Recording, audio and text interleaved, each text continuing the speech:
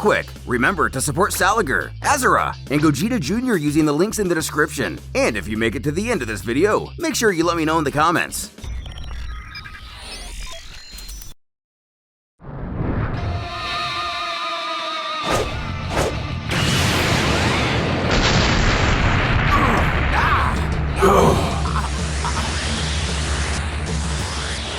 In a strange turn of events, we find Vegito battling Broly, but at the same time, Vegeta and Goku witness the fight firsthand.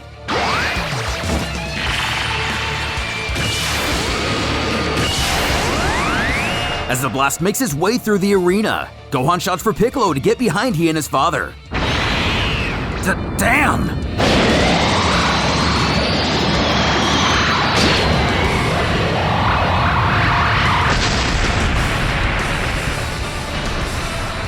As dozens of spectators pick themselves from the ground, or at least the ones that are still able to, even Super Buu gazes in astonishment.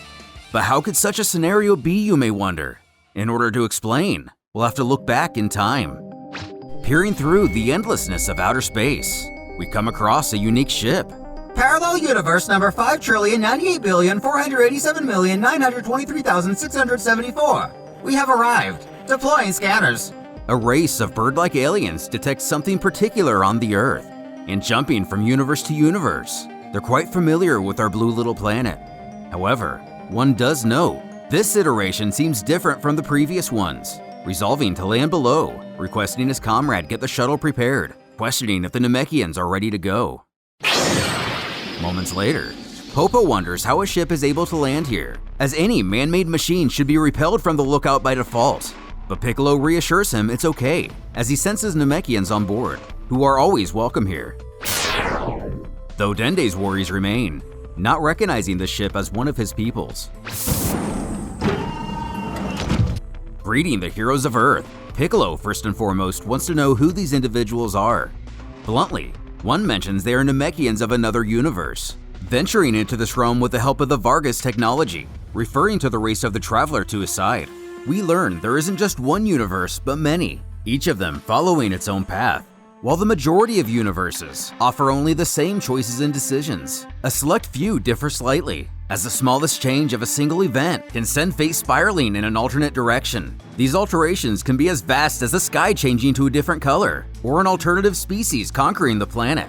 Another being in one of the countless universes, and only one, the Vargas discovered how to jump realms out of sheer luck and chance. However, the Kais decided no one should have this kind of power, but permitted one special event to take place in celebration of the mortal's milestone, soon making friends with the Namekian people in order to design an enormous tournament between the great fighters of all the multiverse, the winner claiming 3 wishes from the Dragon of Namek, and the Dragon of other universes will be used to resurrect anyone who should fall in battle. Aside from the prize itself, needless to say, warriors tend to appreciate a challenge like this, advocating what a unique opportunity it would be with no risk. But ultimately, the choice is theirs if they should enter or not. While Piccolo has his reservations and suspicions, he knows there'll be no talking Goku out of such an occasion. And optimistically, one of the visitors offers to alert the fighters of Earth. And less than an hour later, they all find themselves at the lookout. Indeed excited for himself, Goku's first instinct is that Oob will finally get a real test for his power, with nothing to hold him back. Much like Piccolo, Vegeta also retains some heavy distrust, but refuses to let Goku attend without him. Making our way to Goten and Trunks, the pair have a question, asking if they'll be able to fight as a team, but are sternly told that will not be an option. The bouts are to be one-on-one. You lose if you're unable to fight for 30 seconds or give up, and weapons are allowed. Each participant must enter the ring alone, with no exterior aid. But seeing a way around these rules, the boys are just fine with this, figuring they can just register as Gotenks and tag along as spectators by themselves, telling the visitors the fighter is among them already, but simply can't be seen yet, which the aliens see no issue with. In fact, one fighter registered their child who isn't even born yet, so this Gotenks fellow can be created seconds before the battle for all they care, prompting Piccolo and Gohan to follow as only spectators as well. Going on, one of the Namekians mentions the gang is the 18th group to enter, which will act as their universe number for convenience, requesting all who wish to take part or simply watch from afar, enter the shuttle now. Without wasting a moment, Vegeta scurries off, followed by the others only seconds later, while those who decide to stay on Earth worry for the Z-Fighter's safety. The same Namekian reminds that there is nothing bad that will happen that can't be fixed by the Dragon Balls. And besides, there's no reason for anything bad to happen anyway. On the ship, the aliens get ready to take off. The shuttle is back! Open the airlock! Boarding the mothership, Oob and Pan marvel at the technology and vast size, while Goku questions how long this trip is expected to take. And since they'll be warping, it'll only be mere seconds, mentioning the tournament takes place in a universe completely void of life, so no harm will come to any bystanders. And with those words, the ship fades from this universe. Arriving on a barren, comatose world, housing an enormous stadium and several distinct spacecrafts, at least one of which we recognize. In the arena, the Vargas escort our heroes to where they'll be staying, alerting that they're surely going to run into warriors they believe they know, but assures they're not the same iteration that they've already met. Getting acquainted with their bench area, Piccolo and Gohan look around to get a glimpse of the other competitors. When something catches his eye that causes his blood to run cold, muttering out to the others, it's Cell, who also seems familiar with the Z-Fighters. Piccolo deducing the villain must have succeeded in killing them where he comes from, which is one theory, but Goku points out that Universe 16 appears to be their doppelgangers, and they're stationed right next to him. Trunks hopping the barrier to get a closer look at the other teams, stopping dead in his tracks to find his father. Behind him is Nappa, Goku, likely called Kakarot, and Raditz. From another group, Frieza. Trunks pointing out, it seems that a lot of monsters their fathers fought in the past are here, even Majin Buu, causing the boys to reminisce about their battle with him. Something clearly catching Vegeta's attention. His daughter questions what's wrong, but he claims it to be nothing. It becomes apparent he spotted a group of primal-looking Saiyans from Universe 10, their leader resembling Vegeta himself. Gohan spotting him too, believing that certainly they've come from a world with no Frieza, and more than likely, they haven't discovered the Super Saiyan transformation yet. Simultaneously, Piccolo senses a cornucopia of Namekians, Nail being one of them. But the boys, with their heads in the clouds, want to talk to the Primal Saiyans. Trunks thinking his grandfather must be among them, choosing to go find out. Goten wanting to see his as well. Running off without really thinking of the consequences, Gohan can only wish him luck. Away, Frieza and Cold brood over having to face those flea-infested monkeys and the Saiyans once more. Cold pointing out, it seems he and his sons must be missing from several realms, vowing to eliminate every last one of these pieces of scum around them. And given they have found Namekians that grant wishes instead of wishing death upon themselves, it's time to claim all the universes for the rightful owners. Calling out for the king, Trunks requests to speak to the leader of the Saiyans. Though bearded Vegeta, surely like regular Vegeta, is insulted someone would dare speak to him so casually, only adding fuel to the fire. Trunks quips, "Not you, stupid, I mean your father." Goten requesting the one called Kakarot at the same time, but the Saiyan has never heard of him before. When Bardock chimes in, admitting he had a son with that name, but he's dead now. The kid instantly recognizes this man for who he is. While Bizarro Vegeta continues to lose his head, chirping for him to calm down, Trunks explains that this old-timer is merely the prince where he comes from, ridding himself of the discussion. Vegeta points behind him, singling out that man is the previous King Vegeta. Back with the others, Gohan questions Goku if he'd like to meet his father, but as we're aware, our hero doesn't really have much interest in knowing him. When Piccolo decides to approach a group of his own, soaring over the Primal Saiyans in the process, landing between the two universes. He greets Nail, offering the advice not to take the Saiyans lightly, as where he comes from, they've slaughtered entire planets. Though Nail assures him to worry not, as these Saiyans don't seem to have the technology to travel through space, leaving Piccolo a bit confused, questioning if there's someone called Frieza in their universe, which seems to only be a footnote on these Namekians' history. While the name came up during their evacuation of Namek to avoid a cataclysm, it's said one that went by Kaioshin vanquished the individual named Frieza. Pointing in the other direction, Nail motions to exactly who it was, as we see Universe 1 consist of all the Kais that face off against Buu in our universe. While the conversation between the boys and King Vegeta winds down, it's revealed that Goten and Trunks are merely half-Saiyans, much to the disgust of the king that any iteration of his son would shame his people in such a way. But ever confident, he tells his alternate father that together, they could easily wipe the floor with every last one of his soldiers. Meanwhile, Piccolo notices the lack of their kind in other realms, and Nail believes that's because the Namekians don't differ much from reality to reality. But in Universe 7, there does seem to be a vast variation. In order to stop the aforementioned tyrant known as Frieza, every last Namekian fused into one, winning the battle with ease before traveling the universe, eventually destroying a bug-like lizard monster and a pink demon that also threatened the universe, all of which are attending the tournament. Nail believes he's the shoo-in to claim victory in this contest. Heading back to their own space, Goten spots the challengers of Universe 19, which turn out to be some new faces. Greeting him, they don't seem all bad, or at least they were willing to return the greeting, when Pan shouts for everyone to look, peering over at the 20th universe. It seems its sole contestant is frozen in a block of ice. While the gang wonders exactly what's going on with them, Piccolo zeroes in. Realizing it's the original Broly, one of the Vargas explains that they found him frozen in the void of space. If he's alive when his match is up, he'll indeed participate. The Namekian pointing out what a terrible idea this is. Even Goku's concerns swell, wondering how they could bring such a mindless monster. Gohan pointing out, the Vargas have brought plenty of monsters here, to the humor of Cell. And looking around, that's completely right. Frieza and his family, the Ginyu Force, Babidi, Boo, Deborah, Bojack and his gang, and even the evil incarnations of 17 and 18. But Goku remains undeterred. After all, the heroes of Earth should be light years past these villains by now. Oob astonished, it seems his master knows all the other fighters. Cutting him off, an announcement comes over the PA, declaring all the challengers have arrived. Having randomly selected the matches, the tournament is soon to begin, getting Goku pumped. The first fight will be Nappa of Universe 13 versus Cargo from Universe 10. May the fight begin! You know, I've killed lots of your kind in my universe. That's none of my concern. The Z Fighters, giving their 2 cents on the battle, noting this Nappa is leagues above the one they fought, but it's also apparent he's very old. With little effort, the Saiyan claims victory. Next up is Frieza from Universe 8 and Jace, also from Universe 8, causing a bit of a panic for Jace, confused why 2 of the same universe would fight each other, but it seems the battles are 100% random. Getting a sinister grin from his ruler, he decides it would be best to forfeit. And with that, Goku, from our Universe 18, goes face to face against Masu of Universe 10, his family and friends cheering him on. But Vegeta notes this won't even be a good warm-up. Landing and spotting the tail, Goku asks if this man is a Saiyan, but scoffing, he refuses to speak with some renegade without a tail. Thinking, Goku knows it'd be best not to use his full strength.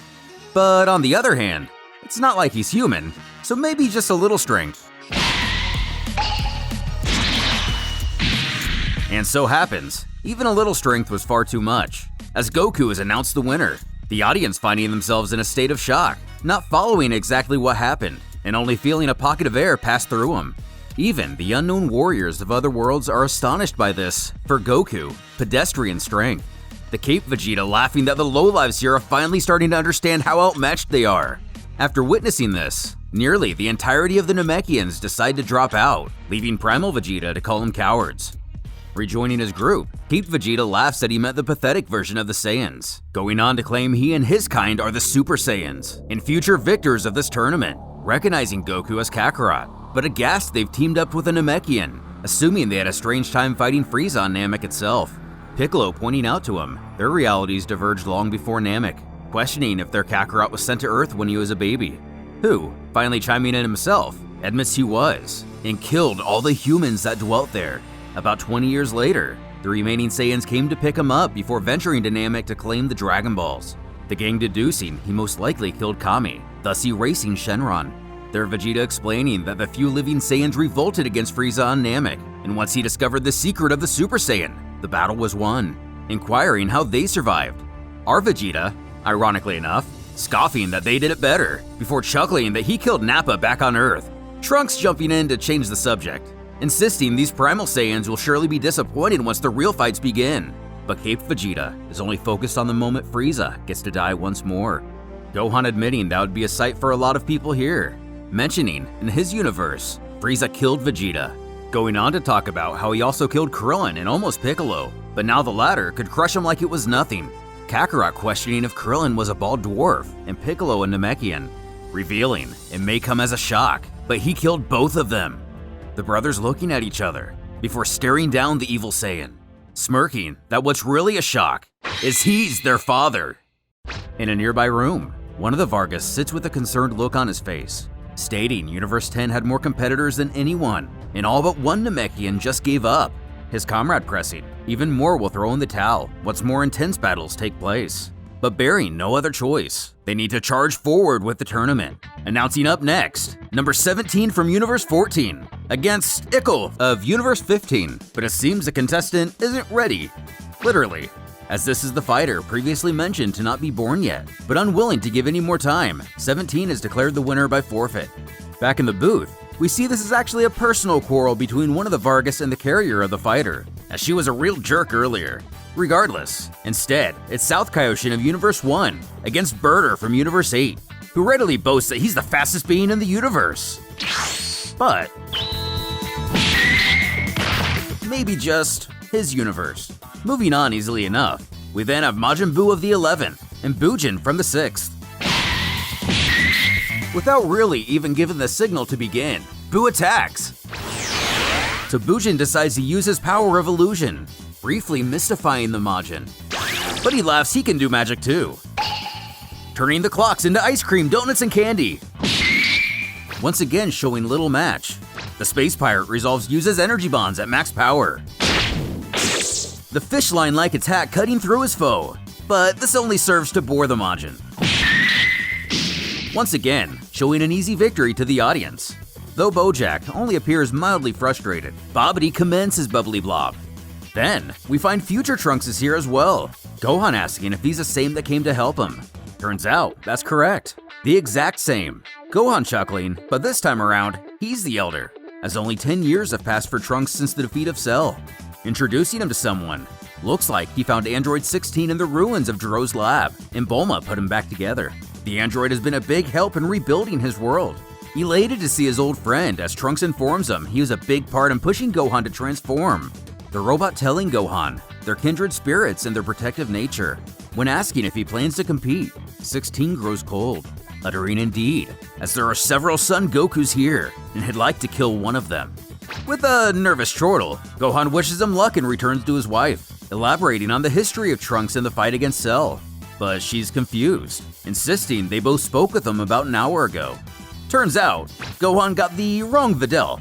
Apologizing for the accident, the correct Videl pokes her head over the barrier, asking what's going on.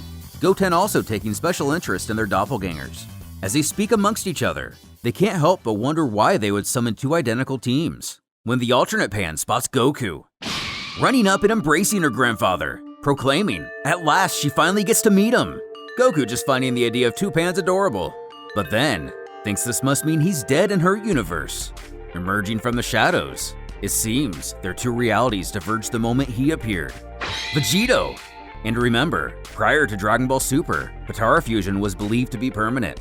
The fused warrior quickly deduces, unlike himself, Goku and Vegeta must have found a way to trap Buu inside this boy, referring to Oob. Trying to explain, Goku is interrupted by the PA, calling upon Tidar from Universe 19 and Oob himself from 18. With Universe 19 having their own iteration of a scouter, Tidar's ally warns his foe is immensely powerful, and he needs to go all out from the beginning. Squaring off, Oob can't wait to show his mentor everything he's learned, but his challenger doesn't intend to be a pushover. Unleashing immense mechanical weaponry.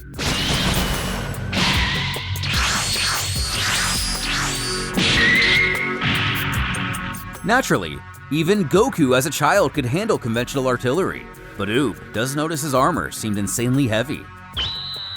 Seeing the projectiles are in fact homing missiles,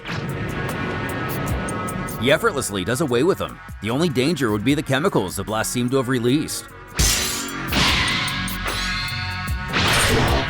Slicing the tiny plane that the two stand on, the stranger appears rather sure of himself. Oob, on the other hand, explaining his blade uses nanotechnology to allow it to cut through anything. Oob decides not to take any chances, one-shotting Tidar into oblivion. Frantically asking if his team could fix his arm, Vegeta scoffs that he got careless. But of course, Oob doesn't feel this is the time for such lessons. And with no sensu beans, unfortunately, we won't get to see if that would help. Pan suggests he request aid from a Namekian, while a member of Tidar's team angrily tries to seek revenge. Trunks reminding him everyone will be wished back in the end. Cutting in, Bobbity offers to heal Oob, good as new, but it won't be free. But not even the loss of an arm quells Oob's hatred for the wizard. Disgusted his powers came from such a despicable creature. But then, someone puts him back together.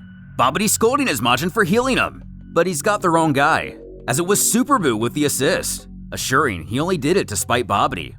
Or maybe because Oob has a little bit of Boo in himself, or even that all present company continues to exist inside Super Boo himself. Goku inquiring if that means him too, which naturally it does. Going on to tell, everything existing that contains at least a little bit of power now resides within him. As one of the Vargas restores the ring, we prepare for Nail of Universe 10 versus Recoome from Universe 8. Facing off in the ring, Recoome gets up to the normal Ginyu Force Flare, introducing himself in a less than modest fashion, leaving Nail slightly put off.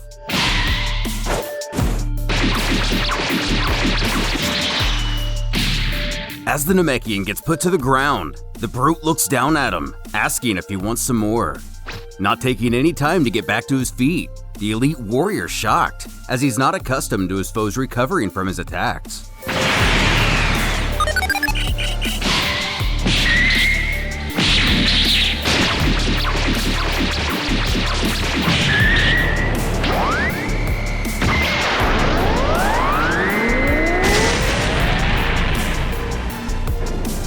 While impressive, Caped Vegeta knows the blast wasn't near powerful enough to take Recoome out. Smoking and all, the Ginyu Force tank didn't even get knocked off his feet, though he does compliment Nail on the veracity of the attack.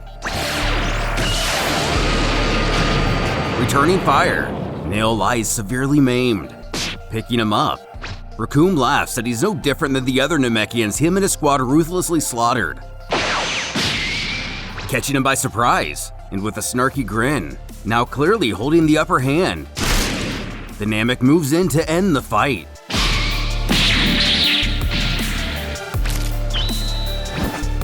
Brutally stomping his enemy, Nail wins after a 30 count. While such extreme violence isn't normally in his nature, he's out of energy and knows he can't take any chances. With our universe, Vegeta exclaims his saltiness to this Nail fellow for not helping him back on Namek, to Piccolo's awkward silence. Echoing through the stadium are the names of the next competitors, Trunks from Universe 12 and Cooler from 8. Taking their places in the fighting area, the time traveler notes the irony of the situation. Informing Cooler, he's the only member of the Frost Demon family he hasn't yet killed.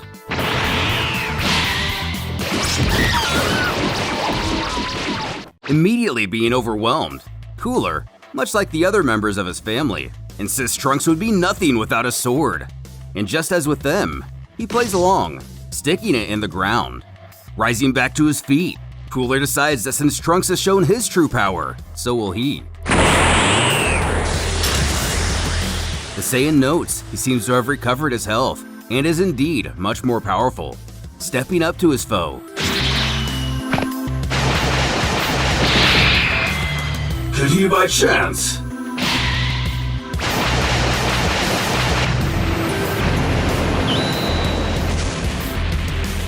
Luckily, the audience is protected by a barrier, but with his back turned. Laughing that Cooler is just like Cold and Frieza, he questions if he's out of dirty tricks. Sheathing his weapon, Trunks scoffs that he's not even worth killing, and is declared the winner. It's then announced, as the ring is restored, the next bout will consist of King Vegeta of Universe 10 and our Vegeta of the 18th. Noticing the prince in deep thought, Gohan questions if he doesn't want to fight against his own father, not realizing that evil Spock over there is actually Vegeta himself, which Trunks clues him in on. However, he could care less about who he fights. It's all filler until he gets to come face to face with Kakarot anyway. Hearing the lack of king before his opponent's name, the primal Vegeta demands to know what happened to his title, who quips at home he has no one to reign over. Dashing, Bizarro Vegeta now realizes that brat who insulted him earlier must be this man's son. Putting a stop to his nonsense rather quickly, with a boot to his back, our Vegeta admits that Trunks' mother didn't educate him on manners well, declaring his opponent is powerless without the likes of Frieza to rebel against, before cutting a bit deeper, scoffing that this man is no more than a husk of what he himself would be had he stayed on a pathetic planet bearing his name. Looking towards the other primal Saiyans, he acknowledges that he would be just as primitive had he not found inner peace on Earth. Furthermore, he thanks his alternate self for only confirming that he would look ridiculous to grow a beard like his father, perhaps just a moustache instead. But King Vegeta has had enough of this insolence, generating a ball of energy and pointing out his adversary's tail is missing. The retired king shouting for his comrades to shield their eyes, as to not wreak havoc on the entire stadium. Tossing it to the air, he unleashes an artificial full moon. Keep Vegeta snapping at Raditz and Nappa to cover their eyes as well. And with a few heavy thuds of the heart, King Vegeta reveals his Grade 8 form, proving to have just as much control as regular Vegeta. He heartily announces that no one can defeat the King of Saiyans. And with a single hit, that previous statement is proven incorrect, as it seems the prince wants to put an end to this joke of a battle. The old man hearing, "You can open your eyes!" We find the fight is over, King Vegeta naked and disgraced in front of his own people, while his minions grovel at the thought of their sire losing. The former king now realizes the participants of this contest are much more powerful than they had anticipated. Over the PA, the Vargas then usher Bardock of the 10th universe and Pan from our 18th, and the loss of their king won't let that get in the way of the original Saiyan Renegades fun. Taking center stage, Bardock is put off by the idea of fighting some little brat, but said brat is elated to see her great-grandfather. The king awakens from his slumber just in time to witness the match. Though confused in the fact that he lost, his men try to reassure him that he only lost against himself, to be fair, confident Bardock will reclaim their honor. But that doesn't seem to be the case, as Pan goes into Hugger Elder. The Saiyans don't know how to deal with affection very well, and the others can only look on in disbelief. Using a classic Goku combo, it's not long before Bardock surrenders, prompting their king to stand, announcing they're leaving. Walking through the gate, he demands the Vargas take his people home, who frantically request they stay for the finals, or at least allow them to heal their wounds. But King Vegeta has had it, done with the humiliation, when the alien is then approached by Nail, informing they too are leaving. Arguing but they won their match, he's resolved his people won't get very far. As the PA echoes through the crowd, informing the arena of the forfeiting contestants and the victory of Pan, it's time for Kakarot of Universe 13 and Cat from Universe 6. Thinking aloud, he figures this'll be a pretty quick match. Then according to the bracket, it should be either Trunks or Vegeta, only hoping the latter isn't as powerful as the one from his universe. Meanwhile, Cat's teammates cheer her on. Zanya mocks as she can't stand how bubbly these stupid girls are, Bojack suggesting they unalive them once they get back to their native realm. Jumping into the fighting area, she seems to lose herself a bit, not realizing the ring has increased gravity, roughly 10 times what she's used to. Getting a cold stare from Kakarot, she knows she's going to have to use all her powers for this one. Flirtatiously greeting him, slightly embarrassing the Space Warrior, wondering who the girl thinks she is. He decides to try to mimic his doppelganger from the 18th universe. Planning a flying knee to the face. It does nothing to Kakarot, starting to panic at the sight of her foe not even being scratched. She admits he hides his energy well. Backing away, Kat sees she can't win by traditional means. Not wanting to use this method, she has little choice. Emitting a pheromone attack, the fumes make their way to Kakarot. His spandex getting a little bit tighter. Seductively looking into his eyes, she calls out for her handsome warrior, the Saiyan overwhelmed with mammalian desires. Whispering he lose the match for her, she makes her approach. Continuing her flirtatious behavior and repeating he throw in the towel and surrender. Things take a turn, with Kakarot declaring his love for his foe, demanding she bear his child. And given the Saiyans aren't known to be the most romantic beings in existence, he tells her she'll be coming back with him to his universe, commanding her to go to the 13th balcony and wait. Deterred, but still focused, she falsely promises that she will. But first about that forfeit, the situation getting much more grim. Kakarot slaps her, yelling she'd do as he commands, screaming what he thinks he's doing. She realizes this guy is totally out of his mind. Cat wisely gives up the match, reeling back once more. He stopped. His group's Vegeta, explaining that if he hits her again, he'll be expelled from the tournament. Or even worse, all 4 of them will be, facing the girl, He warns she think twice before again turning on a pervert. Cat only now, absorbing the full blow of the situation. Back into the ring, Universe 17's Cell and Universe 11's Deborah. Just as Cell was beginning to feel the boredom, at least now he'll finally see some action, and with a few promising adversaries still ahead even. Drawing the bracket in the dirt, our Vegeta deduces that first he'll have to beat down Trunks, much to the concern of his son, who's informed it's actually the other Trunks. He will then have to face the winner between Pan and the other Kakarot, cheekily requesting Pan lose her next match, or he'll have to hit her, which she calls a threat, but actually, it's just the reality of the situation. Trunks and Gohan playfully urging the prince to cut it out as the fighters take their places, ready to show everyone what the demons are about.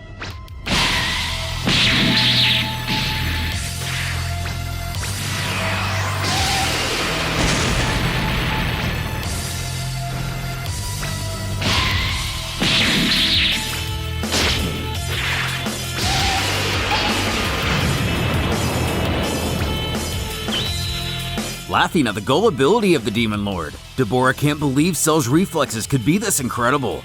Returning the compliment, Cell admits his foe is also probably the strongest fighter he's ever faced, but he pompously responds, of course he is.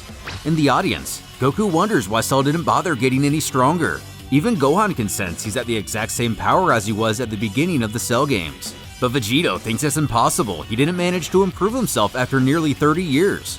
Commenting on his Demon King counterpart, Piccolo believes Deborah's power is the same as well, but he never seemed like the training type anyway.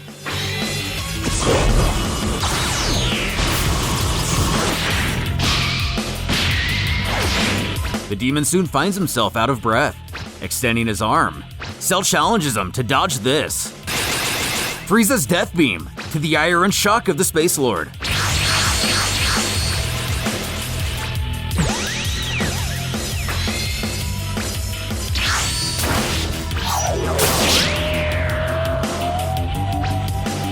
Though seemingly a fatal blow to the Demon King, Cell nonchalantly pulls the sword from his torso, calmly asking if he's only capable of attacking from behind. Turning to him, he breaks the blade, affirming he can't be killed with such weapons. But Deborah argues that with a sliced open body, how much longer does he intend to last? Good as new, the Lord of Darkness may have bitten off more than he can chew. Screaming to know how he put himself back together, Cell wastes no time. Firing Piccolo's Makanko Sapo. Below, Raditz and Kakarot can't believe he was hit by such a simple technique, theorizing he may have intentionally let it hit him, but moving in closer, we can see that's definitely not the case. But the demon is determined to end this now, spitting at Cell. As the android begins turning to stone, he screams at his enemy, demanding to know what he's done. Laughing, Deborah confidently states the fight is over.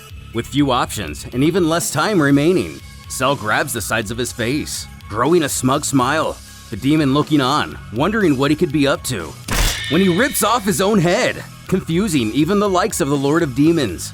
As Cell and his solidified body plummet to the ground, we know this isn't the end. However, Deborah is bewildered why the insect would choose suicide. Looking to the sky, Cell quickly regenerates his body once more, with nothing left in the tank. The match is finally over. Gohan actually surprised to see the demon lose to Cell, but Piccolo notes it's his regeneration that was the deciding factor, and Cell is actually quite weaker than he was during the final standoff with Gohan. But using his Namekian hearing, the villain eavesdrops on this, satisfied he was able to hold his power to exactly what it was during the Cell games, as he wonders how they possibly defeated him in their world, believing he's surely superior to Son Gohan. Regardless, he's soon declared the winner by a 30 count. Immediately after, Pan from Universe 16, aka Vegito's universe, not ours, against Bojack of the 6th. Excited to get in the ring, her father stops her, telling his child he knows this fighter, and he's an incredibly cold-hearted and ruthless warrior, having no doubt he's stronger than Pan. But shouting she refuses to give up, that's not what he's asking, merely pressing she be extremely careful. Taking her place, Bojack scoffs, this battle will end very quickly.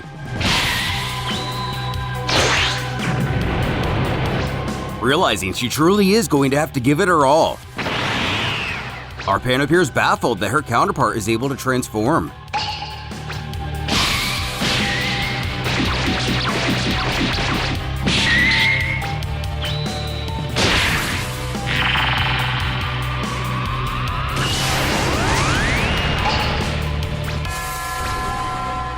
with Bojack face-planting to the ground. Videl believes she's won, but Gohan knows this fight has just started. Grasping at the dirt, the sinister brute rises to his feet, furious. His lackeys commenting on how this little one, referring to Pan, is going to get a glimpse of their leader's fury.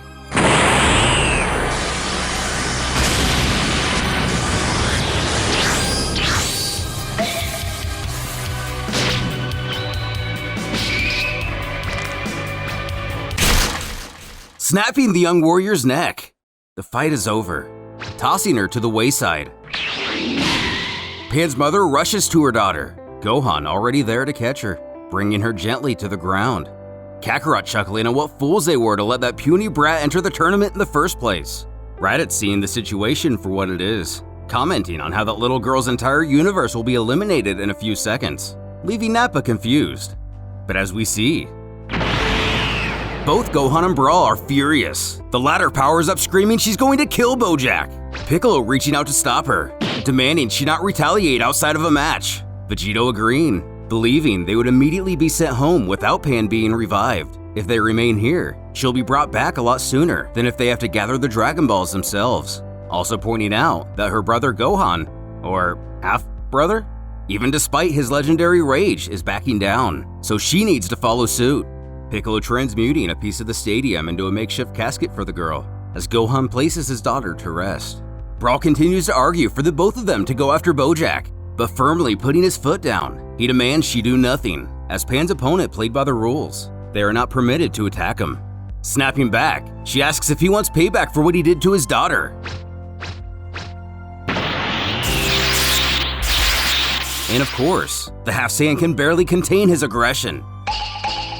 As his power swells, everyone in the surrounding area can feel his ki. Super Buu noting he's not even a bit weaker from the day the two of them squared off.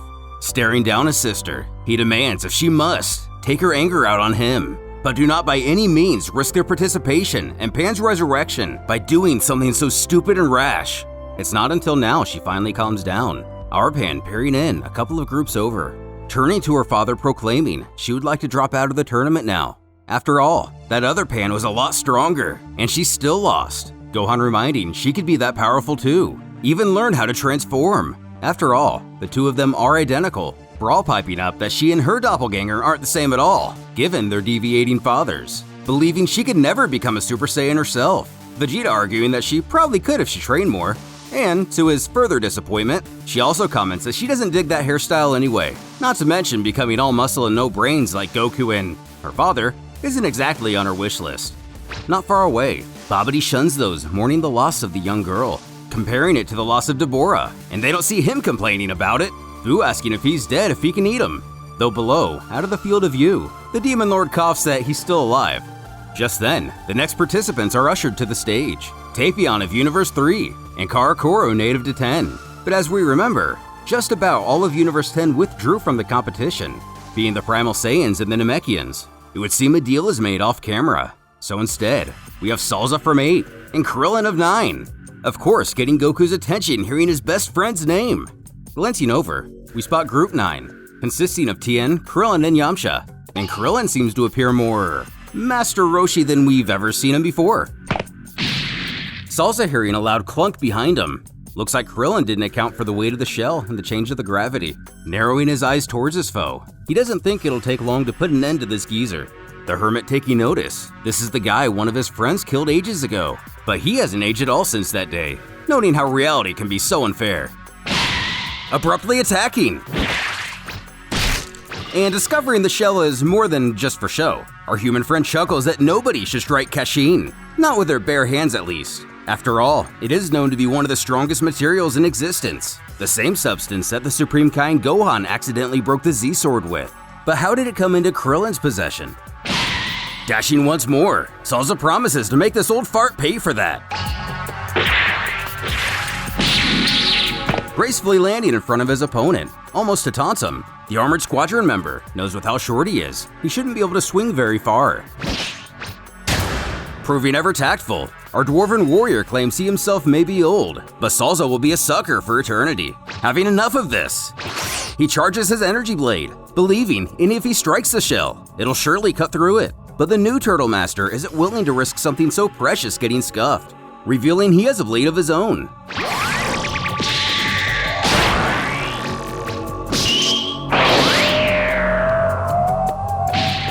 As the space soldier falls to the ground in pieces, Krillin thinks this is a fitting end for such a monster. He's then approached by Goku while the PA declares his victory, but showing to be less than friendly, he inquires what the Saiyan wants. Oblivious, our hero continues to blurt out how cool it is that he went off and became an old master himself. Still on guard, Krillin assures he doesn't know him, but is familiar with his Saiyan friends. And it's a pity, the universe is littered with monsters like him. Stumbling away and muttering about the Saiyans, demons, cyborgs, Babidi, all these wicked creatures gathered in one place, confounding Goku. And with that, the first half of the first arc of the tournament concludes, bringing a break to the audience and contestants, everyone taking the opportunity to grub up. We even catch Arali, Nekomajin, and Beelzebub from the Toryverse. Going down the line, we see every universe eating their preferred nourishment, including Boo's candy, Frieza's wine, and the mysterious Namekian with several glasses of water. While the humans modestly work on their meal, we find Babidi's Boo keeps turning all the dishes into sweets, while Deborah still lies on the ground begging them to heal him already. Future Trunks wants to join his friends from the past, but can't decide which to choose, the 16th or the 18th. And the Saiyans do their Saiyan thing.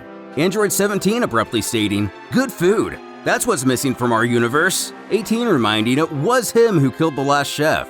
The unborn fighter's mother claims her warrior will be born any minute. The Vargas assuring they're still waiting, before asking exactly what they eat. As the intermission persists, it would seem Cell and his spawn grow impatient. Tidar's group, the fighter Oop defeated, all bow their heads in a moment of silence for their fallen comrade. Broly just chills, and even the crowd gets refreshments. Piccolo asks Vegito who he thinks will be the last man standing, which of course Vegito believes that to be himself, further questioning if nobody here intimidates him, not even Super Boo. And while Vegito knows he'll be a challenge, against himself though, when Brawl chimes in wondering if Broly will be an issue, as he was making a fuss about him earlier. With a mouthful, the fused fighter admits that Broly's power must have been growing constantly for years now, and he's probably the one with the biggest power here. But there's little doubt he'll end up attacking the audience or the other participants to get himself disqualified. Goten inquiring if that means he can't beat him, but Vegito assures that's not the case at all. Of course he can, unless that is he's his first opponent. When the PA blares, the tournament will resume in 10 minutes. The fight being Vegito of Universe 16 versus the unknown participants of 20, being Broly of course. In the booth, a Vargas alerts the previous announcer they've learned that fighter's name. The Namekian adding he was told he was a dangerous maniac and should never be awakened. But the hosting aliens aren't having it, asking where his fighting spirit is. Besides, with a simple press of a button, they can banish him back to the void of space where he came from. Though it may seem foolproof, the Namek has extreme reservations. Goku worries that if this Broly's power can grow like the one they fought, even Vegito will struggle greatly. Vegeta mentioning that only matters if he's still alive. Going on, Goku also wonders if they'll continue the tournament once the entire audience has been decimated, the prince quipping that their children will surely die with them, to the concern of Trunks, Goten, and Brawl, but he assures he's not kidding. Our hero then urges the less powerful of the group to enter the spectator stands. At least there, they'll be protected by a barrier. With a little luck, it may hold out. Pan frustrated that if there's a layer of ki blocking the fight, she won't be able to follow the participants' energy signatures. Her father bringing up that she may not be able to see much, but at least she'll be safe, with Goku, Vegeta, and Gohan staying to watch. Away, Raditz is stoked to finally see those two mystery fighters go at it, Nappa arguing that the guy in the ice will never wake up. Kakarot and Keep Vegeta laughing at how foolish this Vegito character looks, between his carefree attitude and stupid hair. The moment of truth arrives, the Vargas requesting the Namekian uses healing abilities to melt the ice. As it begins to crack, it's determined the warrior is indeed alive.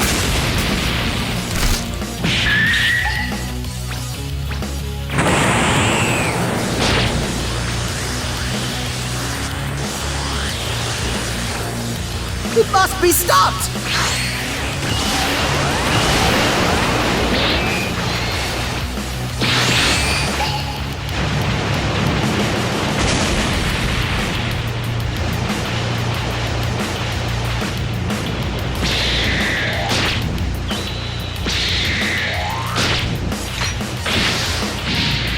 As chaos reigns on our fighters. Back in the control booth, the Vargas and Namekian resolve to return this brutal psychopath to his own reality. Pressing down on the button, nothing happens. as they realize there must be some sort of malfunction in their technology. But this is no mechanical error. Super Buu took it upon himself to keep Broly in this realm, believing it would be a shame such a fight couldn't take place because a little birdie got cold feet. During his rampage, Broly spots Goku as he rushes our hero screaming his name.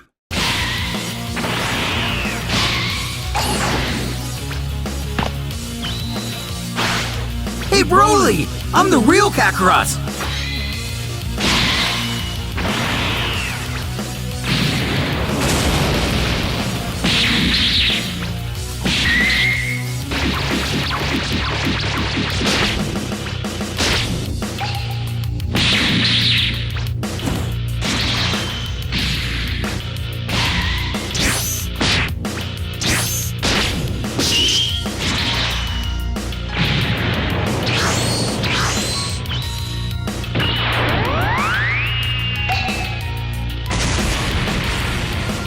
The boys cheer for their fused father, but Piccolo points out all of this is pointless against a guy like Broly. Gohan adding he had assumed Vegito had a plan, but now he's unsure. Super Buu wondering what's going on also, pondering if the Potara fighter can see what makes Broly so unique. Surely he can. So why continue on like this if he's aware he can't win? Smirking, he calls out to the legendary warrior, knowing he wants some more. Electrified by his power, Goku notices Broly's ki just doubled.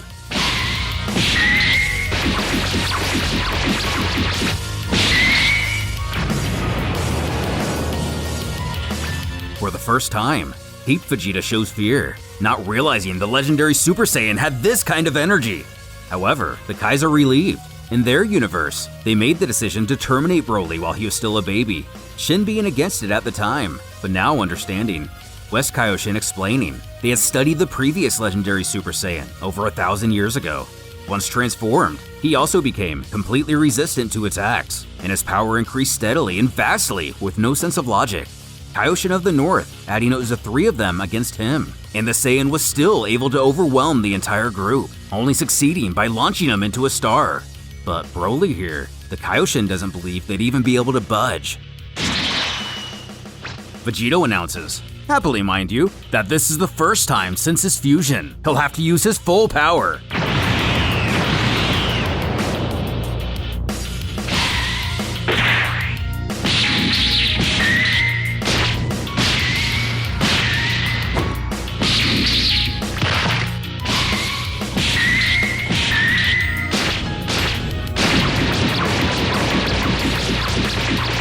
Vegeta stricken by the fact that the two of them alone contain more energy than everyone in the stadium put together. Continuing their gaze, Gohan mutters that he's never seen Vegito use Super Saiyan 2 before, not even during his training with Bra.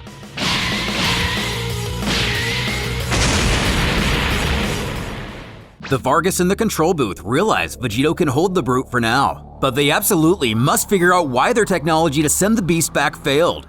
Getting on it quickly, one finds out a few components have been fried. Replacing them should remedy the problem. Another barking at him to do so. Every second Broly remains here heightens the chances he will kill more innocent people. As the Namekian coldly utters, it's too late. Oob realizes their energy is managing to pierce the shield to protect the audience. Peering into the booth, they seem to have taken on some damage as well. Luckily, only a small portion of the attack breached the crowd's defenses. But for those injured, a Vargas rushes healers to assist right away. As the most mighty of warriors witness the battle, their hairs stand on end. Turning to his friend and mentor, Gohan makes sure Piccolo is doing okay, which he's fine. But, cutting off, Goku wonders out loud if the two of them survived that previous attack. Bra excited to find the power her father's been holding back from her. And we see why Goku lost the pair's key signatures. They've both been blasted hundreds of miles apart into the depths of space. Near the ring, Trunks helps as many spectators as he can. Then senses Broly, quickly making his way back to the arena. 16 alerting his power now exceeds Vegito's, who is not moving.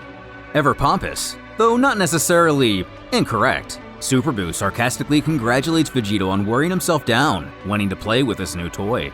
Now, Broly's back better than full force, and the fused fighter is exhausted. Realizing he's going to have to take the pleasure of ending this himself, and once Broly is dealt with, Vegeto's next. Zipping back to the fight, to everyone's shock, it's become apparent Vegito is wounded. Piccolo thinking back to the last time he struggled in a fight, and he's at a loss. Since his inception, he's never taken damage in battle. As joyful as he can be, he thanks Broly for the match. In fact, this will probably be the toughest fight he'll ever have, but if his power increases too much more, it'll put too many people in danger. As the fighters of our universe wonder if it's too late to help.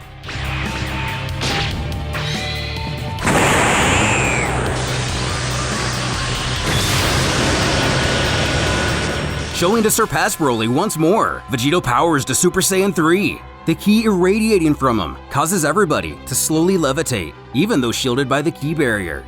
The Vargas try to figure out what's going on, considering the planet itself could be moving, or possibly their artificial gravity is going awry. But one of them believes it's Vegito himself, as a sheer force has created a new center of gravity for the small world. Announcing to the crowd, they plan to increase the artificial gravity to counter what's going on. Trunks, as well as a few others, probably, can't wrap his head around the science taking place. Gohan simplifying that the energy itself is acting as an entire planet's physics would, and being so dense in nature, exhibits characteristics of a black hole.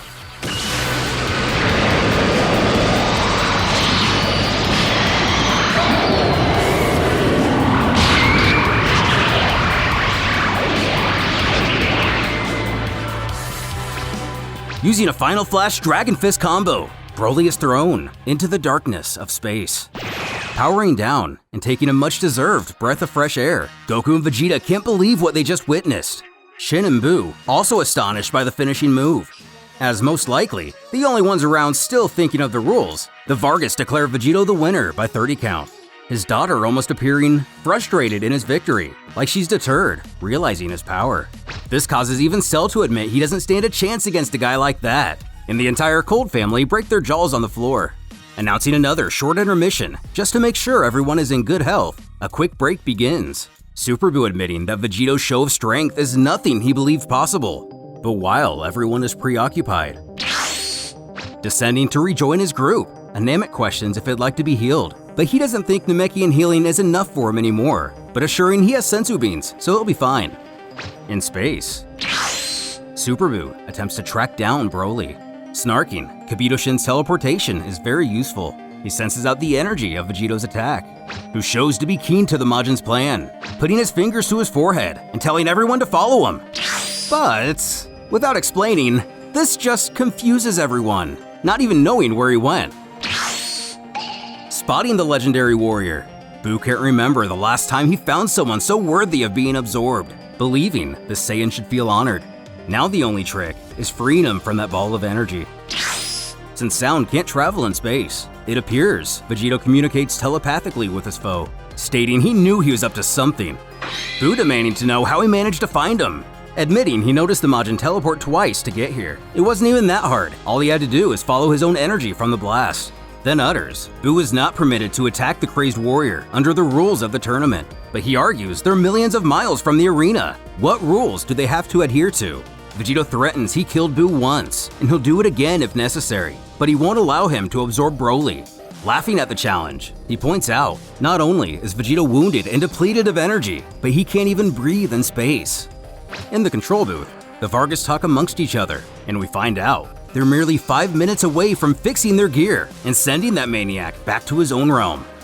Appealing to our hero's competitive side, he urges he'd like a real fight, a real rematch, as Vegito can't even imagine the powers within him now.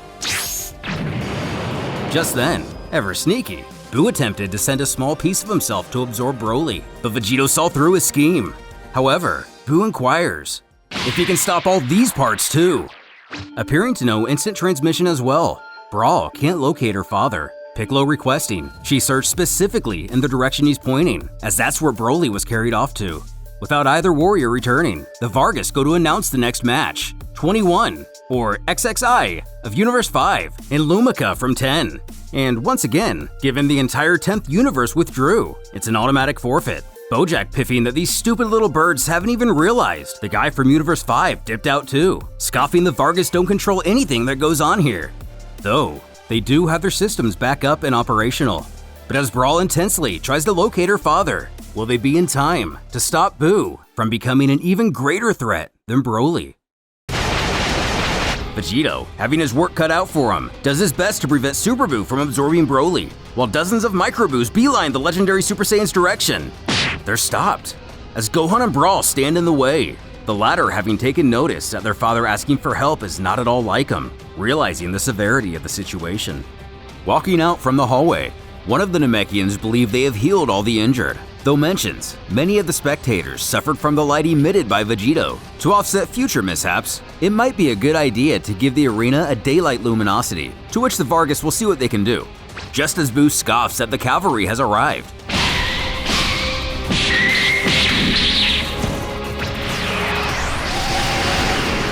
Thinking to himself, or possibly to his allies here, he tells his children they've done a good job and should be able to hold out until Broly is warped back to his own realm.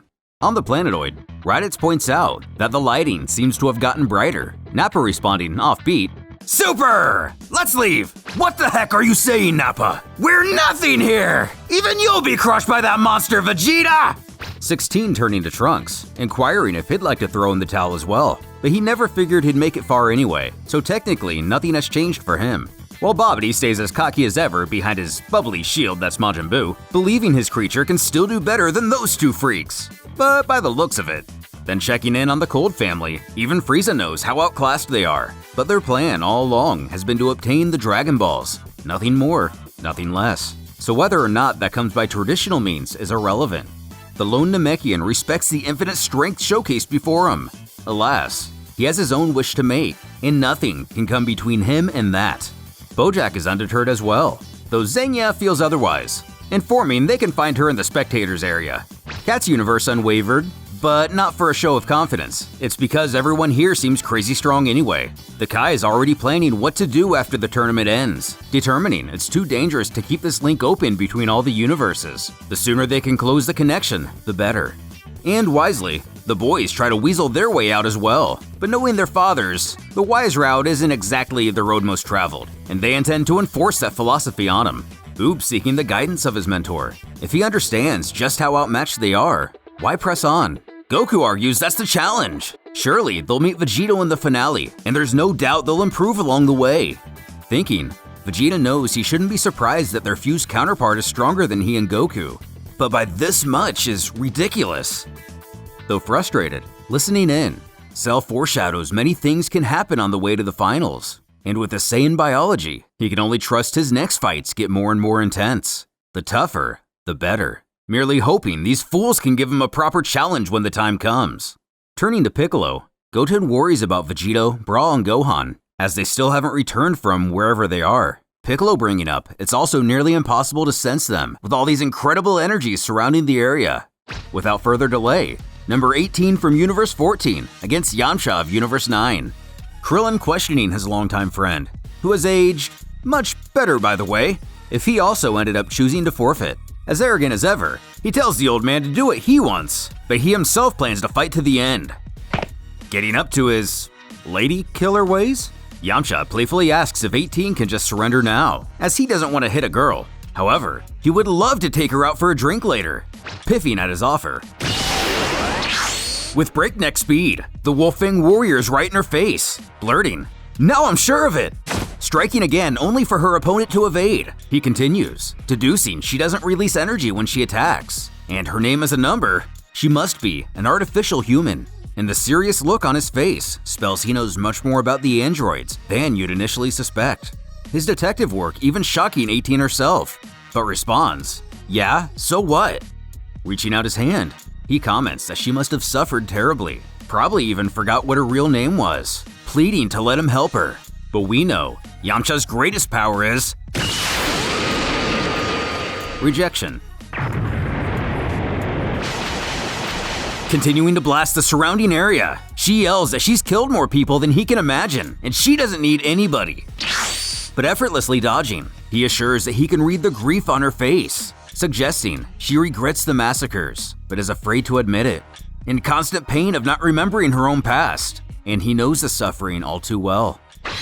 Finally biting, she snaps, asking what he would know about it. In a twist, Yamcha reveals that he's a cyborg too, and used to be called number 17. Away, 4 mini-boos have found themselves to Broly. Well done, my friends! Here we are! We finally entered into enemy territory, putting our own lives at risk! Yes! Okay, let's surround this guy! Yeah! Yay!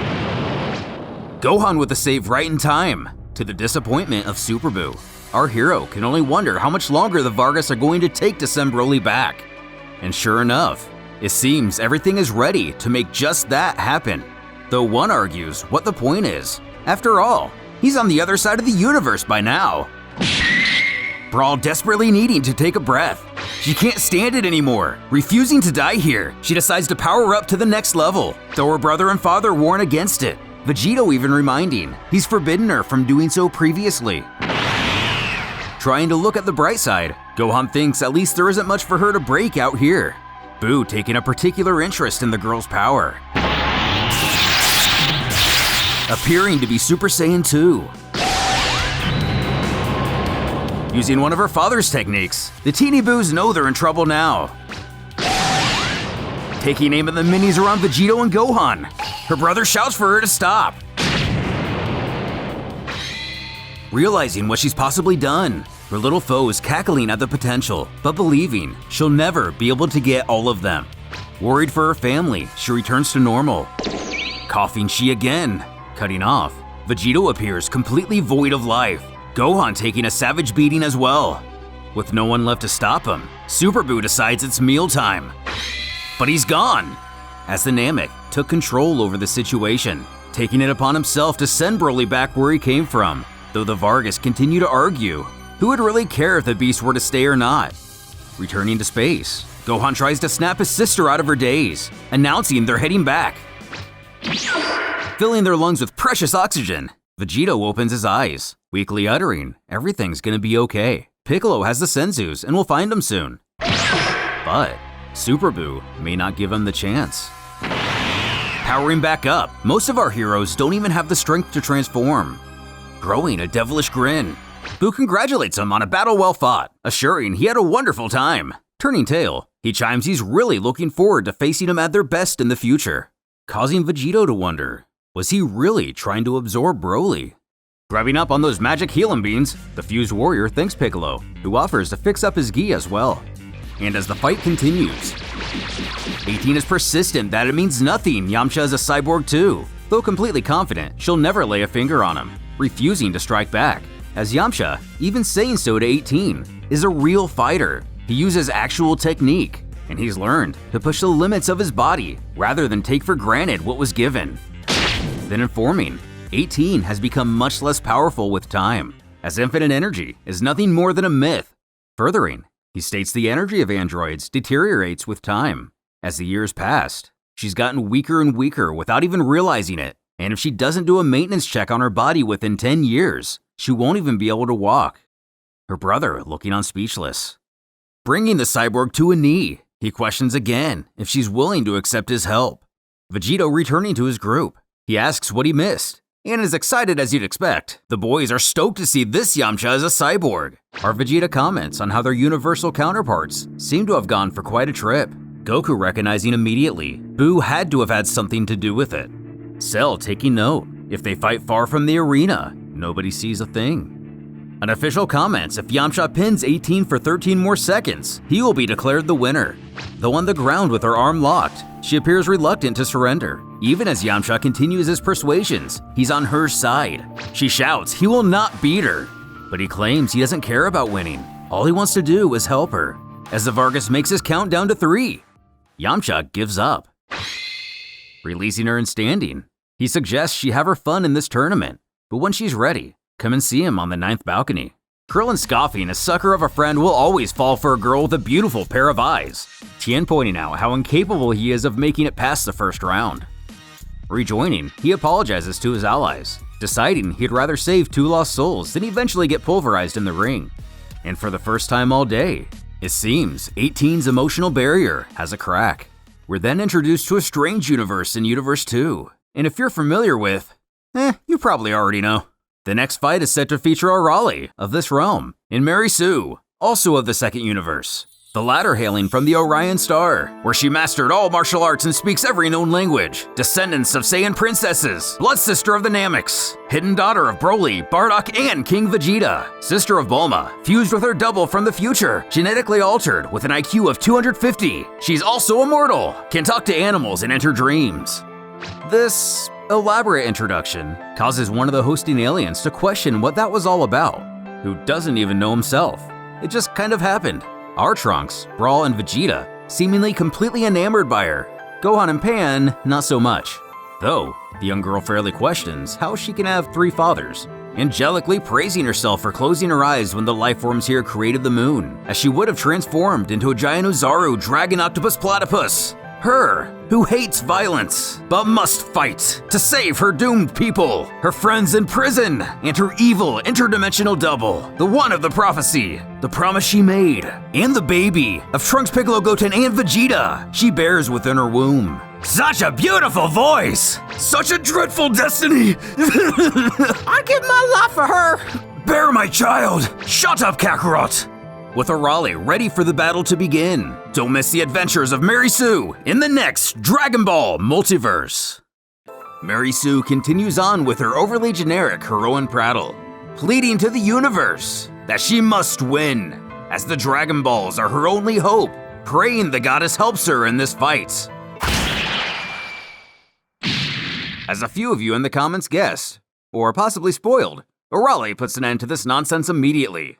Though, still under her influence, Vegeta and Trunks aren't too happy about this, with the prince barking expletives at the disbelief anyone could hit such an innocent girl, his son in tears how he failed to protect her. But still, being unconscious for 30 seconds, the little robot hailing from Penguin Village is announced the winner. With the girls of Universe 6, Zenya still away from Bojack, Cat wonders. That fight was a little too easy for this Arale girl, and she herself is one to talk, her ally agreeing. As the announcer continues to gawk, he pulls himself back together long enough to read the next contestants. Gotenks from Universe 16 and Gotenks from Universe 18. Though one of the Trunks rebukes, that is a huge waste of such charisma, the Vargas beckoning him to the ring. Brawl happily scoffing they get rid of this moron as soon as possible, apparently not being the biggest fan of the fusion. A bit puzzled, the tournament host wonders what they're waiting for.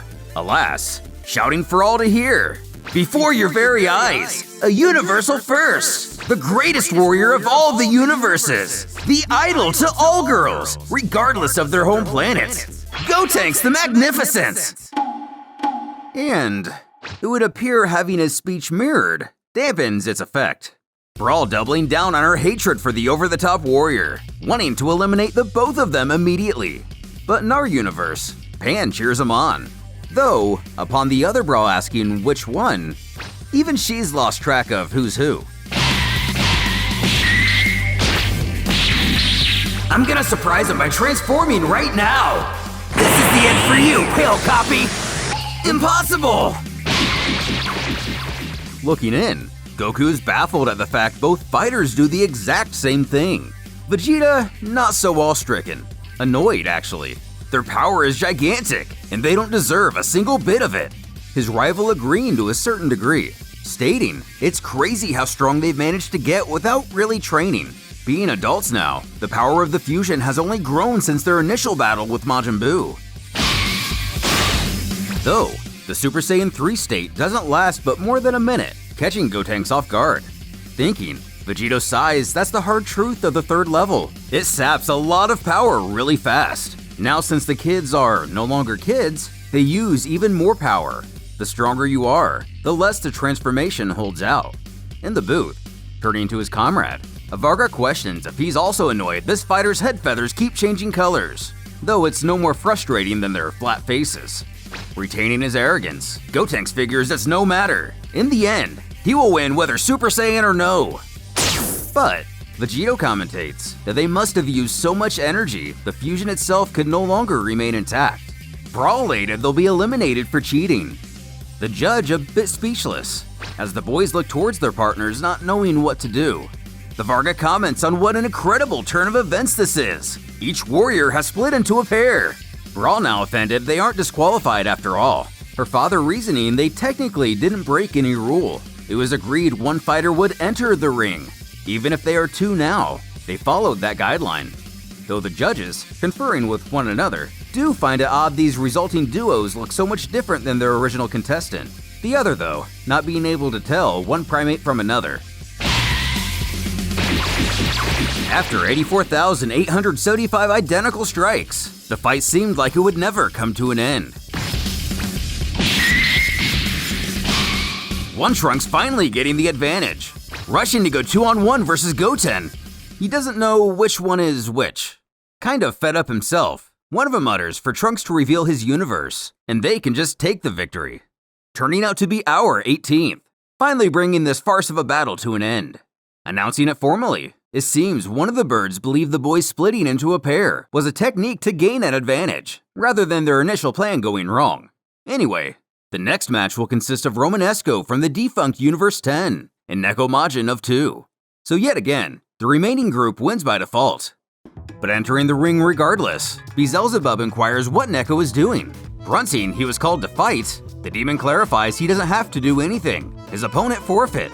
Showing similar intelligence to the childlike Majin Buu, the cat shouts he will not flee, even against a forfeit. His ally snipping that's the point. He doesn't have to fight. This then ushers Xenolome from the 19th and Super Buu of 4. The tech-based fighters ready to get back in the arena. Oob bewildered, wondering why they haven't thrown in the towel as a whole. Stepping up to Earth's hero, they've had enough of Oob showing off, who can only profusely apologize for what he did to their teammate, though he did cut off his arm.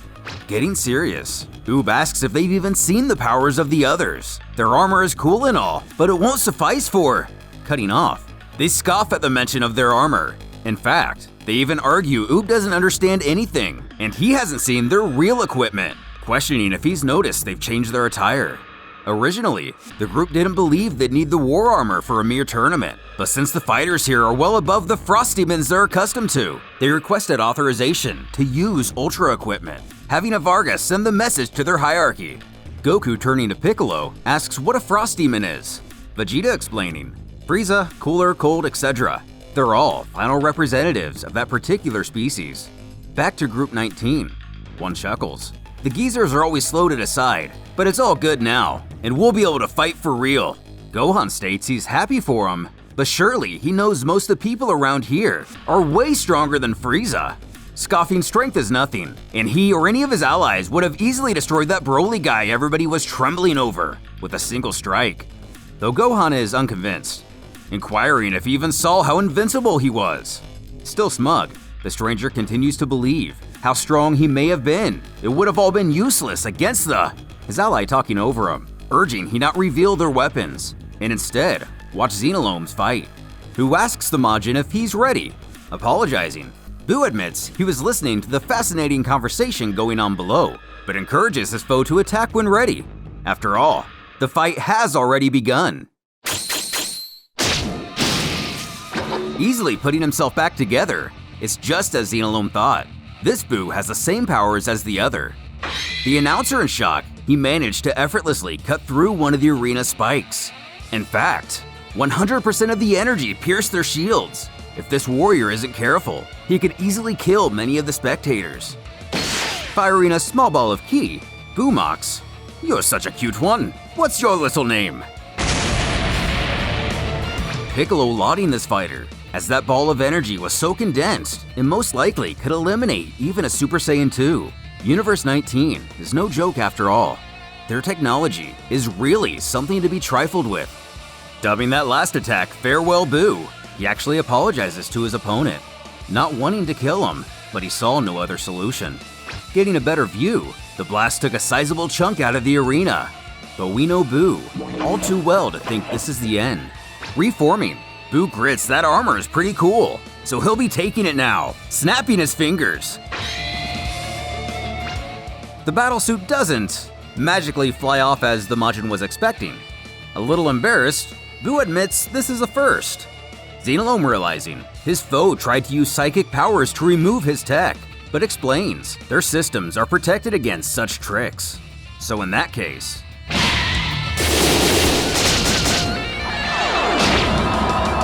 looking on, The Z-Fighters worry he's going to be absorbed.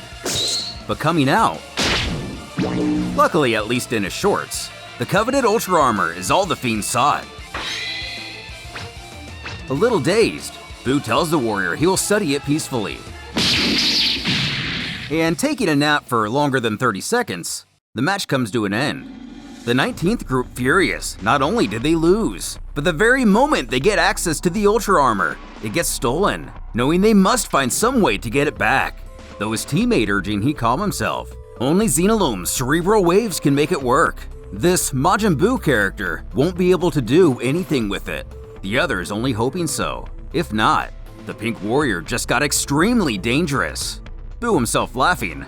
Dangerous? Only now? You're funny. Vegeta chuckling that precious gear of theirs really came in handy.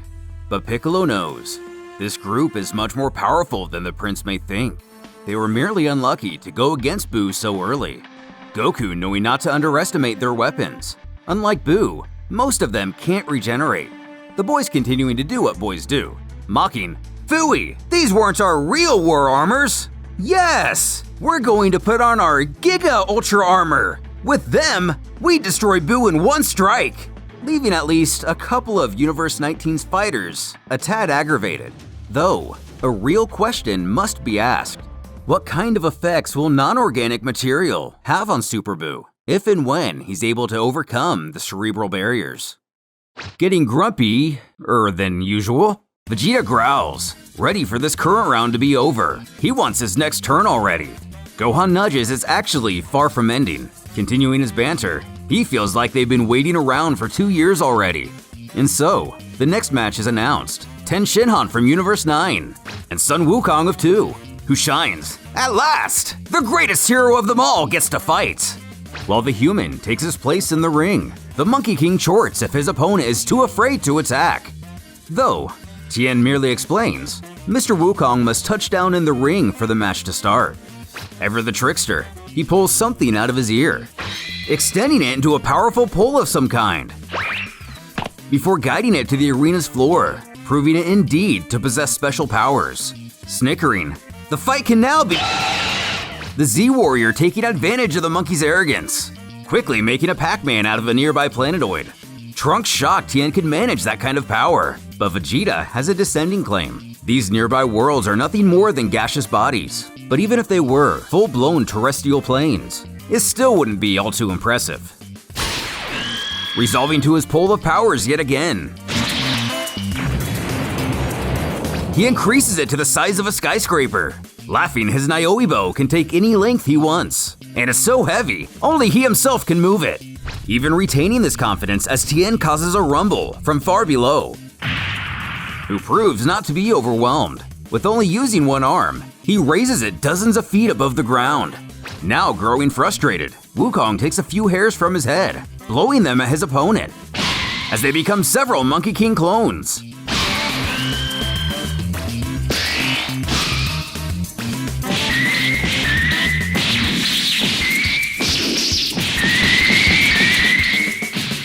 And proving to be too much for his foe, Tien is announced the winner. Though Sun Wukong argues he's not finished yet. In fact, he was just now starting to develop a strategy. Though Tien warns he not try to bend the rules, as he'd definitely regret it.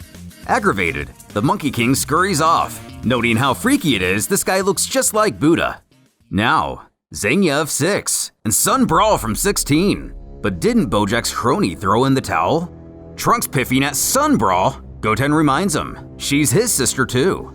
As Vegito's daughter realizes who her opponent is, she's elated to see it's Bojack's girlfriend or something, and couldn't be more stoked, ready to make her suffer and get retribution for Pan. But her father steps in, requesting a 2-minute reprieve to the judge. Granted, they enter the facility to get some privacy. Finding a room, Vegito requests Brawl take a seat, explaining he forbids her to hurt or kill this Zenya fighter.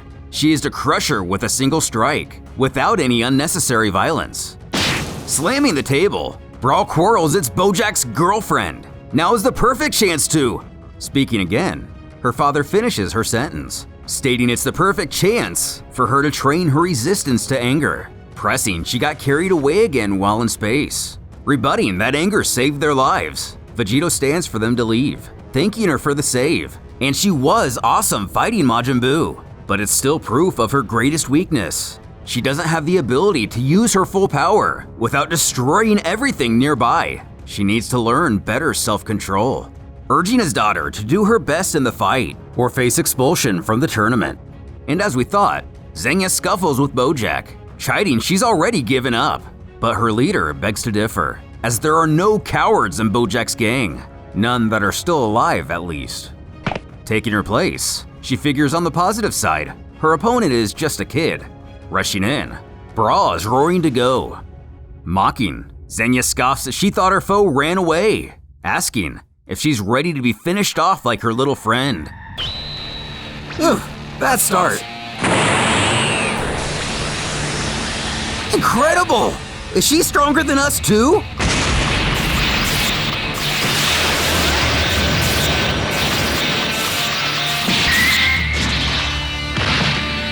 Without even transforming, Brawl holds back as much as reasonably possible and manages to end the fight with a single blow.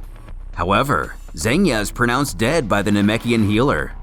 Looking at the ground, she tells her father she did everything she could, who understands. Comforting his child, he admits he knows she didn't intend for things to go that way, and she's passed her self-control test. As cold as ever, Bojack tells the staff that his group isn't a morgue and to take that useless meatbag somewhere else. Brawl annoyed he doesn't even care about his girl, though Gohan mentions he's not so sure that they're an item.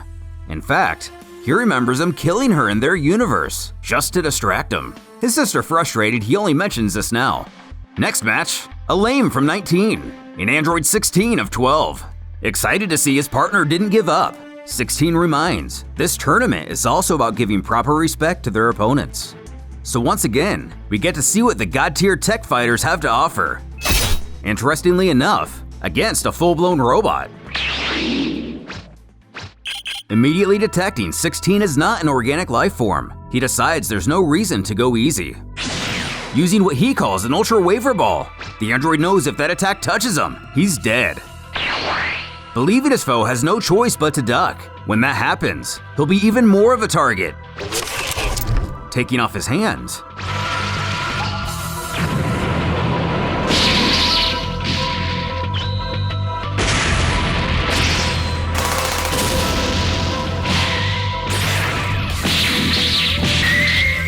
"16 notices this armor is greatly resistant to all attacks. But his strikes and speed, these people are also phenomenal warriors. Elaine believes he sees his chance to take the advantage. Standing on the robot, he points out the gravity seems to be rising dramatically. The tech warrior explains his anti-G technology allows him to float, but can also increase the weight of anything he touches, claiming our cybernetic friend to now be at his mercy. Screaming, his Ultra Waver will melt 16 where he lies. Turning to his ally, he can only apologize to Trunks, hoping the Dragon Balls will have compassion for a robot like him. The time traveler shouting for him to just give up, as it isn't worth it. Though Elaine wonders why he's hesitating. This is just a walking computer after all. Piccolo bringing up, Trunks should know the Dragon Balls did not resurrect 16 in their realm. Gohan only hoping he taps out. Bellowing for his robot adversary to surrender, 16 again merely utters his goodbyes to Trunks, telling he's happy to have been his friend. Sweating, 16's foe scoffs that he may have a friend, but if having their wish means shooting a man while he's down, he will do it. Smiling, 16 says, there it is. The robot has become a man in his eyes now. A lame is not heartless. He combines compassion and duty, further stating he's not worried anymore. And Universe 19 is in good hands, finally giving up. The tech fighter confused. Why would anyone risk their life for, what, a lesson? As he's officially given the victory. With the 19th finally getting their first win, one takes the time to brag to Goku in the neighboring group, who initially gives them the satisfaction, before bringing up 16 really isn't that tough, by their current standards at least, leaving them a little deflated. Without a second of downtime, King Cold from Universe 8 is announced as the next contestant versus Videl of Universe 9. Getting a closer look, this Videl seems to have had a bit of a rougher life than the one we're familiar with. and Gohan seemingly getting a much closer look is scolded by his wife, catching him mid-ogle, as the Galactic King himself stoically gets ready for battle. Unintimidated by her foe, her particular weapon of choice catches the eye of the Kaioshins, as it's none other than the sacred Z-Sword, leaving them mystified how a mere human would be able to draw such a blade.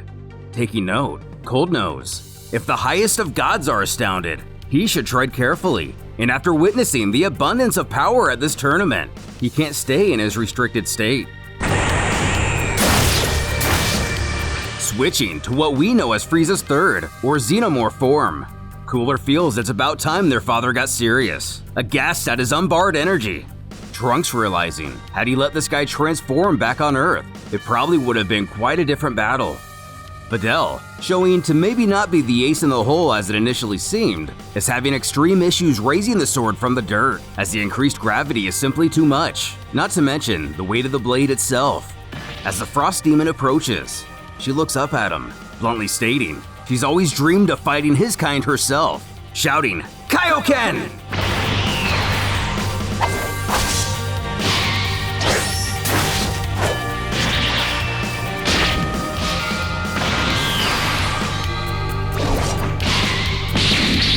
Making the most out of being human, Videl seems to have mastered King Kai's technique. The Kais talk amongst each other how unusual the situation is, as this woman is a lot weaker than a Kaioshin, but could still draw the sword. Another theorizing that the blade was never meant to be appropriated by a Kaioshin. Perhaps it was made to name a hero from the lower realms. And having both the Z-Sword and knowing the Kaioken, it's almost undoubtable Videl has spent some time in Otherworld. Tavion, one to talk, just feels that sword irradiating with heroism, asking his teammates if they think so too. But Dr. Raichi could care less. Turning to his partner in the shadows, he passes on the previous inquiry, stating he's grumpier than usual since this tournament started. Not able to see his face, the figure also doesn't care. The other humans compliment their comrade on her agility, able to use the blade to keep distance, but not finding herself over-encumbered by its weight. As if he had Kashin in his knuckles, Cold breaks the Z-Sword with a single punch. Videl and the Kai is horrified by this turn of events, but Goku knows what's coming next. While it puts Videl at a great disadvantage, at least Old Kai is finally free from his prison, his fellow Otherworld inhabitants gawking with incredulity. And amidst the action going on, the geezer gets less than a warm welcome. Creepily sneering behind the smoke, Cold leers. His foe is a stubborn young lady, but he's begun to get bored with this fight. Videl knows. It's almost like he's taken 0 damage so far, and hasn't even started going all out, admitting to herself she can't win. And, out of nowhere, Old Kai is just the right height to do a little Roshi stuff, causing the girl to question where he even came from. Figuring out what's going on themselves, the officials become aware this new guy emerged from the broken sword, so he'll be allowed to participate alongside the Universe 9 fighter. Relaying this information to the audience, the Galactic King decides to end the both of them in his original form. The Frost Demon brothers speaking amongst each other. Frieza has never seen his father in his final form in person. Cooler only once, when he was pregnant with Frieza. Noting he had such little self-control, the entire planet they were on was destroyed while birthing him. Exclaiming, with blatant honesty, she's screwed. The Elder doesn't believe that to be the case, as he informs her he has the ability to raise her power exponentially, even more so than her silly opponent here, but only if she agrees to. Shouting before he can get in another word, she immediately agrees to whatever the terms are.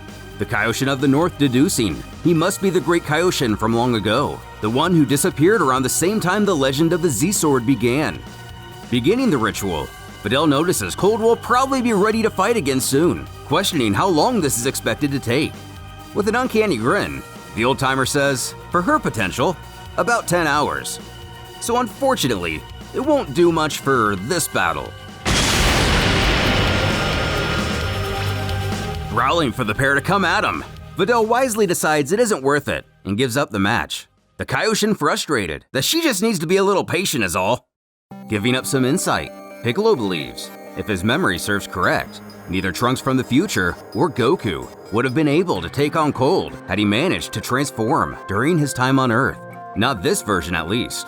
explaining he is vastly stronger than his sons now.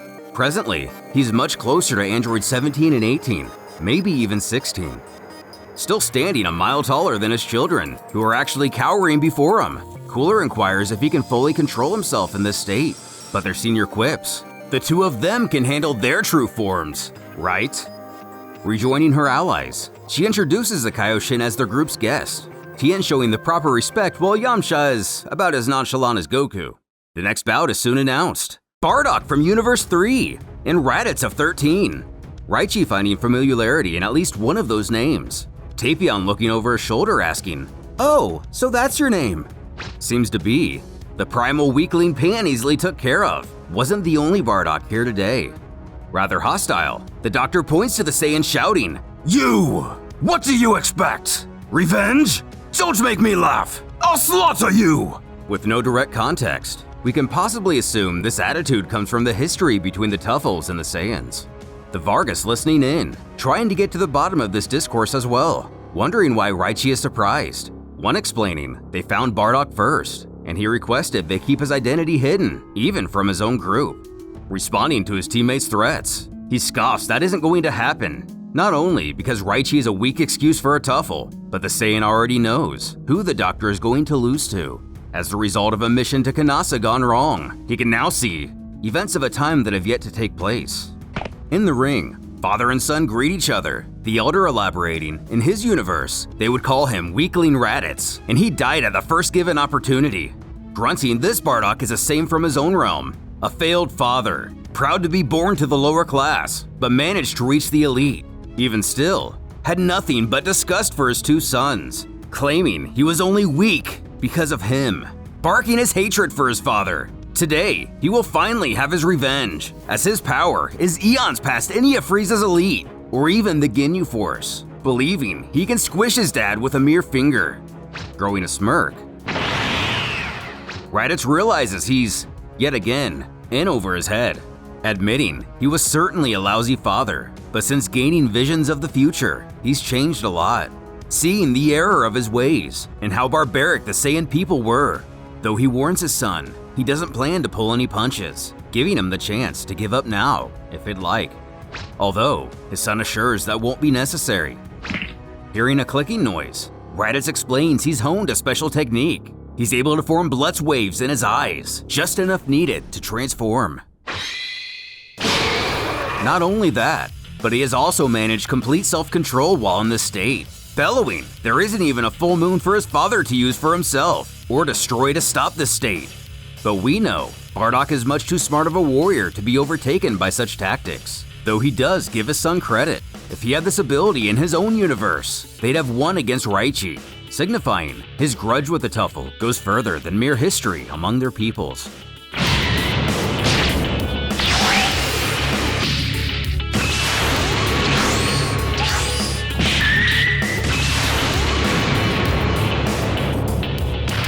Proving to be much more powerful than expected, Raditz sends his father flying, and while on the ground, Bardock begins to get a vision.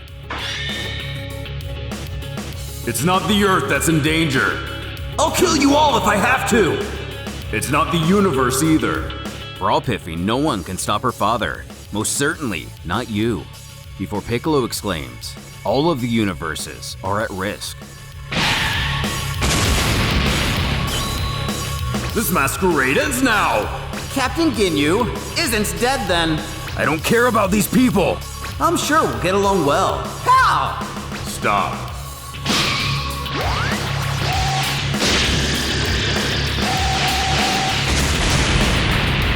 Having enough of his foresight, Bardock quickly puts an end to the match, as to not risk further injury. He and Raichi eyeballing each other as the Saiyan returns to his group. Hopping atop his brother, Kakarot mocks, Raditz couldn't even make it past the first round. The down to Zaru only blurting for a sibling to shut up and close his left eye, as he can't seem to unlight the Blitz waves. While cleanup ensues, the official's usher, Akira Toriyama from Universe 2 and Raichi from 3. Guess I'm up. But aren't you the author? Yep, I have complete control over my own characters. I'm sure to win. That sounds like cheating. You want me to make you tap dance? While the Supreme Creator appears to be going through drawings, Beelzebub has a fair question. This Raichi guy, is he really one of his characters? When Toriyama suddenly remembers, no, he actually didn't create that one. Resolving he's too old for this stuff anyway, he surrenders before the match can begin. Salagir and Gogeta Jr. eagerly rushing up for autographs. Pulling out a tablet, the Toribot asks why he doesn't just use paper like everyone else. Regardless, the pair get their signature, but being kanji, they're not even 100% sure what it says. Anyway, Raichi is declared victorious and connects at the ring. Summoning the next contestants, Sid of 6 and Vegeta from 13. Initially alerting the judges she forfeits, her teammate urges she wait, telling her to use her power. Upon asking why, it seems Universe 6 is developing a plan, wanting to get Bojack to think Sid is the most powerful of their group. Happy with the idea, she vows to blow their minds. The little guy hearing everything, but is gonna keep his mouth shut.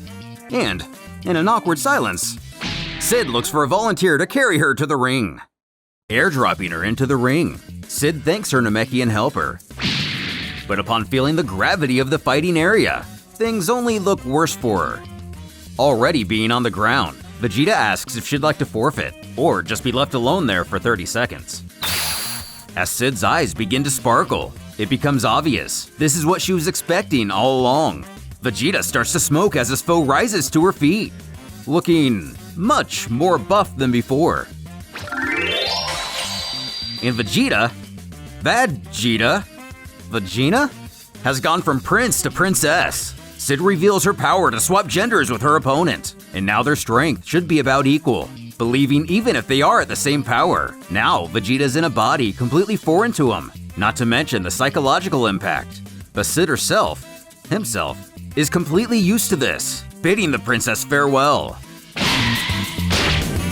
Scoffing, psychological impact? Is that a joke?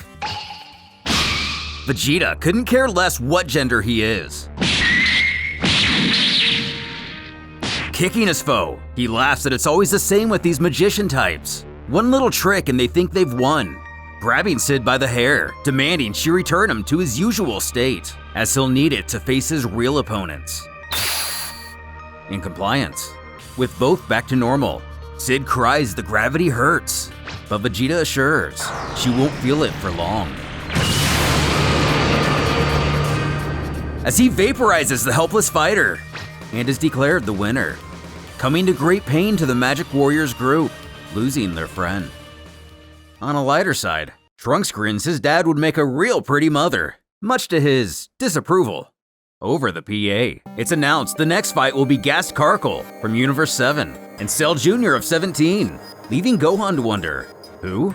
As the mysterious lone Namekian dashes to the fighting area. Turning to an official, Cell informs he and his spawn need a minute, telling the little one his opponent is too powerful, so he'll need to increase his strength. The Varga knowing this is against the rules, but he's not going to be the one to tell him. Happily rushing into the private area, Cell knows, here, the walls are soundproof, and their key should be blocked from being read, as his child eagerly questions how he's going to make him stronger. He kills his own offspring, merely birthing a new one, giving it as much power as he could. Waltzing back outside, Gohan simply wonders what they have possibly done, while Vegito and Shin aren't fooled, knowing full well that isn't the same Cell Jr. Immediately rushing his foe.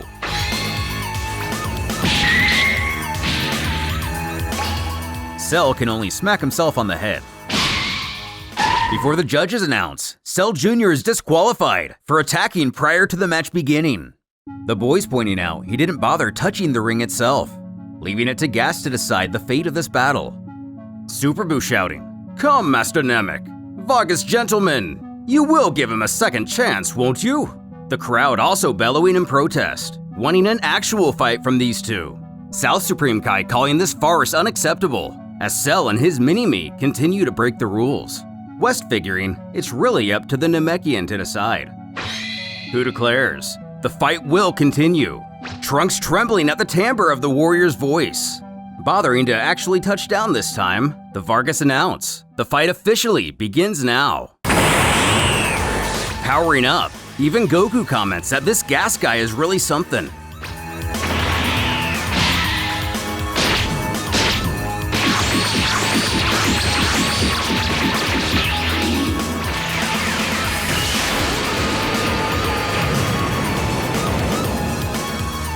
Vegeta believing Cell betrayed himself with his most recent creation, as he gave it far more power than he knew.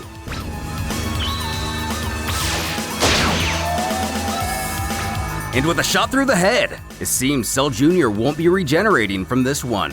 As Vegeta infers, the attack hit the primary core of the bio-android's brain. Gohan in shock had know of such a thing. Gast exits the ring and is named the winner. The fused fighter chiding Cell, assuring him not to worry, as he'll be resurrected at the end of the tournament, unless he decides to hatch a dozen others beforehand. While in the booth, with a beaky smile, we've reached the last match of round 1. Raichi ushering out the next fighter from his group, as we discover Demon King Piccolo as one of the contestants. He'll be facing Beelzebub of Universe 2, Phipsil wanting to get an autograph from the both of them. Though, the other demon scoffs at his foe calling himself Demon King, as he knows the King of Demons, and he doesn't look a thing like this, yelling this man will pay for pretending to be his father. Dabura taking a liking to the kid, hoping to one day have a son like him, as Babidi wonders how he managed to heal. A little shy to tell, Boo chimes in, saying he got candy in return. The wizard spouting, You idiots! You created those sweets yourself for lunch! In the ring, King Piccolo stands in disbelief his foe is this little imp, who yells back in response, arguing this guy isn't a demon at all. He's one of those Nam things, like some of the organizers. But himself, on the other hand, is a real demon. When the devilish child realizes he's gotten a lot heavier since landing on this ball. Continuing, he bets Piccolo here doesn't even act like a demon, as Beelzebub tells of times he was given chocolates and didn't bother sharing. What's more, he ate them just before dinner time. His Koa counterpart elated to find such a monster. Though, we know the dreaded Demon King Piccolo has committed much worse atrocities, telling he's killed millions of people, making the son of the real Demon King look like Winnie the Pooh, inquiring if this guy's out of his mind. Crazy? No, just pure evil!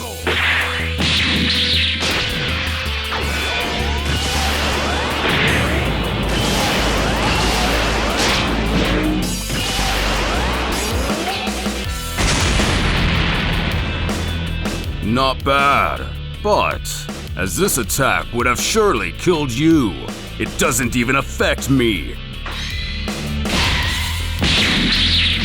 And with a swift kick, the evil Namekian puts an end to his opponent.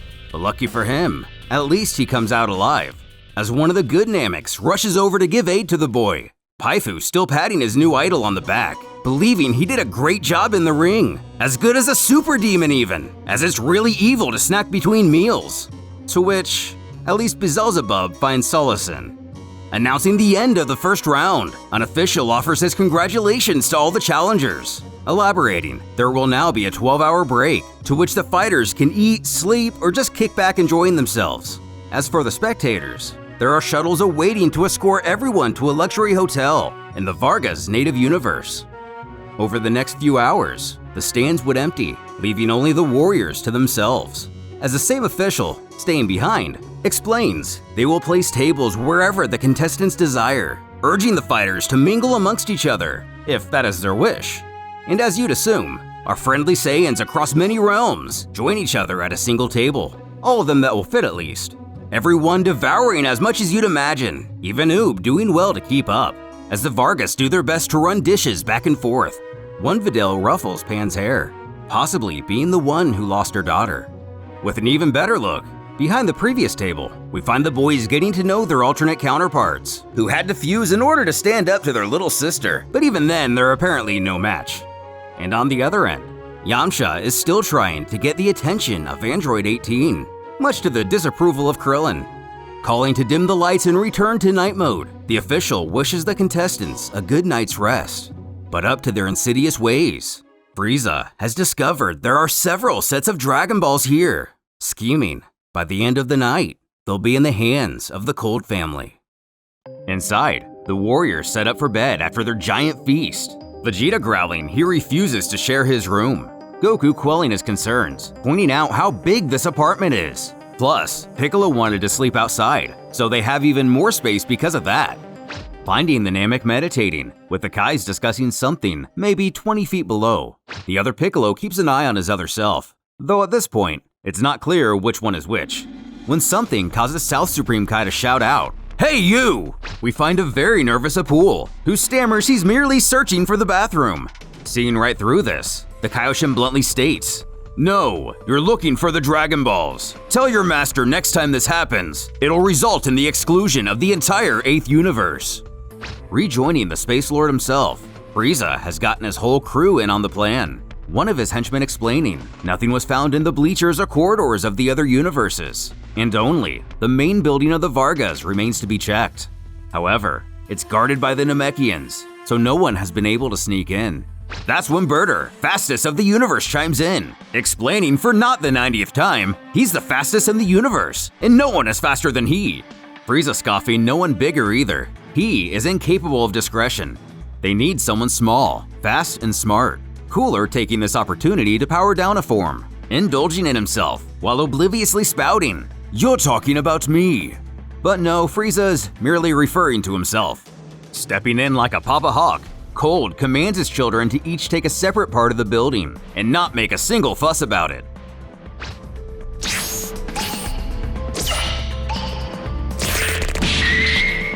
Taking a surprise hit.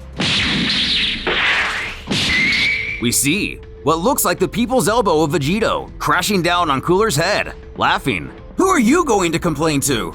Now, let's go after the brother."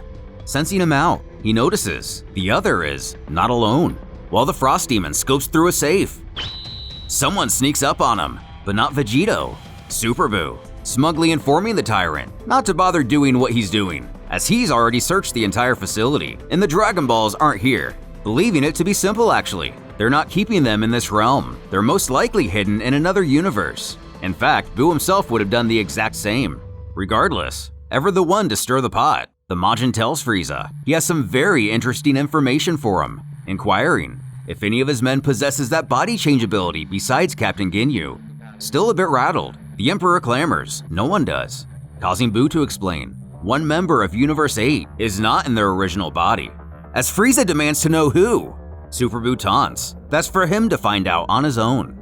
In the apartment of Group 13, the familiar Saiyans do a lot of nothing to pass the time when they get a knock on the door. Of all people, Gohan. Vegeta scowls, asking who gave him permission to enter. Laying eyes on Raditz, he thinks back to their only meeting. In a way, he set forth a giant chain of motions, changing the young half-Saiyan's life from a paradise to a nightmare in the blink of an eye. Then Nappa, having similar feelings to the bald brute as his dear uncle. This is the man who killed nearly all of his father's friends, remembering the fear he once struck into him as a toddler. Vegeta again growling he answered the question, or brought back to that sucker punch, or knee on Namek. Thinking to himself, he knows he's stronger than all of these fools now, then finally piping up, he wants to talk to Kakarot. Furthering, he has a proposal they should find very interesting. But first, a challenge. And if they are real Saiyans, they won't be able to refuse. Himself, against all 4 of them. But as to not break the rules of the tournament, it won't be a fight, but instead, an arm wrestling match. Which is the most Gohan thing I've seen since Resurrection F. Introducing himself properly as his iteration of Universe 18, and not really helping his case. Or maybe so. He explains he's not fighting in the ring because he's the weakest of his group. All of them can try to push his arm back. He won't even go Super Saiyan, but Vegeta's resolved not to play his stupid games. Standing, Gohan points out that none of these Saiyans are wearing a scouter, which means they can almost certainly sense energy, boasting they already know how much stronger he himself is than all of them. So apparently, there's no need to test him. Moving on, Gohan elaborates his power isn't natural, it's magical. The elements to repeat this magic are available here in this very arena. What's more, he'll even freely trade this information. In exchange, he would like Kakarot to fight his daughter honorably, who barely knows the meaning of the word. But the halfling insists, no unnecessary violence, no death, no sadism. Quite the offer really, as Gohan notes he isn't even asking him to lose the match. Though rolling his eyes, the Saiyan piffs. "Who do you think I..." Not even finishing his sentence, Gohan has him thrown against a wall. Powering up to Super Saiyan does nothing to repel his strength. This going on while Raditz and Nappa charge from behind. Our hero barks, the only good thing Kakarot here has ever done, or could have ever done, was hit his head to become the man his father is today. sending the pair back with a flick of the wrist. And facing their leader, he questions if Vegeta would like a taste next. But still sitting comfortably, he simply utters, "What for?" assuring Kakarot will follow the proposed plans, wanting to know more of this magic he speaks of. With Bojack, the pirate does what pirates do, and finding the treasure buried at the bottom of a bottle, giving a drunken toast to he and Bujin, the lone survivors, bringing up they are the only two remaining from the Galaxy Soldiers, and given Bojack himself sent at least one of their men directly to the grave and basically led Zangya to hers, Bujin more than realizes they are the last two remaining. Though furious on the inside, the little one is at least relieved that Zangya will probably be revived, but this psycho probably just plans to kill her all over again, one way or another. As his boss thinks out loud, wondering how many there were in their original group. 20? 30? When the underling confidently quips, 27, as the intoxicated pirate merely laughs this off, chorting at their lack of resiliency. Panning to Universe 6, the group of magic female warriors know they're in over their head. Sid is already dead and Kat herself didn't fare much better, believing they should just go home. Jet, the blonde, reminds they need to have a little patience and she'll be revived, questioning May, to her right, what she thinks, who states, in another day, she'll be ready. And Bojack will be destroyed. And for anyone who may have forgotten, these girls share a universe with the space pirate and his gang. A few hours later, if there was a sun around here, it would surely be rising as a crowd groggily finds their seats to begin the next day of competition. A Varga works a control panel to restore daylight illumination to the arena, coming over with what could be assumed to be coffee. Another asks how he slept. And given the alarms were blaring all night, he didn't get a minute of rest. But of course, no one was even detected. The audience livening up, chatter amongst each other, excited to see what today's matches have to offer. Cutting to the Frost Demons, Cooler explains to his father how he searched all night and found absolutely nothing, not even knowing who attacked him. Upon cold inquiring where Frieza is, it seems he's gone back to the ship for some reason. Finding him brooding, thinking back to more than 30 years ago in his native 8th universe. In a blind rage, Frieza screams at the destruction of the capital of his empire. Being the noble soldier he is, Ginyu kneels before his leader, taking full responsibility as he was unable to contain the Saiyan. Narrowing his eyes and pointing a finger, the dictator hisses, "Oh really?" Instilling a fatal wound to Ginyu. Growling it's time for the Ginyu Force to find a new name, and their days of dancing are finished, demanding they go burn the commander's body. A pool ushers the captain away, but Ginyu still clings to life, looking at the common soldier. He may have an idea. Though he managed to prove more than stealthy the previous 3 decades, the Emperor now feels it's obvious. Ginyu lives on. But in whose body does he reside? In the audience, a boy points out to his mother that the fighters are emerging, who seems less than interested. Goten shouting for his father to leave the breakfast and come on out already. Krillin, having his bias, scoffs the Saiyans got here before him. But behind he and Tien, we find old Kai doesn't change no matter what incarnation he is, having, quote, accidentally walked into the wrong room, presumably during a vulnerable time, and has gotten a good whack to the face from Videl. Boo zips out in his eternal loneliness, as simultaneously, 17 tries to get his sister to tag along. Today, he's going to kill Son Goku. She should at least come and see. But she warily explains she's boycotting this stupid tournament, refusing to spectate. Maybe Yamcha has gotten to her after all. Universe 16 coming out. Gohan explains to Videl he spoke to the Kaioshins last night, who questions if they agreed, but nothing more is expanded upon. Piccolo takes notice on how Cell hasn't moved an inch since the previous day. Brawl disgruntled there are too many participants. All they're gonna do is spend another day watching amateurs all over again, frustrated at how boring this is going to be. Her father calmly telling her to use it as a time to train her patience and self-control, but only hearing the word train, she requests Piccolo make her a heavy-weighted suit. Being no problem, he responds he can create one up to several tons. Sinking her into the ground at first, this may prove just the trick to solve her boredom, as the officials welcome everyone to the second day and second round as the first and final Great Inter-Universal Tournament. Below, the boys hear music playing, alien music, as a group of now Disney-owned sounds and faces are unveiled. Pan loving the song, though Brawl not so much. Tapion enjoying it as well, being a fan of woodwind music. But Bobbity thinks it sounds like an exploding Glaviat. the Cold family having their opinions as well. Cold himself piffing it sounds like that awful music his eldest son plays at his receptions. But Cooler barks this is Punk Figured Symphony. He plays Figured Classical Symphony. Frieza scoffing that Figured Classical Rhythm is much better. And something about this performance has made Super Buu irate, while Bardock tries to make heads or tails if this is what he saw in his vision or not. Appearing in front of the band, the Majin scolds, "You call that a performance? A meeting of this size? Millions of people, and they hire you!" Going on to claim it's an insult to the world of music, as Figuratin isn't even played like this. That's how a beginner would perform it, demanding they hand over their instruments. South Kaioshin ready to put a stop to this rudeness, though the Grand Supreme Kai has to admit, Super Buu isn't wrong. Vegito finding this too funny to want to intervene. Besides, when's the next chance they'll get to hear Super Buu play music? Commandeering the fanfares, one Mini Buu tells the last alien, not him, he's playing great. Assembling. The Majins unleash a sound of such beauty, even the most sinister of fighters are left awe-stricken. Except Goku, who feels like it's the same as before. The audience lets out an enormous cheer for their maestro, and with the Majin happy with himself, he goes to exit the stage, when the alien questions why he allowed him to keep playing. Staring at him coldly, he says he can recognize talent, and that the two of them have crossed paths in another universe. In fact, like many other artists, this man resides within him, sending a shiver up his spine. Ready to get the fighting started, the second round officially begins. Given the aptitude of warriors to come, the gravity of the ring will be increased tenfold, or about 100 times Earth's gravity. Kakarot, joking to his sibling, chuckles. This is where Nappa gets demolished by Frieza. That is, unless the ring itself doesn't crush him. But calling out his brother's foolishness, as he and Nappa, both trained in far more gravity than that of the ring. And the pair have made a small plan just now, so he'll just have to wait and see. Shouting, "Hey, cue ball!" Turning to face the Saiyan, Cooler can't help but smirk.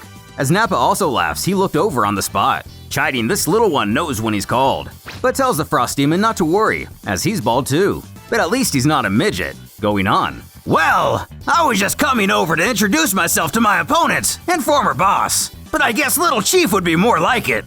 Mocking, there are so many universes filled with Saiyans here, but only one Frost Demon group. Asking if he's ashamed. Getting furious, Frieza promises he's going to kill him as soon as they're in the ring. Nappa merely telling him to dream on, he won't even be able to touch him. What's more, the bald warrior scoffs. Everyone here is above the dreaded Space Lord, and he's not even talking about height.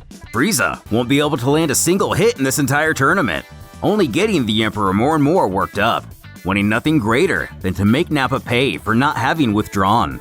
As their banter hits an apex, the officials usher them to enter the fighting area.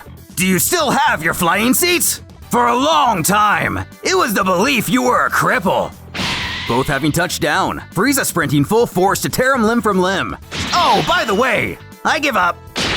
Confused, Raditz and Nappa's plan is revealed. If the Space Lord was to hit him now, he would be disqualified, leaving the tyrant more fuming than ever. As Frieza wins the battle, the Saiyans get a victory of their own, in the best way they probably could have in this scenario. Touching down in his own group, Burter questions if his master is okay. Not hesitating to take his anger out on anyone, Varga cries out in shock, but Frieza bellows it's his own universe. It's allowed. This brings Goku of R18 and 17 from 14, and 18 has changed her mind after all, deciding to at least watch the matches. Her brother elated to finally get his chance to come full circle with this unfulfilled desire. Face to face, the android speaks. "Kill Goku. I'm not doing it for Jiro. I'm doing it for me." Goku himself pointing out, it's weird the two of them never actually fought. Well, until... One-shotting the cyborg, Goku wins by knockout. 18 completely aghast by the effortless victory. Yamcha looking at her in the background, slyly questioning. "So darling, still no interest in my help?"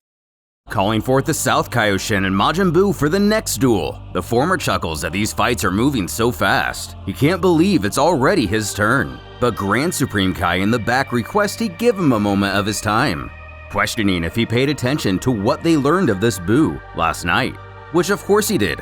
Apprehensive, but without more to say, he urges the Kaioshin express caution, though he believes he knows exactly what he needs to do. With the Majin merely as gleeful and childlike as ever. Summoning his power, The Kai thinks back to 5 million years ago. In some universes, the most terrifying creature imaginable would be born. A creature that is one and the same with the one he faces at this very moment.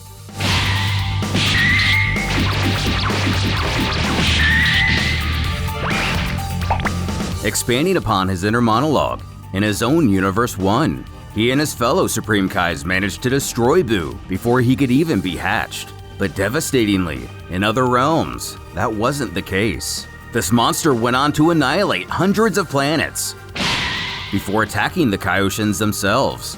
Kaioshin of the South was the only one who could hope to match his amazing strength. So much so, the Majin was forced to trigger his special defense mechanism, absorption. Whenever Buu believes he's been beat, he simply absorbs his foe, taking their power, but also so much more. He went from a wild beast to an educated athlete, but his evil was still apparent. This caused the Grand Kaioshin to sacrifice himself, as he alone was the only one to understand that this creature's most exploitable weakness was how immensely impressionable he is. The iteration of Buu from Universe 4 further suggesting this. In a dark, albeit clever turn, the Grand Kaioshin put himself in position to be absorbed, and at the last moment, destroyed his own brain, resulting in the innocent, childlike creation we today know as Fat Buu.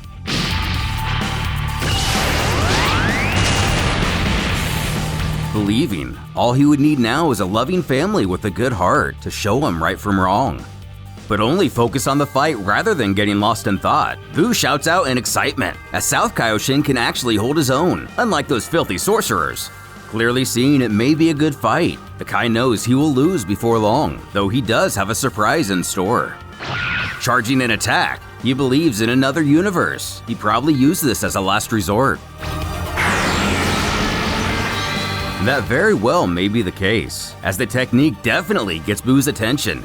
Giving us some exposition, Goku explains, this attack is comparable to Piccolo's Makanko Sappo, and the essence is predicated on focusing a high concentration of energy to a single point. Speaking, South Kaioshin states that ultimately, it's fear that triggers Buu's absorption.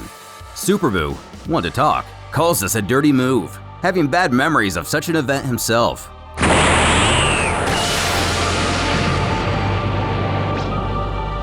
Covered in Buu bits, it seems his idea worked like a charm, as he merely stands by while the Majin wraps himself around him, absorbing him with no effort. But not being digested, South Kaioshin utilizes a ki shield to continue to live independently inside of Buu, just like Vegito, determined to track down the Grand Kaioshin and the other version of himself. While the boys are fooled, under the belief that Kai was merely incompetent, Vegito has some insider information. Turning to his son, he questions what he told the Kais last night, to which Gohan replies, everything. From Majin Buu and his absorptions, to Cell, Broly, Frieza, Vegeta, you, supposing they have the right to know. Back in the sci-fi trope, the Kaio doesn't manage to find anything he's looking for. He does, though, feel a distinct Kaioshin presence. So at least he's confirmed they are indeed part of Buu. So maybe being absorbed for such a duration, they're no longer able to be released. And it seems this plan was all for naught. At any rate, since South has been gone for 20 seconds, in only 10 more, Buu will be granted the victory if he does not reappear. As the Gohan of our universe wonders, shouldn't Buu have become muscular or something? Goku pointing out he seems to know a bit about this, admitting Kibito-shin, or Kibito Kai, explained everything to him, as at the time, it seemed pretty important to know, given a part of Buu does live on Earth now. Calling out to his other self, Super Buu informs his opponent is using a shield, that's why nothing has happened. He himself knows this all too well. Though Babidi is a bit frustrated, as he appears to be one of the few that doesn't know anything that's going on right now. Alas, 10 seconds don't take 10 episodes, and Buu is declared the winner. The Kai's in a state of shock, and the Majin still confused. Either way, next would have been Oob from our realm versus Nail. But again, since Universe 10 threw in the towel, Oob is given the W, putting him against Fat Buu in round 3. The creature he, in a sense, used to be. Turning to his master, he inquires if he thinks he has a chance. And optimistically, Goku believes he does. With a well-kept Kaioken, he's perfectly on his level. As the wizard congratulates his underling on a job well done, Boo asks if he can have some candy. When something shoots out of one of his head holes. South Kaioshin. To the bewilderment of Babidi, though Boo himself doesn't seem fazed. But the Kai utters he's merely passing through. But while he's here, he takes the chance to interrogate Dabura, as he once said he'd never leave the demon realm, who responds, his beloved kingdom is nothing compared to his master's will. In an interesting turn of events, the next fight will consist of our Vegeta versus future Trunks. About to set his weapon to the wayside, his father urges he keep it, assuming he didn't train as much as himself. Admitting that's most likely the case, he assures he has greatly improved. Vegeta merely grunting he hopes so, as he doesn't mind holding back, but only so much. Powering up to what can be assumed to be Super Saiyan 2, he questions Trunks if he can also do this. Going normal Super Saiyan, he apologizes, as he cannot. While the prince finds this disappointing, Trunks taunts him by telling him, come teach him how to do it then. Quickly powering to Super Saiyan Grade 3, or his bulked up state, Vegeta is astonished, as this form has a well-known glaring weakness. A weakness even Trunks acknowledges.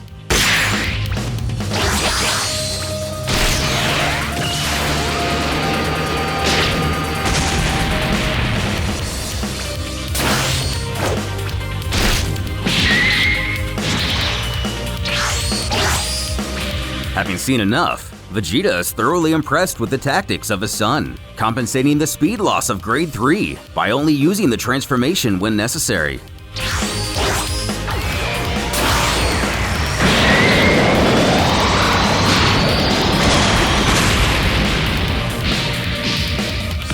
Launching the prince into the wall. He can't help but feel a shred of pride on how this is going. Admitting Trunks mastering the state to its fullest potential would have actually given Perfect Cell some serious issues, but Vegeta himself can utilize both strength and speed at the same time. Landing a clean kick. Trunks scoffs this form is also good for defense, but not good enough.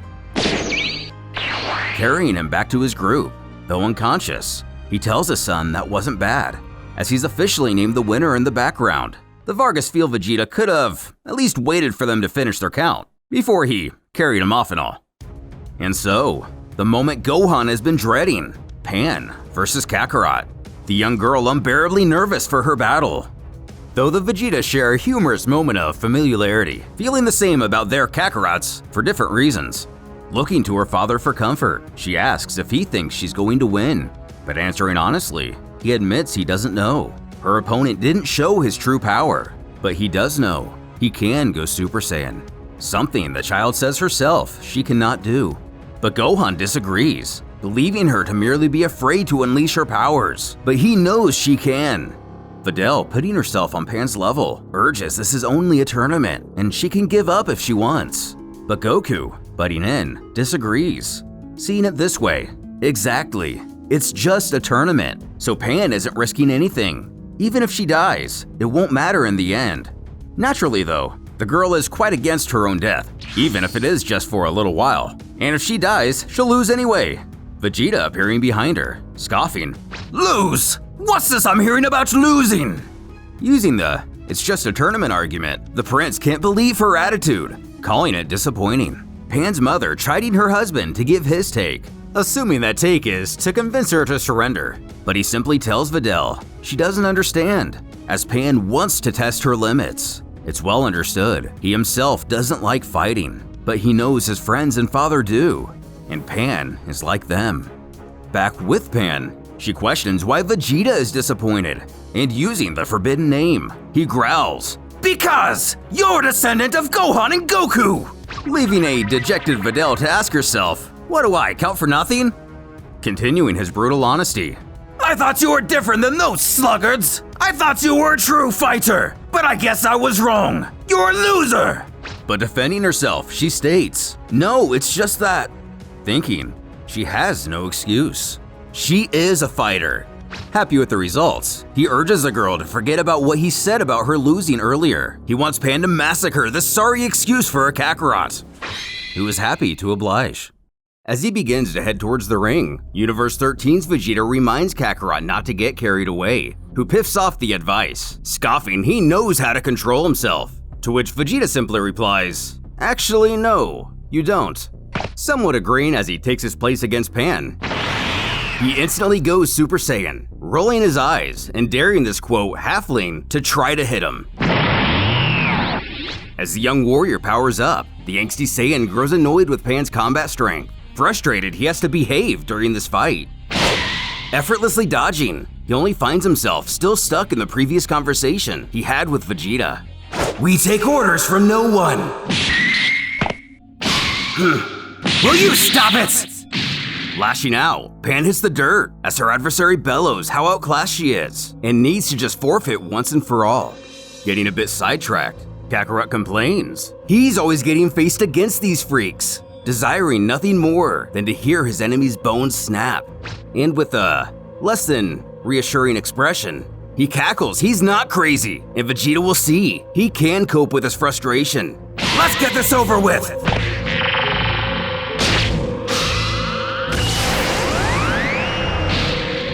Daddy's little brat is going to suffer. Stupid! Kill all humans, Kakarots!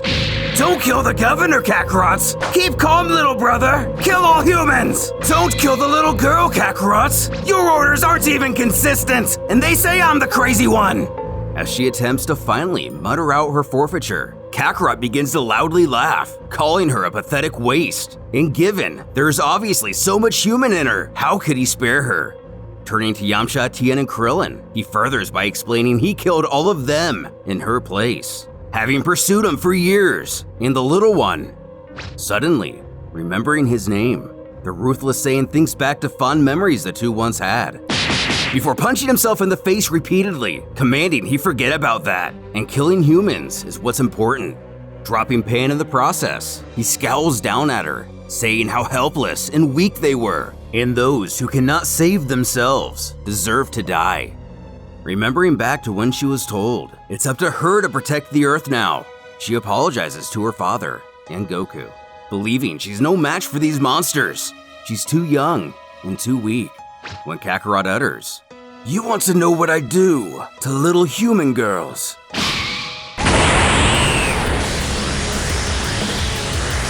Proving to be the trigger for Pan's transformation, her foe smirking. So there is a little Saiyan in you.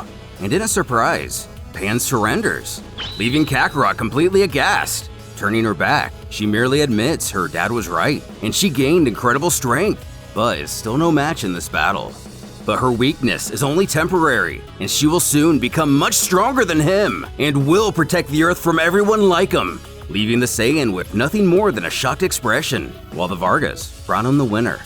Mirroring his face, Hate Vegeta is amazed she somehow managed to calm him down. The next bout will consist of Cell and Bojack. Cell more than eager to get back in the ring. Looking toward the Universe 16 Gohan with a sneer, he offers him a deal. In exchange for a rematch between the two of them, he will let the Half Saiyan decide how Bojack dies. Naturally, since his daughter fell at the pirate's hand.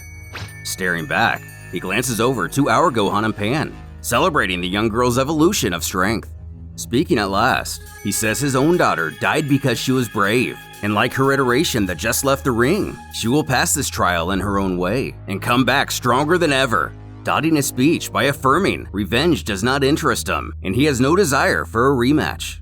With that, Cell flies off to the arena, but along the way, he shouts, each of them have killed other versions of each other, and that will need to be settled. With both fighters set, the match begins. While the villain powers up, the other villain reminisces on the days of the Cell games, when he was so proud of his strength and newly acquired perfection. And now it seems like warriors just as strong seem to just show up one after another. Cockily leering back at his opponent, expecting him to be intimidated, but only continuing his self-indulgent monologue. In the good old days, he had some challenges, but now he's incomparably stronger. Clearly in for more than he expected, Bojack retains his confidence, mocking it'll take something greater than a gentle push to defeat him, as he's killed dozens of opponents that did the exact same thing. All while Goku and Vegeta comment on how stronger he's gotten, as they believe Let's do it, Worm! You looking for someone? Even easier than expected. Is that all? That's so sloppy. Will you shut up? Make me. Impossible! Energy bonds! You can't move! Neither can you. Oh, they will cut you into pieces! The girls of Universe 6 laugh and cheer how Bojack's group is getting humiliated again. Cat happy she decided to watch after all, causing Bujin to shout, "Hey!" knowing even against him they're most likely outmatched. Also not wanting Bojack himself to catch wind, Cat profusely apologizes, pressing she has no issue with him. But done being silent, he quips he can see what they're planning, knowing they're only here to kill Bojack. As the tyrant himself lies at the feet of Gohan and Brawl of Universe 16, the latter ready to let him have it. Looking up in terror, already far outmatched by Cell, Gohan merely turns the other way. Though his sister still argues he's in their area and it should be allowed, Vegito reminds that's not how things work. Getting up, Cell drives his knee into the villain's back, using enough force to actually kill him upon impact, giving us an anticlimactic end to the space pirate. Walking back to his area, Cell mocks he'll leave it to Group 16 to clean up this mess. As not far away, Cooler points out this Cell creature seems to slightly resemble the Frost Demons, though Frieza's ego won't allow himself to see the same. While one of their henchmen strolls out, bearing a new unit of armor, boasting he and the crew spent all night putting it together. As Cold, still in his final form, puts it on, feeling a bit naked without it apparently. In a seemingly fitting match, we have Tapion and Krillin ushered to the stage, as Tapion has to be shuttled to the hovering orb, unable to fly. Dropping him off, the Namekian can't believe his eyes, as himself is a high-level warrior, and the gravity feels enormous, but these fighters don't even seem to notice a difference. When he eats those words, as neither human or human-like contestant fares very well against the aforementioned gravity. But using their own respective techniques, Tapion shouts, "Wrap me in your aura!" as Krillin fires up the Kaioken, making it far easier for them to find their way back to their feet. The Quinatian quips, if his opponent desires to leave, he shouldn't hesitate to do so. But the new Turtle Master didn't come here for nothing. As Tapion takes a defensive stance, Krillin knows he can't use the Kaioken for long, so he must attack fast.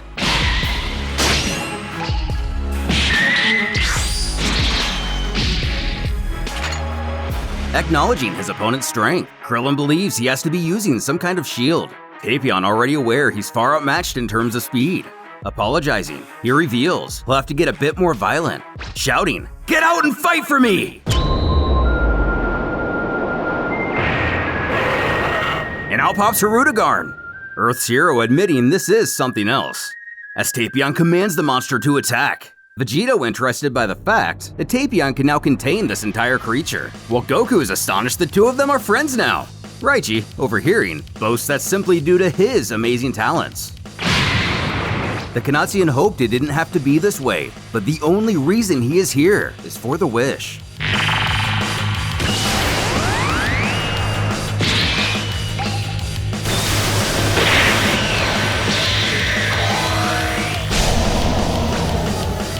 As nothing appears to be working, it becomes clear to Krillin it's not the behemoth he must attack.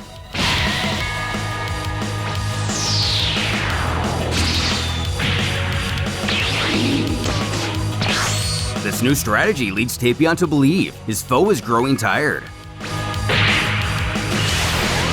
Firing right past the monster, even his own team begins to doubt him. Yamcha giggling, it seems the miseries of old age have finally caught up to him. But we know that isn't the case. Even though Tapion does appear to be correct in his belief Krillin is getting fatigued. Not fooled, Tapion knows this smokescreen will act as a means for his opponent to attack him instead of Hirudegarn. Bringing him down to a knee, Krillin can only pray he stays there for 30 seconds. Tapion knows he himself is not nearly experienced enough for a fight like this.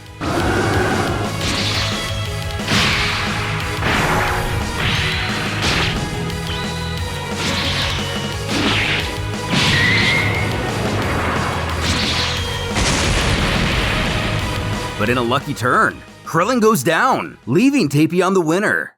But even he knows he won't last much longer if he doesn't come up with a better method. Marking the halfway point of the second round, an official announces they will break for intermission, again ushering out the tables for the fighters to grub up. Turning to Goku, Goten could only grin, saying, "Hey Dad, I bet you were expecting that with..." But you ring the dinner bell and he comes a-running, already placing his order, which includes roast beef, a double serving of pasta, hot potatoes, salad potatoes, ramen, some cake, an assortment of fish, 12 kebabs, a mountain of caviar, and that tiny little toast that comes with it. Trying to one-up him, Vegeta demands double of what Kakarot is getting. Super Buu, having no need to indulge, is a little annoyed at the idea of taking another break so soon. The Kais invite Gohan to dine with them, as they gave thought to his previous request. The Grand Supreme Kai unveiling the new plan to use a set of Dragon Balls to immediately resurrect the victims of the first 2 rounds. As he thanks the deity, the Kai admits the other universes will surely appreciate it as well. Though there is something he has to ask the Half Saiyan. If Universe 18 also had a Vegito, apparently under the understanding the 2 Gohans talked about it, because unless they're pulling a switcheroo for some reason, it's Universe 16 Gohan that's been communicating with the Kaios, who explains for a short time that was the case, but they split back into Goku and Vegeta while inside Buu. Naturally, before Potara Fusion was expanded upon in Super. North Kaioshin blurting, "Of course, the Supreme Kais that Buu absorbed, they cancelled the merger." Gohan questioning why, West explains, the Pataras were made only for the Supreme Kais. Vegito's mere existence is blasphemy. Admitting this was told to him before, he details how Old Kai enchanted them so they would work specifically for mortals. Self-deducing, the Kaioshin essence which still resided within Buu couldn't understand that Vegito existed for a very good reason, so it unconsciously separated him.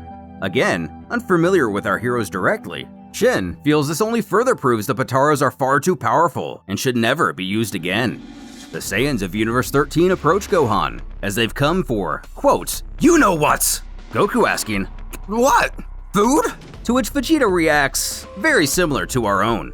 Standing, Gohan claims their Kakarot got carried away, but the prince is in no mood to be toyed with, as he believes they held up their end of the deal just fine, given his daughter came out unharmed. Reluctantly, Gohan knows he has a point, and goes on to explain that in Universe 9, there's an old Kaioshin who appeared during the fight against Cold. He's the one who has the ability to increase their power. To those who are worthy, that is. But warns, if Vegeta or the others threaten or attack him in any way, they'll be sent back to their own native realm, pressing they be very kind to him.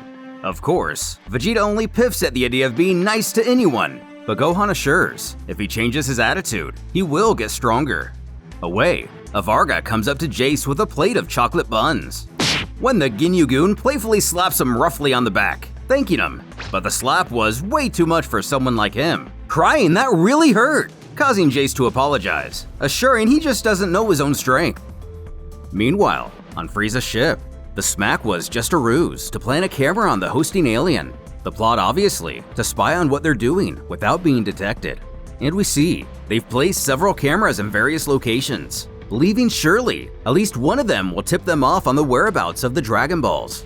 Thinking, Frieza continues to theorize whose body Ginyu could have snatched, considering Jace, but doubting the others would possibly cover for him. Then again, they did greatly admire their boss, so much so they still bear his name even today. But the Emperor remains in disbelief they could hide such a thing from him, when a henchman interrupts his train of thought, causing Frieza to bark out asking what he wants. Timidly, he only means to inform his master that if one of the cameras were to leave this universe, they would lose the live feed, but should be able to view the stored data upon its return. Walking off, he sneers that's better than nothing, but in reality, Frieza had just been imagining this lowly soldier was Ginyu himself, watching him, admitting he's starting to get paranoid. With the break over, we now get to see Vegito take on XXI, apparently pronounced C, as the old Kai shouts in fear, believing it impossible for C to be here, wondering how the Kaios could bring such a being. Yamcha asking if he knows this guy, Tien pointing out they haven't even seen him yet, but as he emerges from the shadows, it appears to be an elderly man of unknown origin. As the Kai gets a closer look, turns out it's not who he thought it was. As the next fight begins to commence, Fujin is a bit surprised to see this old-timer still hasn't withdrawn yet. Muttering something in an unknown language, he uses his magic to enter the ring. Vegito knows magicians, though usually not very strong, can still possess insane powers nonetheless. Deciding, he must eliminate him before he can do something weird. Muttering to himself again, Vegito is taken to a realm of complete darkness. As he figures, sure enough. And here's the weird thing. Realizing his foe plans to win by a 30 count, he's aware he has to get back fast. And lucky for him, he knows it's actually fairly easy to break out of a trick like this. Back in an instant, Bardock and Cold are now engaged in their battle. What the? Watching them fight, the fused warriors bewildered. Brawl shouts out, "Dad, finally! You idiots!" Asking what's going on. He yells over to the other contestants wanting to know what they're doing here. While Boo only hopes the Vargas do the right thing. And South Kaioshin noting, Vegito doesn't seem to realize that time has passed. Screaming people should listen when he speaks. Avarga hysterically tries to call for a timeout to set things straight, explaining to Vegito he lost his fight and for him to please leave the ring. But not accepting this, he demands to know how exactly he lost. Elaborating, he disappeared from the ring for more than 30 seconds. But the saying claims he was back in under 20, when his daughter Bellows had been missing for the last 2 hours, and even absent during her fight. Baffled by this revelation, one of the Supreme Kais floats over with a theory, believing C trapped him in a dimension where time flows differently. For Vegito, it very well may have seemed like only a few seconds, but here, 1 hour and 45 minutes passed, and they've held multiple battles since. Realizing now he was tricked, he notes how that dimension must be like the Room of Spirit and Time, only backwards. With all of this out of the way, an annoyed Bardock tells Vegito to get lost so he and Cold can continue their match. When he gets another vision, Goku assures Brawl they'll find a way to stop Vegito, as it's not like he's invincible. But she argues he is, and Goku just doesn't understand.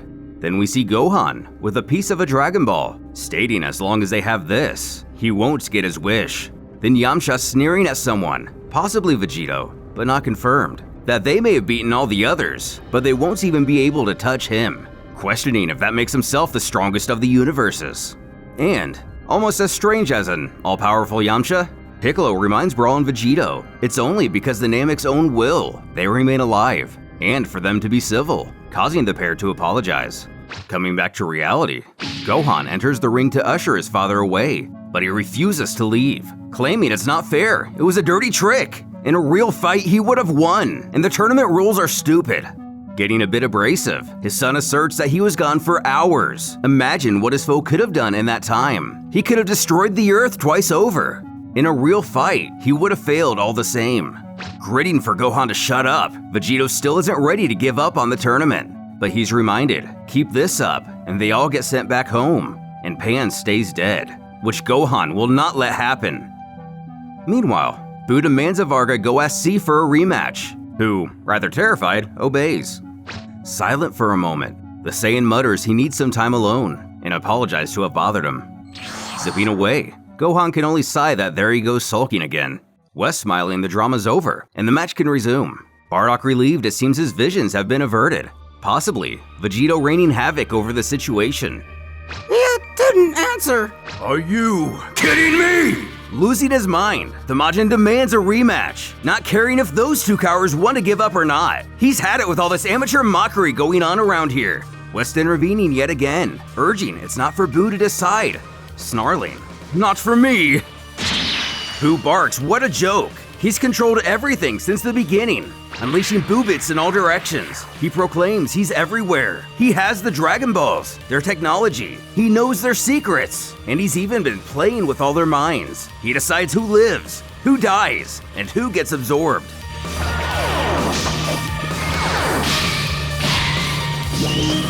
Send them back to his universe. It stopped working again. You fool! I decide when it works. I'm done pulling strings from the dark.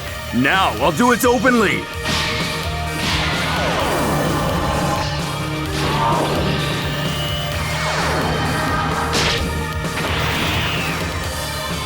I'll use Carbonite. Don't you dare! This masquerade ends now! The fighters of our universe join together in an attempt to stave off the Majin. Simultaneously, he rubs elbows with the other Boo, smirking that's how you do it. to the great enjoyment of his childlike counterpart.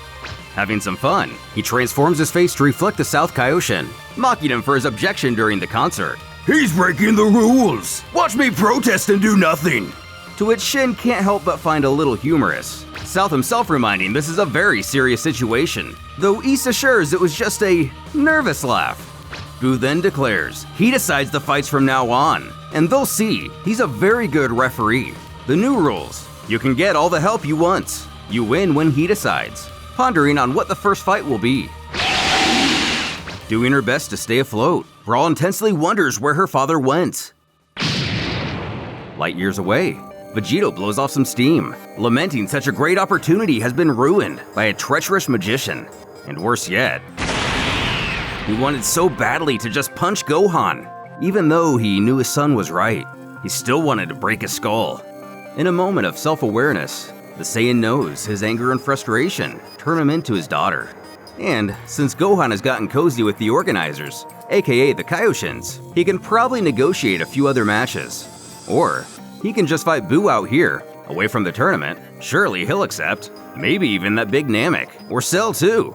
Resolving, everything will be right in the end, and he can control himself. But he does need to breathe. Literally. As Boo's destruction continues to progress through the arena, the Saiyans of Universe 13 are reached. Raditz attempting to use his Uzaro transformation, his brother scolding that won't work. And even the audience isn't spared.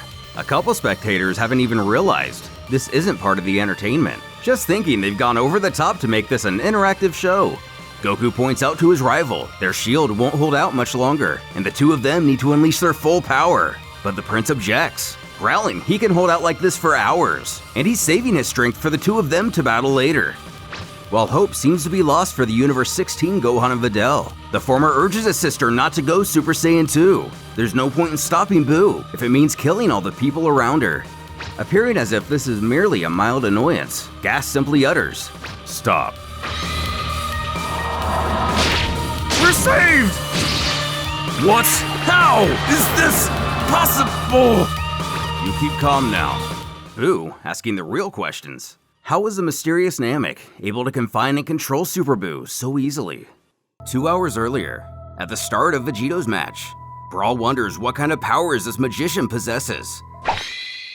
Before soon finding out, as the officials are completely unable to trace his location, the Namek knows it had to be the doing of his opponent, leaving everyone to look on confused. Trunks asking if he merely took off, while Oops simply states his puzzlement. Alas, 30 seconds go by, and upon making sure the statue-like C is still conscious, he is named the victor, peacefully leaving the fighting area. Every universe looks on in complete shock. Vegito is one of the favorites to win it all, and on the outside, it didn't seem like he had much competition. As the magician makes his way back to the shadows, he's confronted by Gohan and Brawl, who order he explain what he did to his opponents. Showing no sympathy, the old man only tells the organizers will use the Dragon Balls to return him at the end of the tournament, advising they step aside. As the situation seems it may escalate, Super Boo butts in, chorting, "Don't worry, friends, I understand everything." But Gohan has no desire to be friendly with the Majin, commanding he stay out of it. Though, the villain assures they're on the same side here, and whether Gohan wants the knowledge or not, he informs he sensed an alternate dimension open, and Vegito has merely been confined there. It shouldn't be too much of a challenge for the likes of him to escape it, and he'll be back here in no time. Sure enough, when that happens, the three of them can request a rematch, given that kind of technique isn't exactly fair, swaying Brawl at the very least. The Vargas announce, after this strange victory, Android 18 and Arale will be the next fighters. Uninterested by the broadcast, Goku notes that with Vegito being gone, it does give his own universe a shot, but it's still pretty disappointing, though the boys are fairly stoked. In Cell, his brain tells him he should be relieved, but his Saiyan biology insists he's a coward for not burning to face Vegito, wanting the greatest challenge it can find. Dr. Norimaki happily tells his creation to go and wrestle with that girl in the arena, and little more happily, requests she bring her back here after so he can tend to her wounded body. In the humans group, Krillin asks Yamcha if he made any progress with his blonde friend, but alas no, though he does nudge Krillin to stop making fun of him for it, as he'd probably fall for her too. Just imagine, in another life, Krillin would help her rediscover her humanity, refusing to kill her, and should plant a romantic kiss on his bald head. But the Turtle Master doesn't quite see things the same. Tien, also focused on 18, but more so on the match at hand, believes this fight could end up being a revelation for her, given the parapolar opposites. A woman who became mechanical and lost her humanity, making her extremely bitter, against an innocent, happy robot girl who seems even more than human. The question is, if 18 will see things the same way, realizing the hope in this girl, causing her to reflect on herself. But shouting, "Come on, kid! I'll wipe that stupid smile off your face!" Tien's little speech is deflated.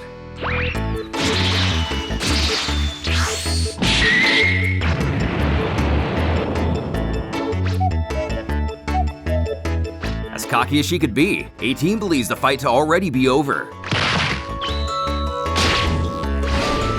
But grabbing the entire planet arena itself.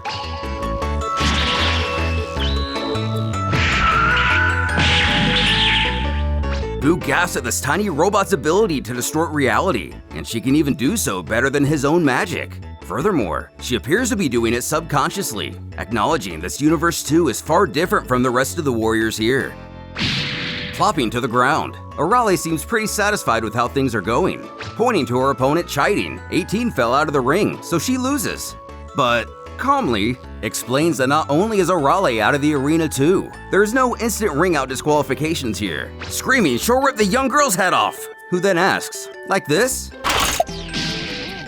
Wondering why it baffles her so much, the little Norimaki insists 18 should be able to do it too, who simply believes this kid must be crazy and is ready to end this. But only able to land a light tap, Arale questions if she doesn't want to play anymore. But 18 realizes what's actually going on, or at least begins to believe what Yamcha is trying to tell her about infinite energy being a myth. But saying this all aloud, Arale offers her bottle of energy, needing to recharge herself. Taking a few chugs, it's actually empty, freezing in place. 18 is granted the only victory fitting of the situation, the little robot girl staying down for 30 seconds with no juice left. Senbei ponders upon who could have drank up the bottle, while Robo from Chrono Trigger dances energetically in the background, elated he can go back to planting trees for the next 400 years. Away, Piccolo is amazed by the kid's power, chalking up her loss to only bad luck. She would have been a great threat to other opponents. Heck, if they had one of her back in their world, she could have easily crushed Cell, or even himself way back when. Causing Goku to reveal she actually does live on their Earth, as he met her a long time ago, leaving Piccolo with far more questions.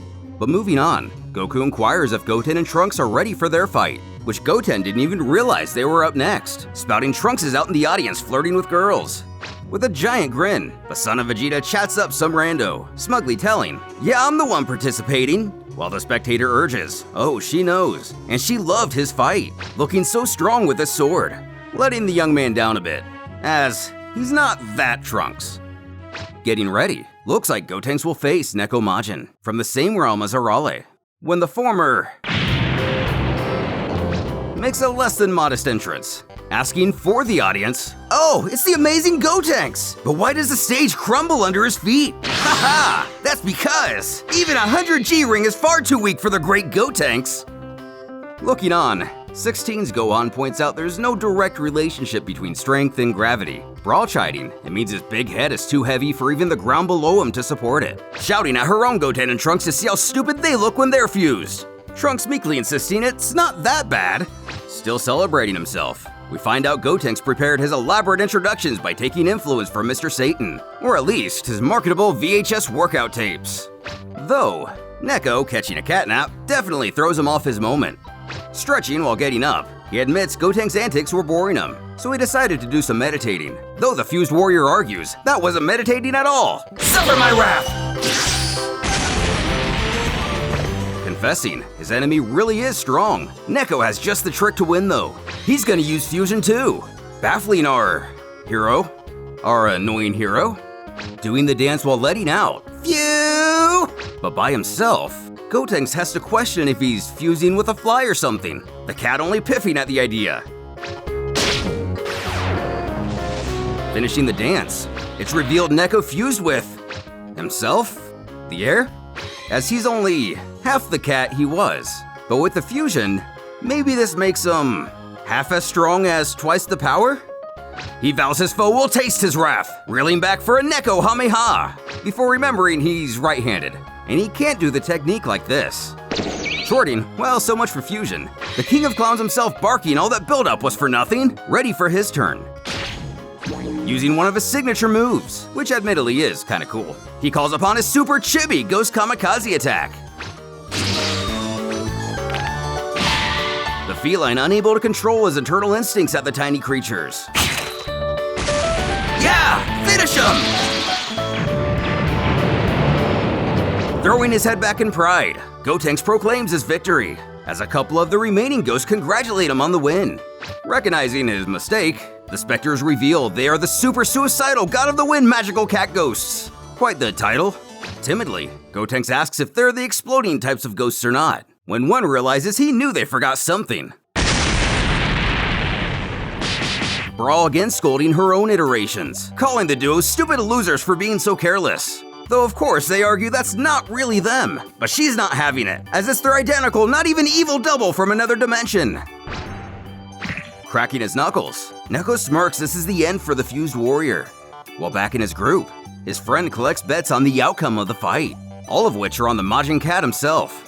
Turning to inquire if everyone has placed their wager, his buddy lets out a smile, shouting they have. And in that case, he gives up, throwing the fight merely to collect a quick buck, leaving several spectators furious. Though a win's a win in Gotenks' eyes, and given their recent scam, and the fact all their fighters have lost, Jocko suggests it's a good time to return home. He sells Abub in agreement, fed up with how serious everyone here is. Toribot liking the idea too, as it would make for fewer characters to draw. And so, the Time Watch guy shouts out to Universe 2, questioning if everyone is here, and for any absentees to raise their hand now. Ushering the gag universe back to its own world, free to be as silly and illogical as possible. But it seems they've left someone behind, as Mary Sue giggles that she overslept this morning to find her entire universe gone. What effect, if any, will this have on the future? After the gag universe returned home, Tien and Super Boo would face off, in a battle where no one knows who will win. Looking down at the ring, the human comments on how intense the gravity is, this 100 G's really being something. The Majin admits he holds Tien here in high esteem, but assures he has no chance in this fight, even offering to give his foe a 5-minute head start, allowing him to attack all he wants with no retaliation. Snarking that's quite the generous deal. He tosses something out of his cloak. Off the bat! Oh, really? Whoa, Nelly! Whoa! Using the evil containment wave to trap the Majin within. A floaty tube? The audience is all stricken, as Tien himself catches a breath. Goku smirking at what a great idea that was, knowing they should have tried the same themselves back on Earth. Walking over to the device. Bravo! Such mastery! Of course, I know the Mafuba too, but I wasn't about to ruin your beautiful moment. To your credit, you really did manage to seal me inside, just not fully. You see, I've placed small pieces of myself all around the ring. Maybe you should try using that technique on each one. Questioning if Boo is only on the ring, his opponent replies, yes, why?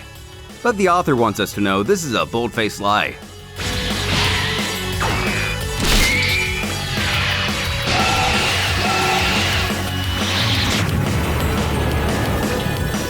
Obliterating the entire ring.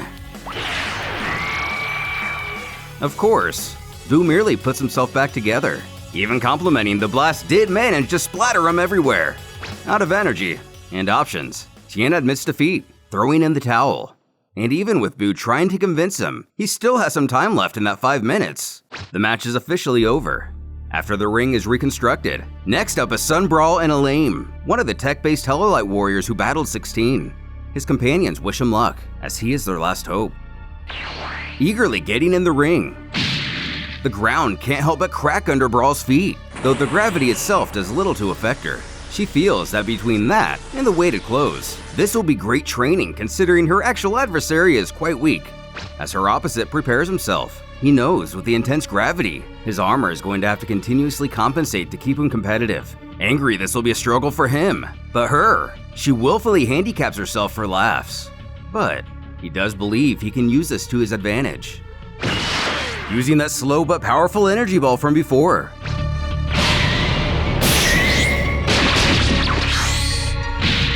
Falling to the ground, Brawl wonders what's going on. And just like in his last fight, Elaine knows gravity as his best friend in this situation, but admits, with the force he's using, she should have died instantly. Shorting out her foe as prideful as even Vegeta, she scoffs he'll need more than that. Using his signature move once again.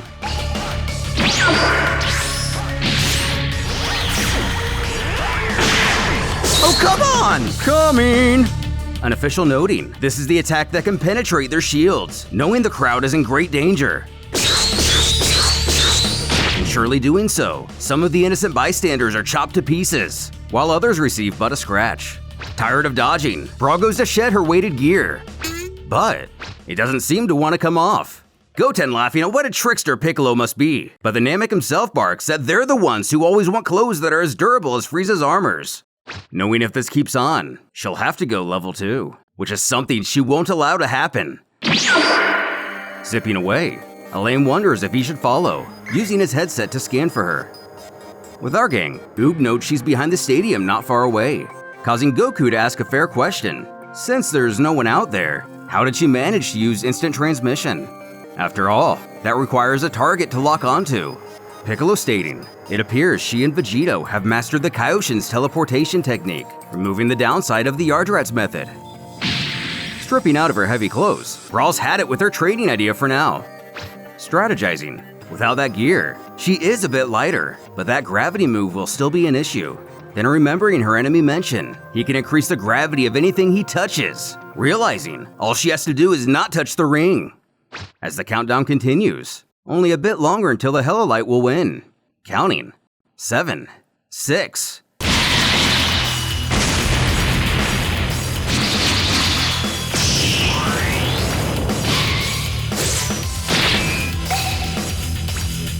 Instinctively suspicious, Brawl's concerns prove life-saving, as that last move seemed to closely mimic Dabura's spit. In the sense, it appears to alter whatever it touches on a molecular level. As the fighter shouts, this is his people's ultimate weapon, Carbonite, the substance his group wouldn't even want to use against Boo's attack later on.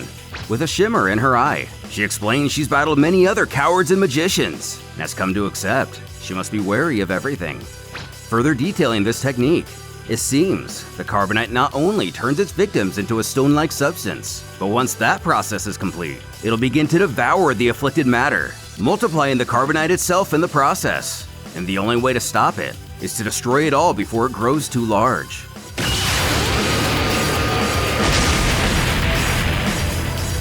Extending his arm towards her, he apologizes, as the attack will kill her, but she'll be resurrected regardless.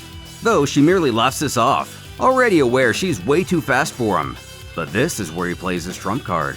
As below, his allies shout out he better not miss, while Goku points out this is how they said they could have easily defeated Broly, stating if she indeed chooses to dodge, the entire crowd will become his target, and the Carbonite will exterminate all life on this asteroid. Furious to actually hold everyone here hostage, Elaine's own team shouts he doesn't have permission to use the Carbonite under these circumstances. Trunks, putting all the pieces together, questions 16 if it'll actually kill them all. Giving an indirect answer, the robot doesn't believe he'll go through with it. But the Hello Light screams he has no other choice. If he loses, his universe will die anyway, so there's no difference either way. Enlightening us, due to an accident on his home world, his entire planet fell victim to the Carbonite, transforming it completely into a destructive mass of astronomical size. Any collision with an asteroid will send this vile substance flying through the galaxy, and their only hope is to obtain the wish the Vargas promised. Throwing her hands up in a "why didn't you say so" moment, Brawl offers to simply give them a wish, as they make them all the time back home. But Elaine isn't so quick to believe such a claim.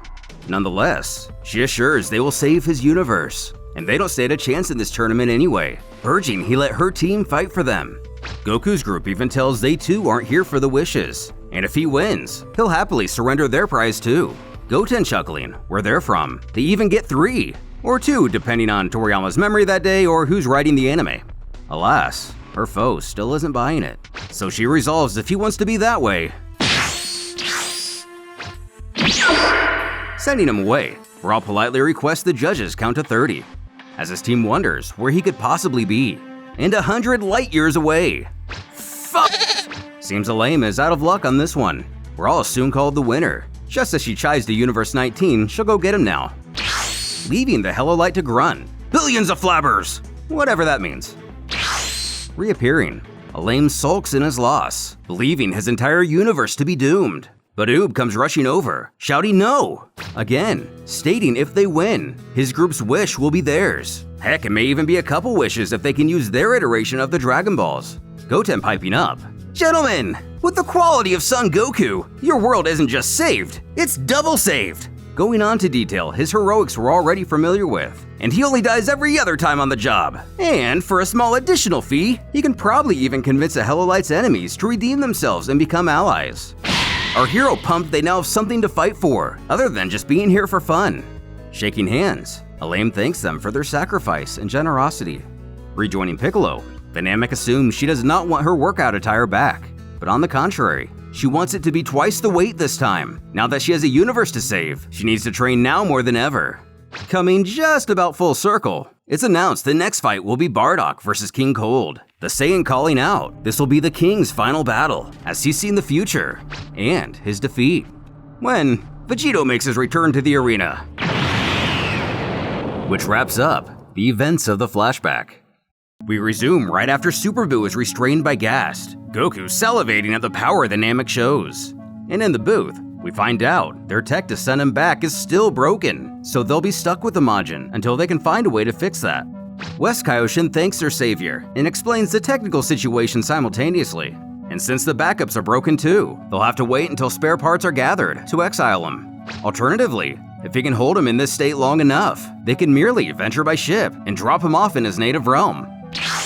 Vegito returning at an awkward moment, swinging his head side to side looking around. He questions why everyone is so tense. His family and friends a little irritated.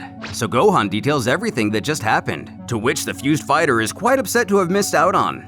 Glancing over towards his master, Dabura mentions, Babidi has the power to imprison this Buu forever. It would make for an excellent opportunity to get in well with the organizers.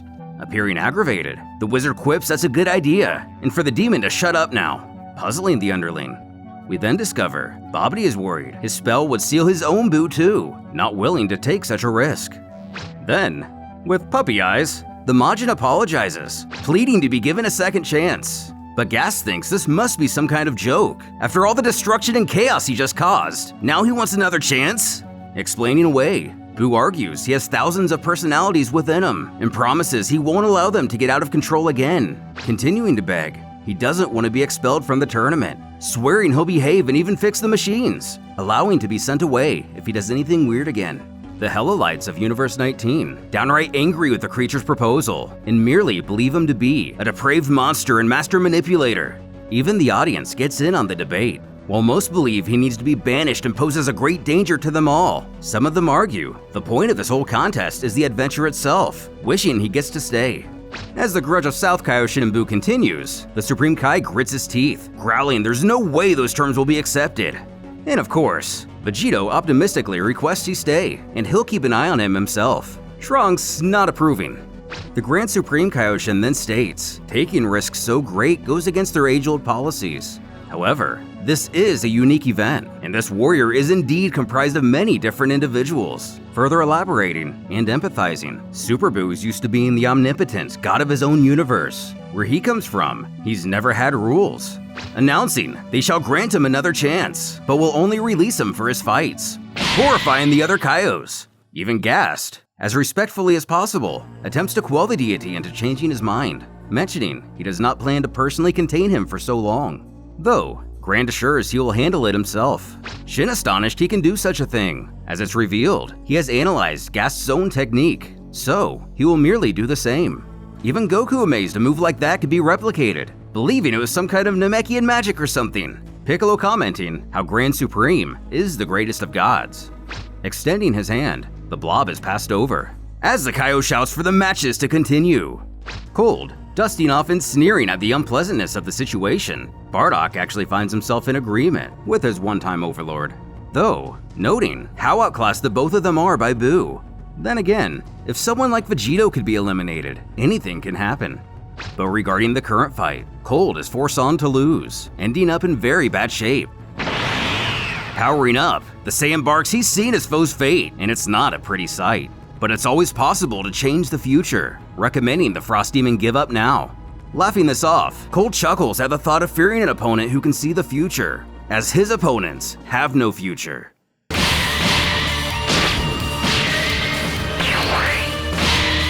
Can't even catch my breath, but if he gets in close, he'll pay dearly.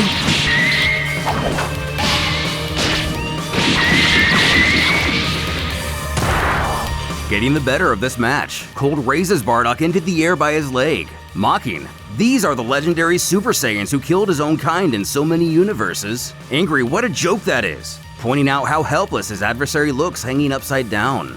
With a precarious expression, Bardock questions, "Upside down? You're the one who's upside down!"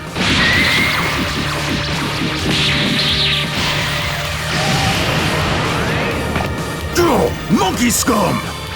Not much longer. Terrified at the sight, Frieza gasps his father suddenly power to 100% in an instant. Goku commenting that if this Bardock guy wants to win, he's gonna have to hold out until Cold tires himself. Vegeta reminding that Bardock guy is Goku's father. Though uncertain, the Saiyan asks if that's really him. The prince screaming if he's even looked at him. Thinking hard, now that he mentions it, he does bear a striking resemblance to Raditz.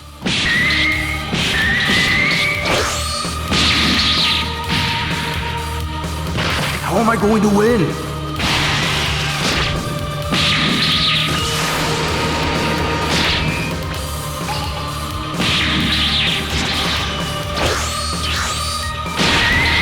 I'm stuck so long!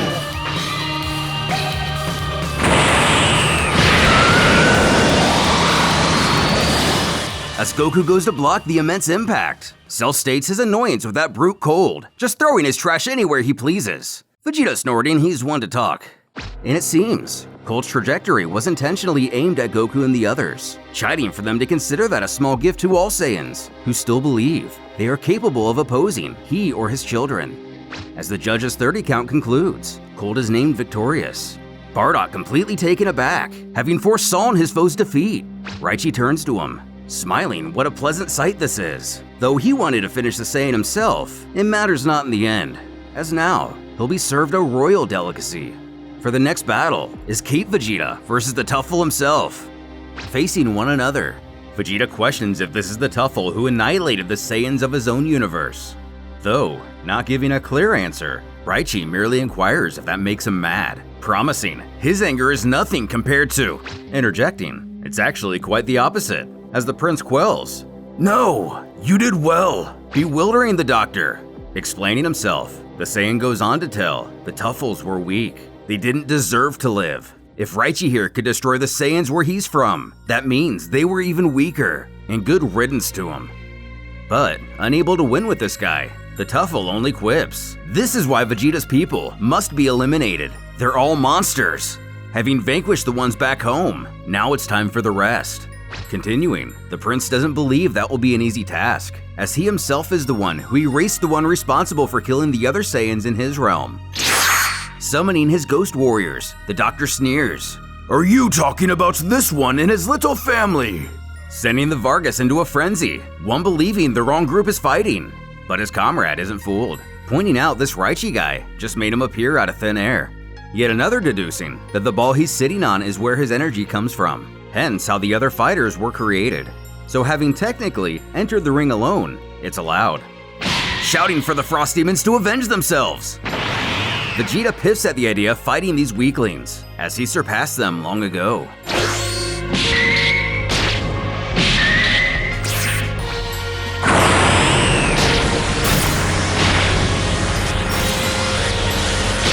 Both Frieza and his brother using Cooler's final form, which is something even Universe 13's Vegeta did not know Frieza could do. Who is pleasantly surprised himself to see he can do this. But frustrated, his sibling assures it's only an illusion. Raichi details how his ghosts are superior to the originals, and are even able to fight as a team better and control their power more efficiently.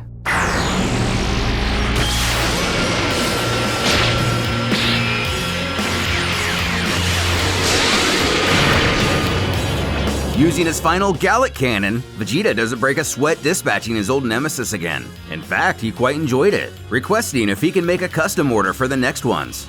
The doctor growls. The prince has annihilated many people, asking if he could do the same to his own.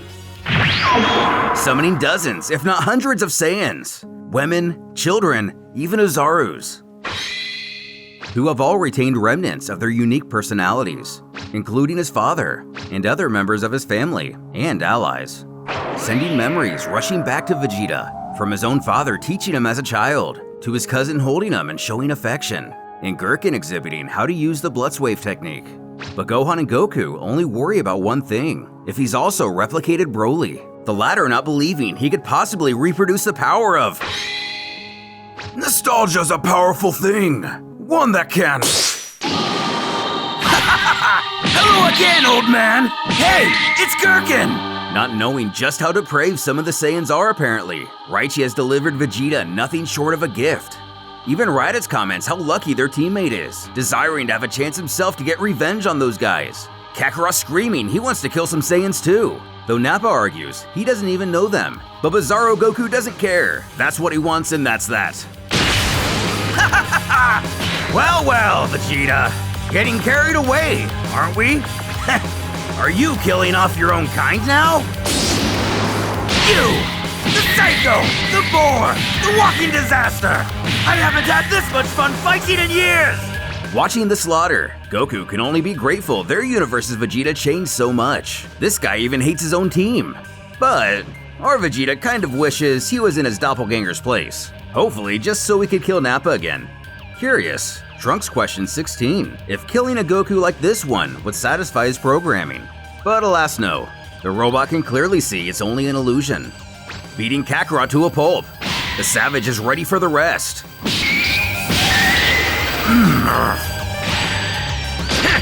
Farewell to the worthless! While Vegeta believes that to be the last of them, Raichi reveals one still remains. Goku worried he's going to go mad again. Even Vegeta 13 appears concerned. Gohan points out the obvious of him going on a rampage, but Piccolo has some skepticism, not thinking Raichi can emit so much power. The doctor rambles on that when someone dies a violent death, his machine adopts their essence, their might, and powers as well, claiming this Broly to be invincible, and his strength is constantly increasing, just like his counterpart from yesterday. Vegeta and Trunks laughing how great this is, ready for the challenge. But Bra merely barks for the eliminated ones to keep quiet. While Vegeta scoffs at the notion that Broly is invincible, the legendary transformation, on the other hand, may be. But all the Prince sees is a simple level 1 Super Saiyan in front of him. And with a single blow, Broly meets his end. Whether bluffing or not, the doctor then claims this has all been part of his plan, knowing he wouldn't hesitate to destroy them all, as that's the kind of monster Vegeta is. So now, he is surely tired out, and Raichi hasn't even used his strongest ghost yet, stating hatred is an energy, which he has managed to channel. When someone dies, their hate remains and becomes his own. In Universe 3, the Tuffle bore witness to Vegeta's massacres, collecting the power from his victims, as well as gathering it from the fallen Saiyans as well naturally, before summoning each of the warriors who have died in this tournament. Gohan and Videl horrified to see their daughter among the ghost fighters. Sid joking with Salza, she'll just turn him into a girl again, and getting rid of the lesser combatants with a little effort. The prince finds it hilarious. This was his ace in the hole.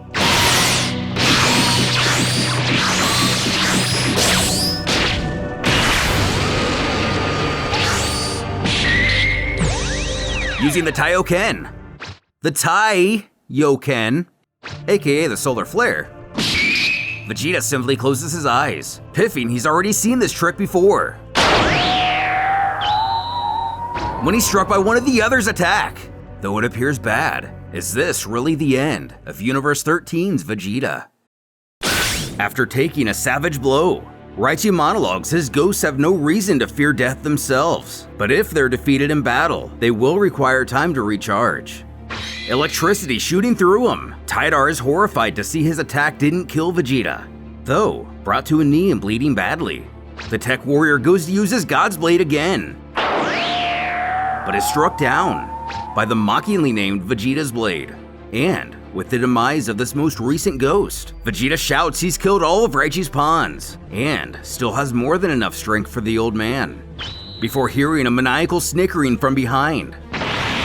The Cell Jr. remains, the one Cell specifically made as strong as he possibly could. Knowing how dire this miscalculation is, the prince can only lock his jaw, though the doctor calmly utters, "It's over for you." Piccolo notices, even if Vegeta wasn't injured, their powers are really close, so at his best, victory would still not be a sure thing. Goku adding, out of all the replica fighters, he must have forgotten the Cell Jr. here is the strongest.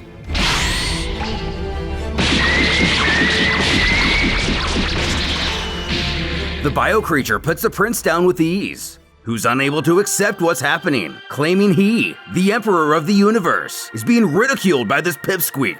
And even on the verge of death, he truly feels he has yet to tap into his full potential, the real potential of the Saiyan race. Having witnessed the Super Saiyan 3 form in Goku and Gotenks at this tournament, not to mention Gohan during his little visit before his daughter's fight, and though they would speak to old Kai, they would be denied his services to improve themselves, not believing for a second they're worthy of his power.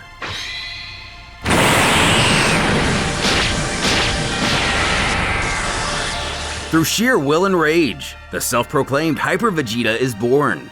Kakarot ranting how he wanted to be the first to reach that level, his brother merely rolling his eyes, snorting as if he could, while our Namek friend stares on in awe of this new strength.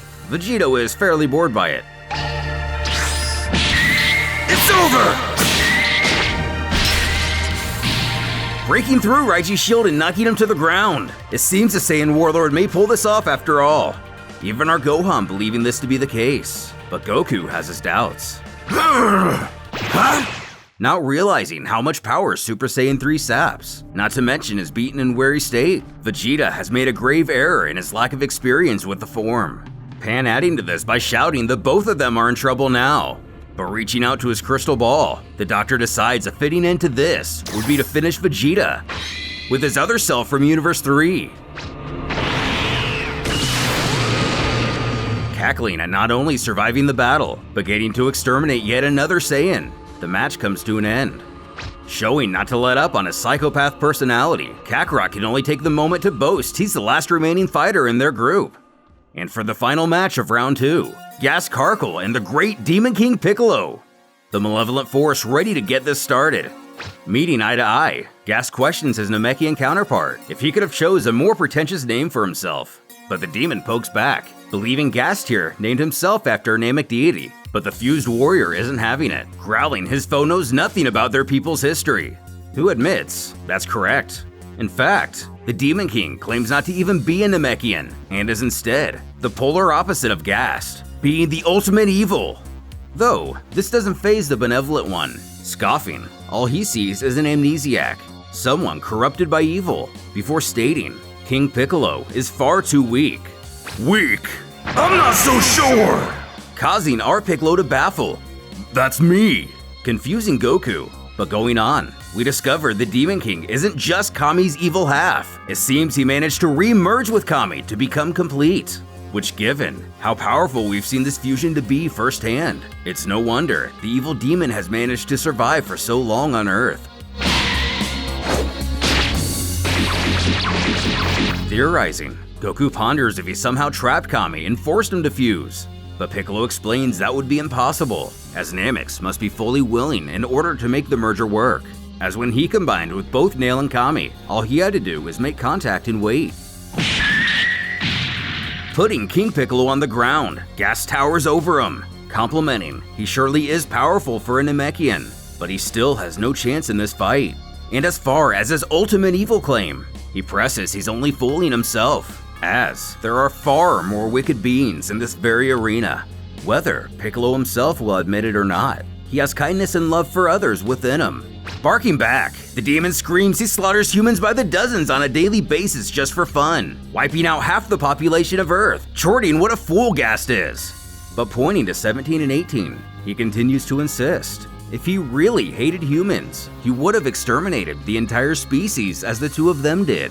Tripling down on his assertion, Gas then reveals, when King Piccolo merged with his other half, he was in fact corrupted by goodness, which seems to come to a surprise to the rogue Namek. Smiling, Gas goes on about Piccolo's love of the Earth and humans alike, and the goodness in his heart will continue to grow within him, eventually converting him to the other side of morality. And one day, he will refuse to ever again bring harm to the innocent. Of course, the demon disagrees, claiming to have complete control over himself, and he will never do good. Getting ironically sinister, the fused Namek quips, but he wants to. He wants to protect and save the people here, shouting for him to repress it no longer and stop fighting it, let himself become overwhelmed by benevolence at last. These words cutting like knives. It's unavoidable. It's your destiny. I'd rather be deaf than listen to this.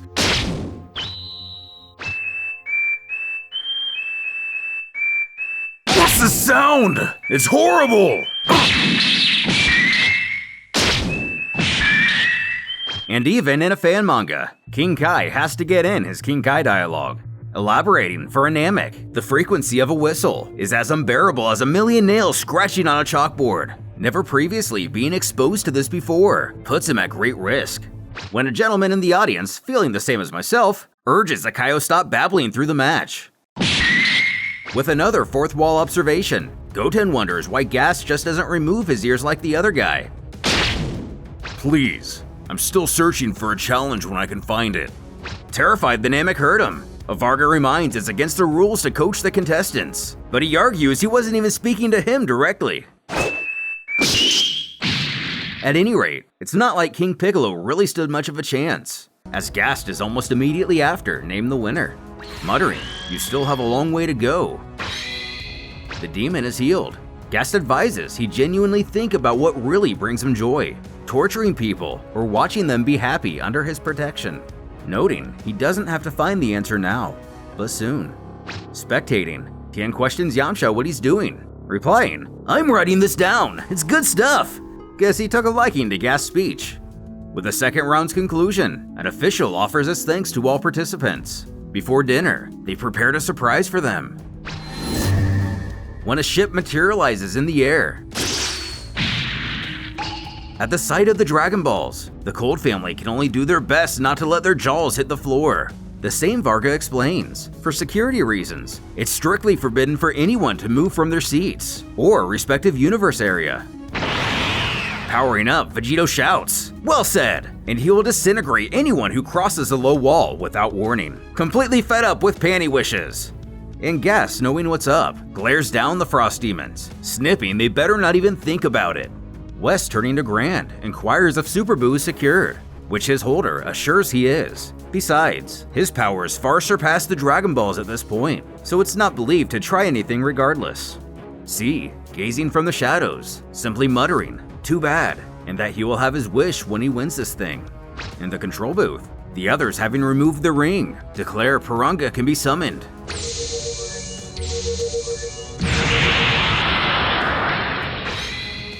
You have collected all 7 Dragon Balls. You may name your 3 wishes. Penvikavi, Ruvasigruvi, Igani Itavi, Gadoa Pavapako, Gabdiakasivi. That's easy. Staring up at the mighty dragon, Trunks points out this one can revive as many people as possible with a single wish. Working down the line, Piccolo adds they anticipated this from the beginning, while Goku remains concerned if Broly will return.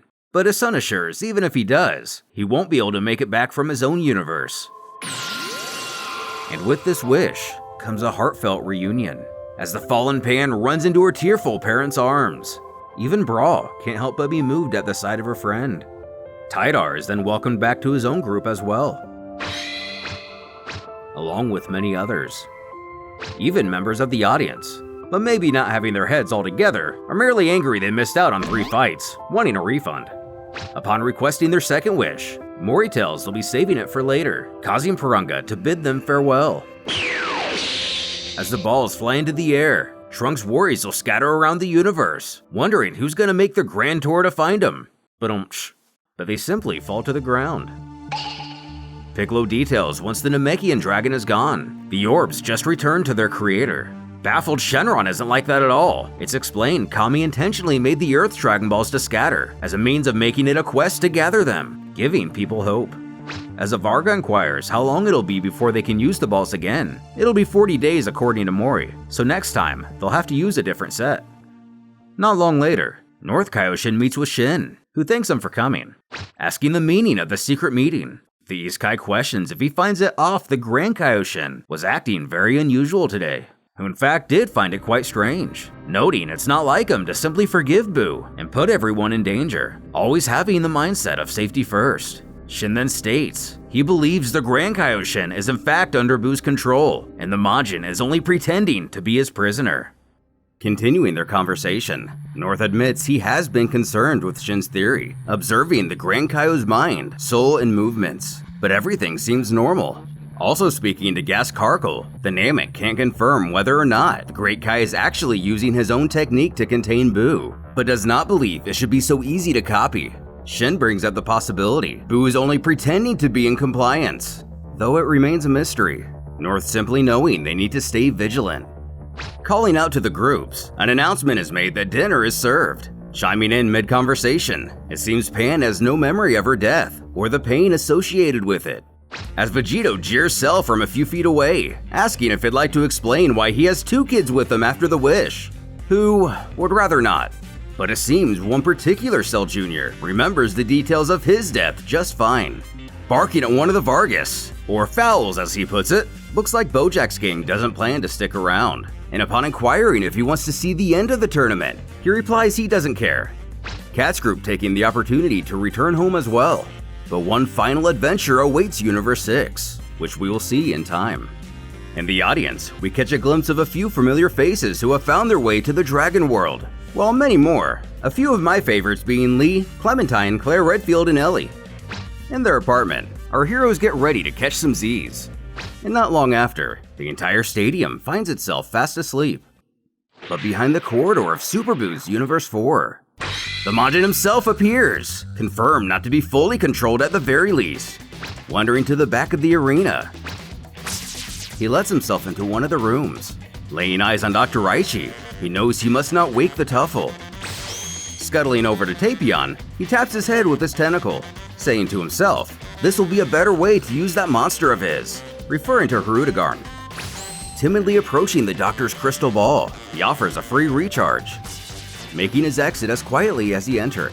Noting there are no participants in Universes 1, 2, 19, and 20, he makes his next move. Jottling down a hallway, we see at least one of the Piccolos still chooses his solitude outside. His eyes widening, Buu knows he'll have to be extra careful in this room, stating there's quite a crowd in here, landing in our own Universe 18's apartment, knowing Vegeta and Goku would be furious to receive any help whatsoever. The 2 halves of Gotenks, on the other hand, could definitely go for a boost. And since the Fuse Fighter will be his opponent in the next round, reaching out to the both, all of the secrets he has obtained about fusion are now theirs. Zipping over to his successor, Oob, he would actually like to have a conversation with his reincarnation, deciding to incept his mind in the form of a childhood friend. In a village, the young warrior calls out, beckoning anyone nearby to answer, when a beautiful girl informs they're simply in a dream, and it's only the 2 of them here. Blushing, Oob blurts out her name, Anju. Not able to face her, or rather him because it's really just Majin Buu, she grows frustrated, chiding even as a powerful adult he can't simply talk to her, assuring him again it's only a dream. Cutting to the chase, she questions Oob if he can perform magic like Majin Buu, but he believes himself to be only human, not possessing such powers. With a big smile, Anju inquires if he'd like to learn. Cell never sleeps, so there's no point in getting close. As for the angry girl of Universe 16, she doesn't require help either. So it seems you're in need of repairs and energy. Pop and good as new. Majin Buu is coming to town. With the Kaioshins, the paranoia of North and East has finally gotten the better of them, venturing outside to make sure Buu hasn't tried to escape, which Grand Supreme assures everything is just fine. Peering in on Kakarot, pondering for a moment, our little home invader believes he has an idea. And with his fluffy counterpart, Ah, buddy! Shush! excitedly asking if he's come to play. Super Boo urges his other self to keep quiet, before bluntly stating, "You better explain the rules of the tournament to this one, or else he'll surely do something stupid." Then moving on to Frieza's ship. Everyone from Universe 8 has decided to stay out here instead of the gifted apartment. Looking down at Frieza himself, who already knows he has no chance to win his match, so he'll have to be a bit inventive. Implanting a fake memory into the Frost Demon, where the Space Lord met with a wizard on a far-off planet, who taught him to. The rest goes unexplained. Joyfully hopping down the halls, he knows for the other, he has something else in mind. With Cold, he merely influences the idea that his opponent is a Saiyan. Just talk to him, they'll accept any terms for a more exciting fight. Finished with the Frost Demons, the next in line would be Gast. But Boo knows how foolish that would be, so the last one will be C of Universe 5, the old man who trapped Vegito in another realm. What's happened here? You! Hey, what's power? How did he get in? Is that a question for me? No. My question for you is, how can I vanquish number 18 easily in the tournament? The next artificial morning, shaken, Yamcha discovers 18 was somehow fixed up overnight, causing him great concern. But the cold-hearted android simply growls for him to leave her alone. She doesn't know how it happened, but she's fine with it. Oob, staring into the sky, realizes the ring is gone, when a Lady Varga begins an announcement, welcoming everyone to the third round of the Multiverse Tournament. The fighting area has been changed once more, now taking the form of a disc on the floor. Also, the gravity has again been multiplied by 10, as well as a new invisible barrier installed, bearing a cylindrical form that will only be activated during the fights. It extends through the low wall into the air, before revealing, unbeknownst to the host, the next match will be a classic, Goku vs. Frieza, urging both contestants to enter the ring without touching the low wall. Picking himself up, our hero is a tad confused. Gohan reminds, the gravity has been multiplied by 10 again, meaning it's now 1,000 times the gravity of Earth. Annoyed, Piccolo reiterates, "Don't touch the wall," while Goten mockingly wags his finger that it's against the rules to aid the participants, something the Sun family seems to have trouble with. Laying eyes on the black-hearted space tyrant, Piccolo can't help but point out the irony of this fight, though Vegeta knows it'll be over in 2 seconds. Walking towards each other, with a glint in his eye, the Frost Demon inquires if Goku would like to accompany him to his place. Reasonably confused, Frieza repeats himself, again inviting him. Our dim-witted hero utters, "Sure, why not?" And we're transported to a frozen desert of a world, explaining this is an illusionary realm, only existing in their minds. If Frieza wins here, he wins the match, asking if that's okay. Always up for a challenge, Goku knows this will make things a lot more intriguing. But judging by the look on the Space Lord's face, what could he be up to? With little effort, Frieza hits the icy ground. Goku shouts it may be pretty cold, but that's about it, not thinking this will really give his foe much of an advantage. Shorting he should have chosen better. When the Saiyan lets out an uncomfortable cough, he then realizes he can't catch a breath of fresh air, and feeling his face. Cackling, we find out there is almost no oxygen in this atmosphere. What's more, the environment here will rapidly age creatures like Saiyans. As Frieza claims, his adversary has already aged 20 years. Between all these factors only impacting inferior species, Frieza proclaims he has already won this battle. Powering to Super Saiyan 3, Goku now knows every second is precious. But unable to maintain the form, he won't even be able to utilize his full power here.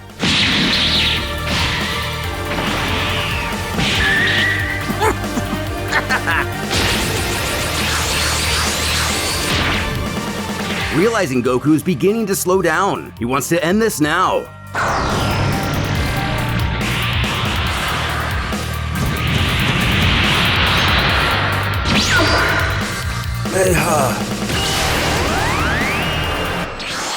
Popping back to reality, it seems Goku has won, as he boasts his victory aloud. Videl turns to her husband questioning what just happened. All they did was stand there for several seconds without moving, then Goku randomly said he won. Familiar with this technique himself, he explains it was a mental battle. As a vein pops out of his head, Frieza argues the deal was if he himself won, he would win the fight, and this match is not over. Smirking, if you insist. One-shotting his foe, Goku wins officially. Carefully touching the low wall. Again, he exits the area. As another Universe 18 fighter prepares for his bout, Piccolo urging Oob express caution. He may have sparred against Majin Buu back home, but this one is very different, still containing his evil half. Getting his sea legs, the reincarnate can feel how much more intense the gravity here is versus the gravity room. Hearing Buu enter, he quickly becomes soup. Before resuming his normal form, the childlike villain is ready to win this entire tournament. Kaioken!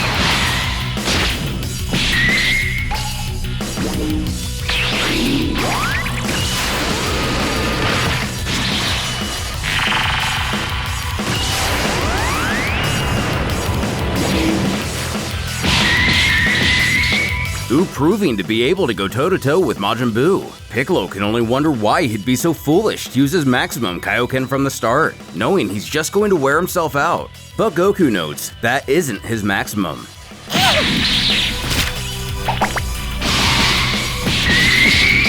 And the warrior himself does acknowledge he knows he won't be able to rely on this power for long, as it still rapidly drains his energy, whether maximum or not, while the Majin expends his own carelessly as well as endlessly. Merging back into a single entity, the bubbly man is about done fighting, now in the mood for a snack. Shouting for Oob to turn into a cake. But luckily, due to some intervention by Super Buu, he tosses it back at his foe. Cracking, fresh fruit is much better for you, turning him into a watermelon. This being the first time the others have seen Oob manipulate magic. Piccolo questions if he inherited that power from Buu, but even his mentor is shocked, never seen that ability in him before, as the boy begins to shout out in victory.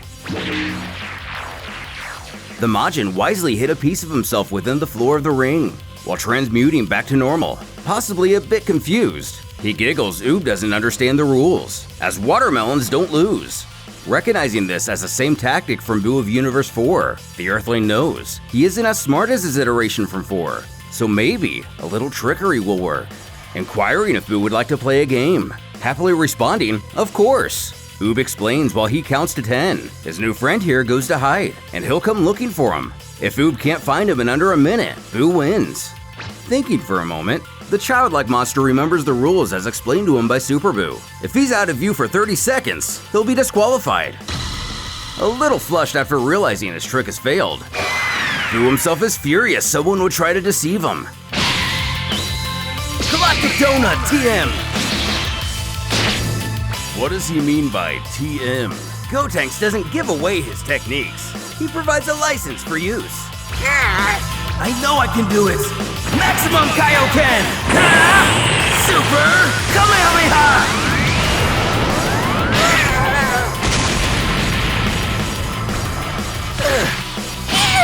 That's the last piece. Breakfast time! There! You're hidden! 1, 2, oh no! Come on! Stay calm! 18, 19, You won't get out! No cheating, Bobbity. 30.4 seconds! Ooh, from Universe 18 wins! Huh? Boo lose? Oh well, that was really fun! And I liked being a watermelon! Back with the others, Oob admits he still has a long way to go before he can actually defeat Majin Buu. If this were a life or death fight, things wouldn't have gone his way. But Goku insists he take pride in his win, as this Buu is even stronger than the one back home, and he fought very well. Informing the crowd, the ring is now being reformed, and in a few moments, the next battle will begin. Back in their private area, seemingly out of fighters, Bobbity stews in defeat, calling it unacceptable cheating, vowing he's had enough playing around and will take control of the situation himself, planning to possess everyone possible on this asteroid and destroy all those who resist. Dabura liking his master's idea, knowing evil runs rampant here. This would give Bobbity an army of elites. And while the protective barriers shield the audience from Ki, they don't block magic. Gazing into his crystal ball, the wizard cackles one by one. They will all belong to him. The King of Demons suggests he start with Vegito, as he appears to be the strongest by a wide margin and doesn't seem completely pure. But Babidi remembers Vegeta all too well, thinking back to when he refused to obey. Not wanting to open that can of worms again, he's set on not involving him or any of his counterparts in any way. Also, the villain can sense that some of these universes are abundant with benevolent warriors. In fact, he doesn't sense any evil left within Universe 18's Vegeta. Deciding it would be smart for now to remain discreet, they will move forward with their plan, but hide the Majin seal for the time being. And mysteriously, Buu remains in the corner, sulking for the duration of the conversation, completely separated from his usual happy-go-lucky self, as in one of the apartments to Universe 3. So you think you can wear me down from the inside, Kami? But I am pure evil! I am independent! I am at your command. Stepping up, our Vegeta versus Kakarot, the psychotic Saiyan relishing at the chance to massacre the prince. And for some reason, is wearing his brother's armor. Knowing he should feel the same, Vegeta realizes this isn't his great rival, only a shadow. Though, his foe quips, a shadow who surpasses him, regrowing his tail, even coming to the surprise of his comrades. But our prince only feels it's a desperate, pathetic move. As Kakarot snickers, it's been a long time since he's used his miniature lamps, or personal blood swaves.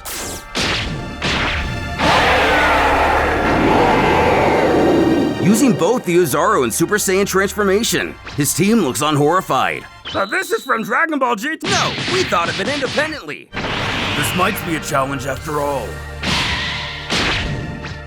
Their Vegeta can't reach level 3? I saw their Kakarots and little brats do it, and Vegeta is definitely stronger than them. Big Bang! So you're taking me for an oath? You're wrong! Attack! You're worn out! And one less Vegeta. And the next will follow soon. I didn't take you for an oath. You are one!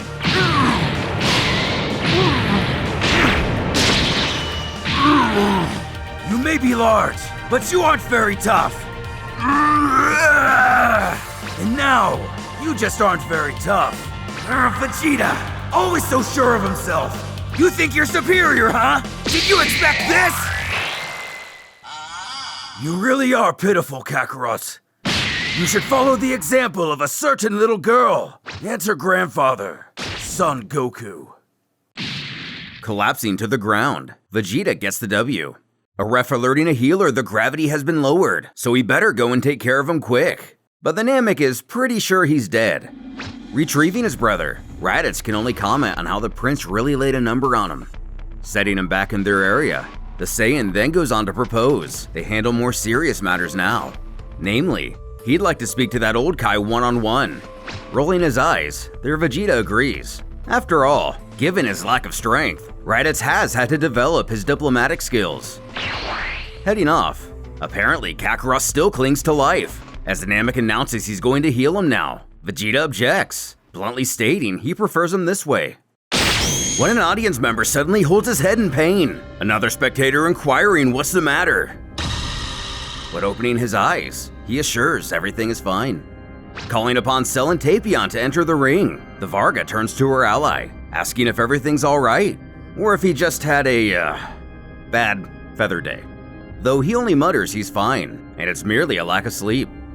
Sitting with old Kai, Raditz is blunt, knowing full well he can't lie to a Kaioshin without being caught, so he cuts right to the chase. If he is gifted the deity's power, he will use it to free up his own universe. About to take his place, Raichu warns, if Tapion enters the ring without Hirudegarn's aura, the gravity will crush him in an instant. But due to a well-placed epiphany last night, he has a much better solution. Shouting for the monster to wrap him in his aura and fight for him.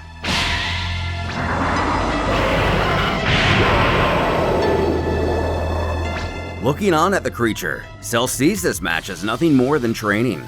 While inside, Tapion will be completely sitting this one out, not even in control of Hirudegarn, but at least now, he's not his own weak point. This doesn't make sense. I'm hitting much harder than that Giza Krillin.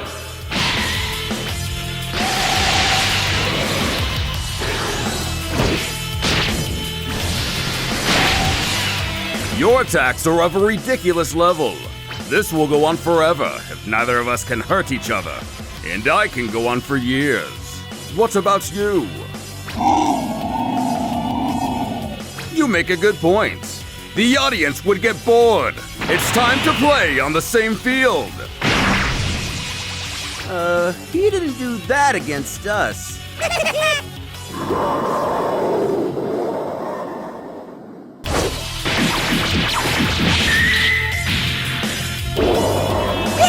Yeah! Huh? Nice combo! Dad, don't support Cell, please. While everyone is distracted, Babbidi's minions make their way somewhere. Waking up, still with a hole in his chest, Kakarot is a little less than happy to discover he still hasn't been healed, shouting out for a Namek as he coughs up blood. Quickly saving him. Raditz! Where are you? How could you leave me? He's not here. Vegeta sent you to watch me. Stop taking me for a fool and go back to your kennel. You think I'm crazy, but... Well, yes. My mind has never been so clear. What should we do, Master? You? Nothing yet. The fight continues while the wizard slowly places his pawns. Videl heads back to Universe 18's apartment, laughing to herself that if her father were here to see this giant cell, he'd be having nightmares. Babbidi's gang of thugs arrives to their destination, one mentioning how the woman behind this door is the weakest of her universe and she'll make an excellent hostage. Moreover, no one will be able to detect him once they've entered the room. Though, all it took was a kick to the door for the others to realize Videl's in trouble. Gohan initially rushing to the aid of his wife, but Vegeta stops him, instead directing Pan to head there immediately. Explaining himself, the prince believes the young girl needs exposure like this in order to grow. Arriving in a millisecond wielding her grandpa's Niobe, Videl hasn't forgotten where she's come from, easily apprehending every intruder. Something does bother her, however. No matter how many times she knock him down, they just keep getting back up, resurfacing some very particular bad memories. He seems mostly unharmed. Blunt attacks are either being deflected or dampened. And when I try to pierce him, he just vanishes into smoke. But if he doesn't see it coming...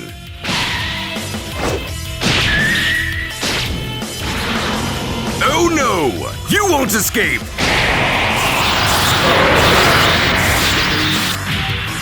Commenting on the situation, the announcer elaborates, Tapion has been completely sucked inside of Cell, beginning the countdown. Trunks piffing these Vargas don't know anything, as that giant monster is clearly not Tapion. Remembering their past battle, Goku questions Vegeta if he thinks Cell will explode, who doesn't for a second consider it, as this technique has nothing to do with that. In a somewhat messy explosion, one official does their best to hold their lunch down, as the other begins the countdown again, but this time for Cell. Hirudegarn lets out a beastly chuckle as the count nears the halfway point. Regenerating fully impressively fast, Cell turns the tables on his opponent, reversing the countdown once more. But the Biodroid claims there's no need, as both Tapion and his creature are dead. Regardless, the 30 count is reached and Cell moves on, heading to his quarters to wash up. Vegito jokes he try and not kill any of his kids on the way back. I've improved from this fight, but it's not enough. I need to... What? Who's trying to control me? Impudence! Yamcha exits the room, leaving his teammates behind with Raditz, presumably because 18's fight is next. Clarifying the situation, Raditz would use the power-up to eliminate his two comrades, Tien asking about the third, but he refuses to kill his own brother, promising to take care of him in his own way. Causing Tien to scoff, there's actually a heart in his chest after all. The Kaioshin confirms he's not lying, knowing full well he'd like nothing more than to do away with Nappa and Vegeta, but fewer oppressors does not mean less oppression. With a smug grin, Raditz argues, managing, ruling, meaningless murder. He cares not for these things. That's Vegeta's MO. His brother and himself will only keep enough to live and prosper, nothing more. Videl jeering at the idea he's really going to stop committing evil acts, but the Kaio chimes that's not what he's saying. Raditz and Kakarot will continue their selfish behavior, even the killing of innocents, but merely in their own region on a small scale. This would only serve to end the continuous massacres led by Vegeta. He is offering a lesser evil, which suits himself best. The Saiyan doesn't argue with his paraphrasing, calling it a good deal.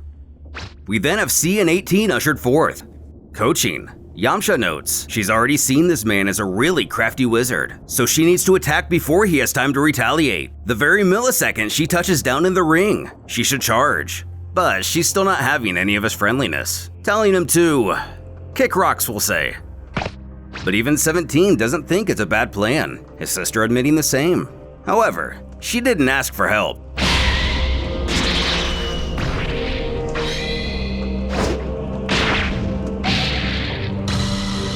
Falling to the ground lifeless, C unveils a remote, having his finger on the button this entire time. Future Trunks knowing this device well, and how it was used to deactivate her. The question is, how it came into his possession. And just like that, the wizard is announced the winner. 17 bellowing at the old man, screaming he's gonna pay. Yamcha holds him back, warning he go nowhere near that remote. Besides, unfortunately, the truth is he played by the rules. Before volunteering to go in the ring and get her, since 17 hasn't been repaired, it's not a sure thing he can withstand the gravity. Picking her up, Yamcha can only glare at C as he walks back to the shadows, not knowing who this guy is or where he's getting his information. But he doesn't like this one bit. Apprehending the intruders and reporting them to a tournament official, Piccolo points out to him they seem to possess abnormal strength. Apologizing for the incident, the Varga promises to send them to his own universe, and they'll investigate just what's going on. While the ones in the booth make small talk on how this is the last fight before lunch, which will consist of Super Buu and Gotenks. The Great Kaioshin releasing his grip, Buu is free once more. Bowing at the head to offer his thanks for taking care of him, ready to have a nice battle. Gazing at the Majin, Goku notes his calm nature, as the Namek turns to the boys, barking to know what they're waiting for, urging they fuse and get in the ring. Scoping something in the distance, Trunks asks Piccolo what's that he sees. Huh? There's nothing. Gotenks appears in an instant, announcing this is the brand new Gotenks. After having a revelation last night, not only has his power doubled, but Goten and Trunks can now perform the fusion dance super fast. Hopping onto the stage, Buu finds this curious. A revelation last night, just like with him and his friend who helped him. Unfortunately, even with all the wisdom bestowed upon him by the Majin Claws, Gotenks is still as gaudy as ever, bellowing. So, Demon, we meet again. You think you can attack this whole tournament and go unpunished? Well, I'm here to stop you. His sister piffing, he must mean Gast, or the Great Kaioshin. Stop me then! But do you have enough power? Astonishing Goku yet again, who says he hasn't felt this level of strength since Vegito and Broly fought. The former himself even appearing uneasy. You ready? You bet! He's past us now, don't you think? Hey Vegeta, that's beyond our power, isn't it? Vegeta?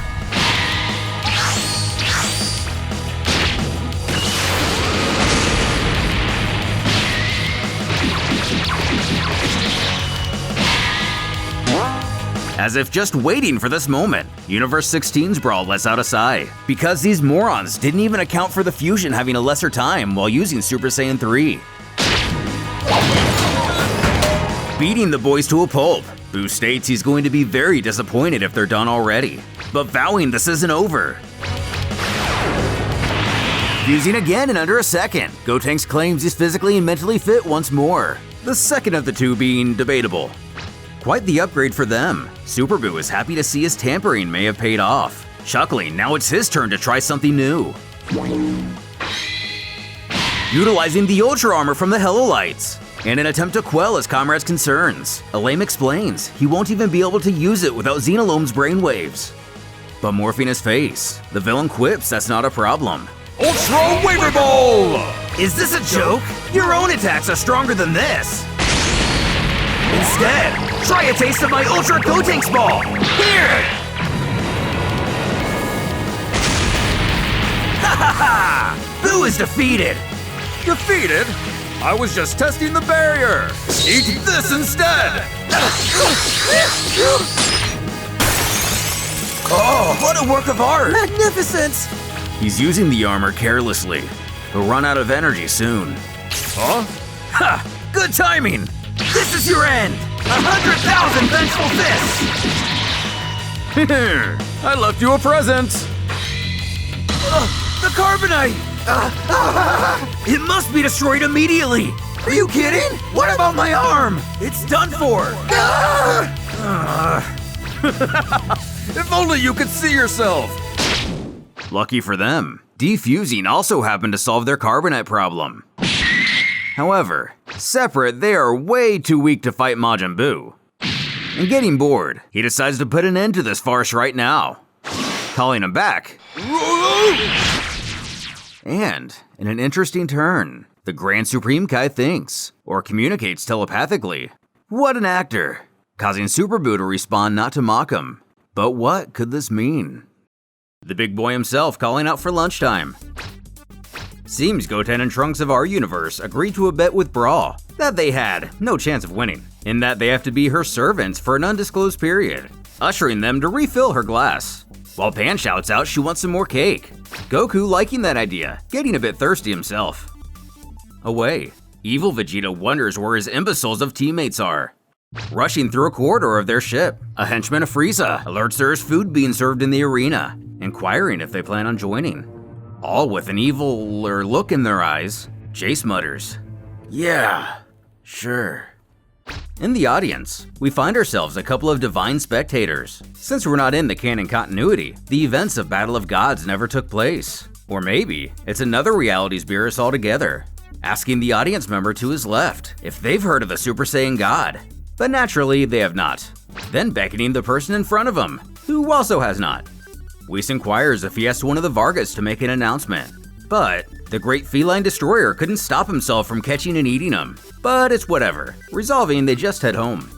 And an hour of gorging later, Fat Vegeta was born, but not through any dance or earrings. He simply ate way too much, even for a Saiyan. Trunks laughing, he looks like he's about to explode like Cell. His daughter only calling him an idiot. Up next will be Brawl versus King Cold. The young girl requests Piccolo change her into a light outfit instead of this weighted garb, switching her attire. Her brother questions why she changed clothes, wondering if she thinks it'll be a tough fight. But she boasts he must be dreaming, as the gravity is more dangerous than that mosquito, and this will be easy. But she'd still rather not be weighed down. Overhearing, Cold scoffs she's quite sure of herself, but he is much stronger than any of his children, and taking him out won't be so simple. Mocking, she stands her ground, replying, "Oh yes, it'll be very simple." But the Space Lord believes her confidence only resides in that Super Saiyan transformation. Without it, no one from her universe could have ever defeated his sons. Laughing this off, Brawl calls the tyrant ignorant, claiming he's outclassed 1,000 times over, and she doesn't need Super Saiyan or even her own hands or feet to win. In fact, she could squish him with her breath alone, and in a few seconds, he'll see. And as the Frost Demons like to do, in adhering to Buu's interference, he proposes a handicap, one that is official with the organizers. Gohan interjecting she not accept any of his terms, reminding they've promised their wish to Universe 19. Going on, Cold suggests they ban that transformation, and if she uses it during their fight, she loses immediately. Proving to possibly be the most cocky of her group, she chorts, "That's a handicap? And her untransformed Pinky alone could defeat him." Varga approaching, Cold asks if he heard, making the deal official. Brawl once again agreeing. Jumping in, she confidently spouts the demon doesn't seem to understand. She's not just a Saiyan, she's so much more. Shouting for her to wait, Cold points out he hasn't touched the ring yet, and he has a surprise. In shock, Cooler realizes his father has also discovered the secret of augmented forms, appearing much like his older son's final state. But Brawl couldn't be happier in what she is witnessing, thinking now he might have a small chance. Before revealing a second augmented form, resembling a giant multi-armed version of the Frost Demon Xenomorph state, towering over her. The look on Brawl's face spells she may have bitten off more than she bargained for. Piccolo never imagining a member of Frieza's family could reach this insane height of power. Goku going on, it was 30 years ago when he first faced Frieza on Namek, and with time, he didn't feel like Cold was very strong, believing he must have trained very hard. The Namek adding, his power is close to what they sensed of Perfect Cell at this tournament. Shouting to his sister that it's too risky and to call off the bet now, Brawl narrows her eyes, Smirking, this will be good training.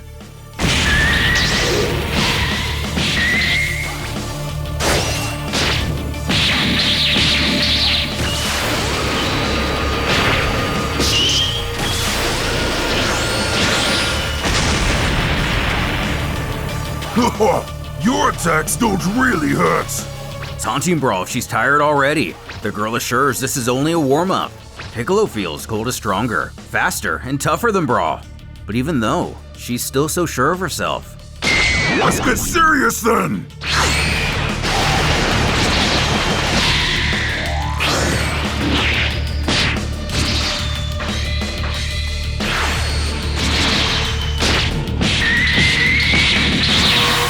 Insolent wretch!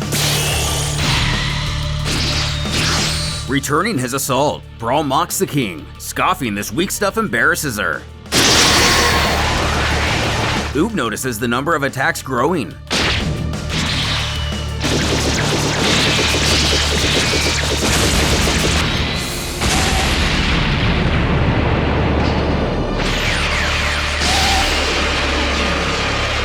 Whoa! She still has enough energy for this?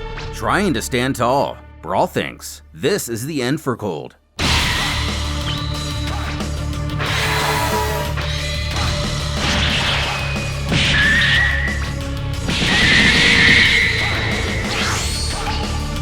Appearing completely beaten,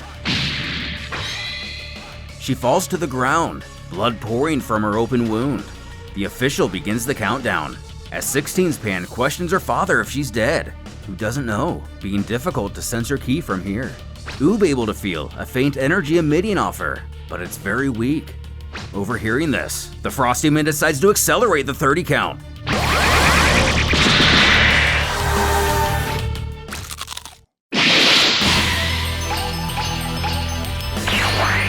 Hiding some sensu beans in her glove, she takes a few, returning to her full strength if not far greater due to the ensuing Zenkai. Gritting his teeth, the Space Tyrant growls she cheated, but she claims she's just doing like him and using the rules to her own advantage. And now she has the upper hand. Looking over at Goku, Piccolo comments how he would have given one to Cold too, wouldn't he? Responding, of course he would. Why? Overhand! I'll show you! Don't touch it! Smirking, this was over before it began, and until now, she had only used basic attacks. But now it's time to put this to an end. You think you can take me by surprise? What the?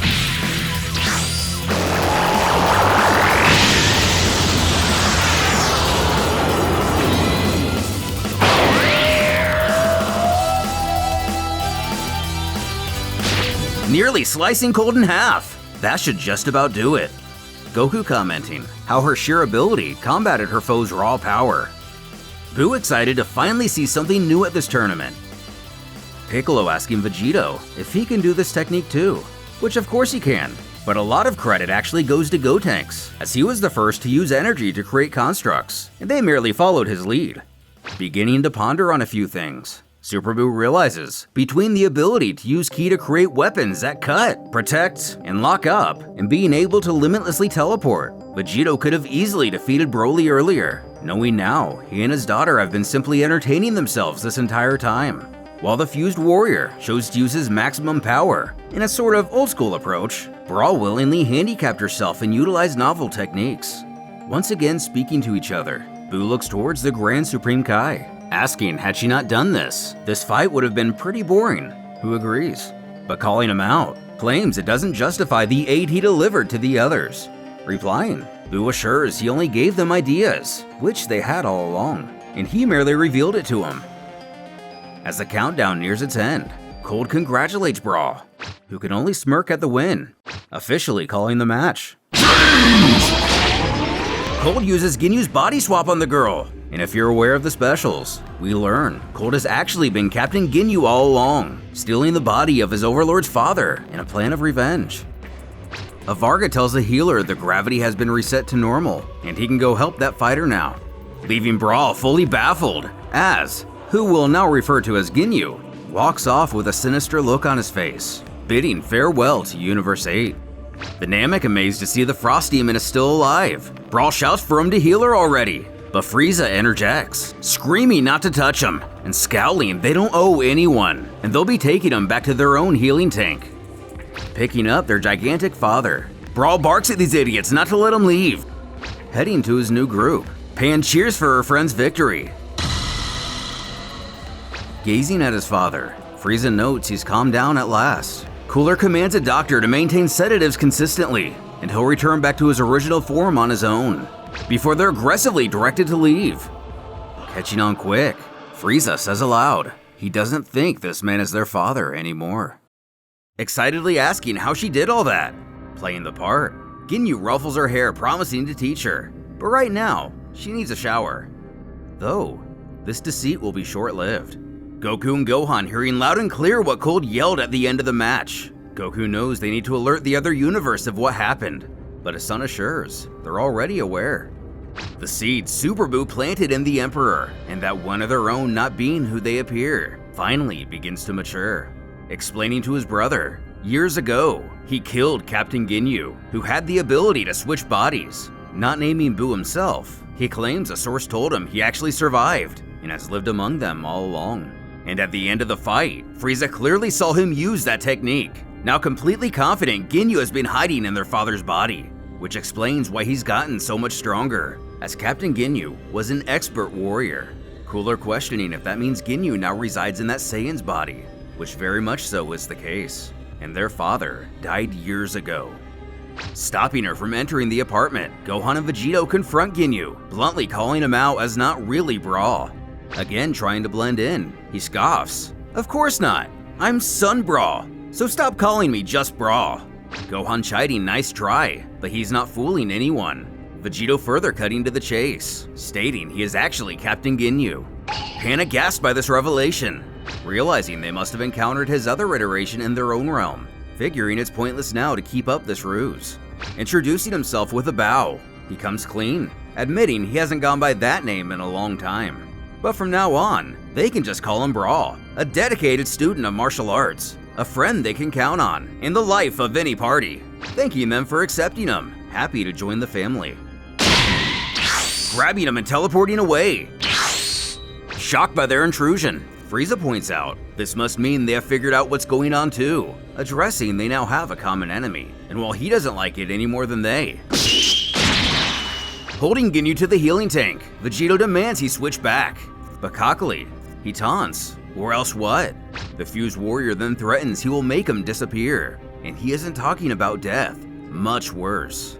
Smiling, worse than dying, he reveals he has the ability to destroy one's very soul, and with that, there is no paradise, no resurrection, no reincarnation. But Ginyu believes this body is too important to dear old dad for him to do that. Continuing to argue, Vegito claims Shenron will have no issue in restoring Brawl to her original form, but he won't be able to recreate the Body Snatcher's immortal soul once he gets done with it. Sighing, he reluctantly goes to use the technique, but trying to trick his adversary and actually destroy Brawl. Vegito is too privy to fools like Ginyu. In fact, he's even had to prevent Brawl from pulling very similar stunts for years now, affirming, against him, Ginyu's overwhelmed, and his only chance for survival is to obey. But the villain scoffs the body in the tank will die soon, snickering Vegito just get used to his new daughter, bellowing to kill him if he dares. Throwing him to the ground, Ginyu once again tries to talk his way out of this, reminding if they fight out of the ring, they'll both be sent home, which will separate Vegito from Brawl's soul forever. But this threat doesn't concern him, as they are light years from the arena, knowing no one knows what they're up to. Going Super Saiyan, Ginyu then resolves to see how this new body fares.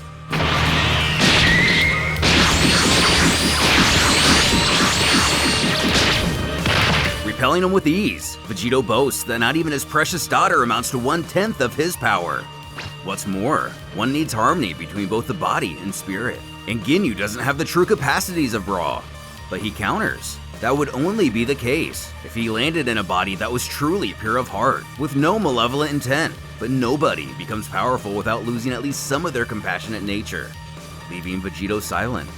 before the villain vows to master his new vessel well, wanting to show him.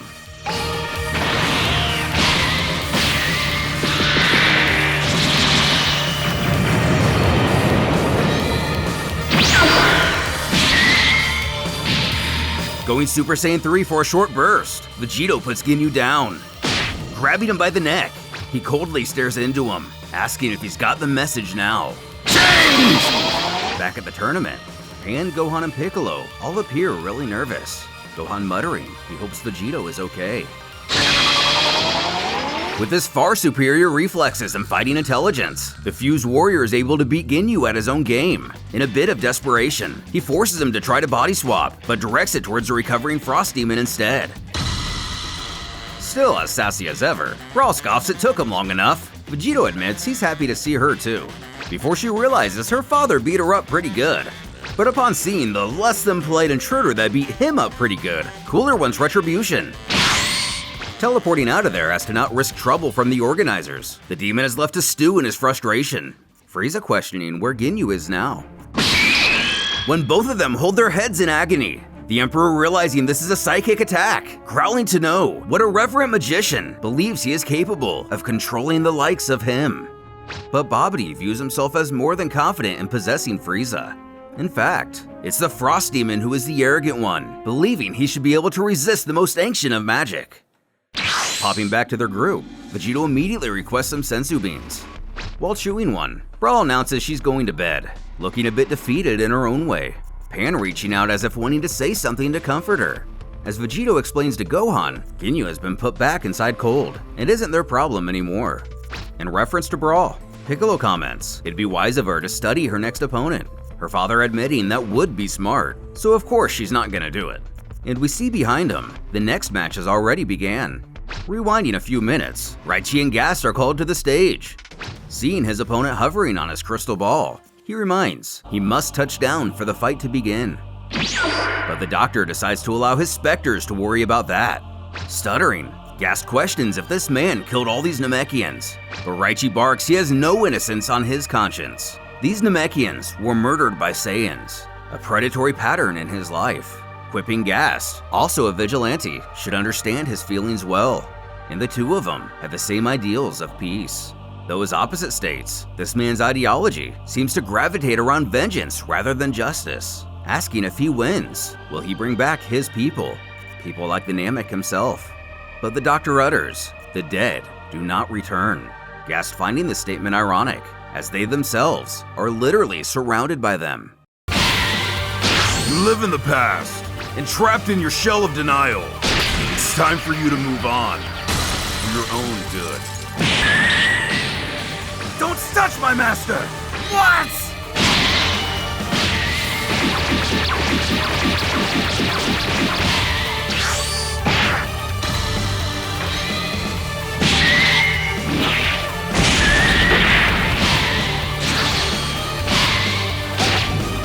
Well, duh!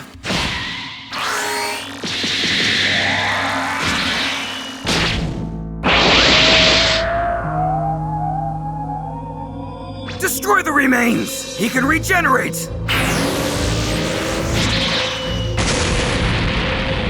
Fool! He's going mad again!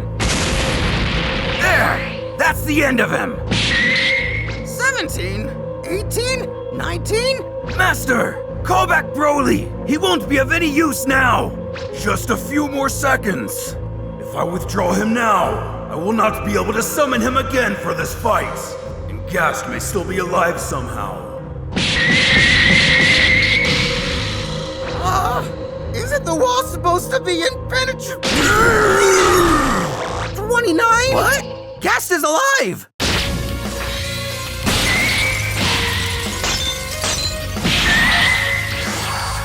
With the destruction of Raichi's crystal ball, it's made known the Doctor himself was merely a ghost as well.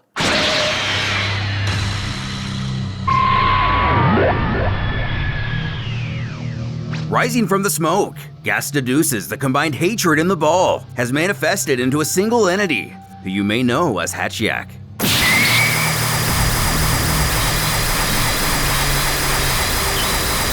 The emotion of these violent deaths collected by that machine usually only come in waves. What we are hearing is the pain suffered by infinite souls the Doctor has harnessed over countless years. With more questions forming at every turn, a strange creature has formed with the demise of the ghost of the Doctor and his crystal ball.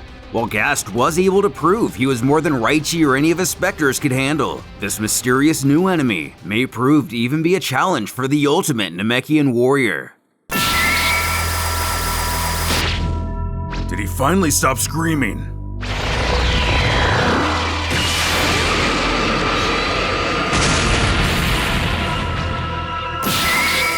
Continuing his bellowing, Gohan holds his wife to comfort her, while the wizard only feels the screeching as music to his ears. I can't attack him like this! No! Again? Both times. He screamed for exactly 16 seconds before firing. 2, 3, 4. We need to get rid of him! He's attacking the audience! Not directly though. Who cares? Screw this! If Gas doesn't stop him immediately, I'm going to handle this myself! Damn the rules! 11, 12, 13, 15.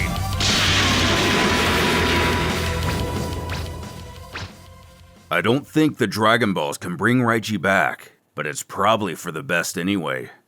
Really? Gast killed Raichi for good? That would be a miracle. But where does that leave me? My comrades are still dead. I don't care about your feelings! Come to me now! Yes, Master! With the stadium returning to its normal volume, the official names Gast the winner, remarking how their head feels much better now, and there will be a short break before the next round, the quarterfinals. And during this time, we'll run the ads? Exactly! Oob expresses his excitement at the opportunity to go up against his own master in the next match, Goku, asking the boy if he thinks he can win. This definitely causes a bit of internal conflict in the warrior, but after some silent reassurance from the Sun family, he confidently remarks, of course he'll win. With the Frost Demons, a Namek is confused, as he has been beckoned to heal contestant Cold after all. Falling victim to the wizard's control, Frieza replies, their master has requested they accept the offered assistance, despite their previous objections. Cooler ordering he get on it immediately. Curious why Babidi hasn't moved in a few minutes now. Dabura snips at the Majin to silence himself, as their master is transforming the entire arena into a magic room, just like on their ship.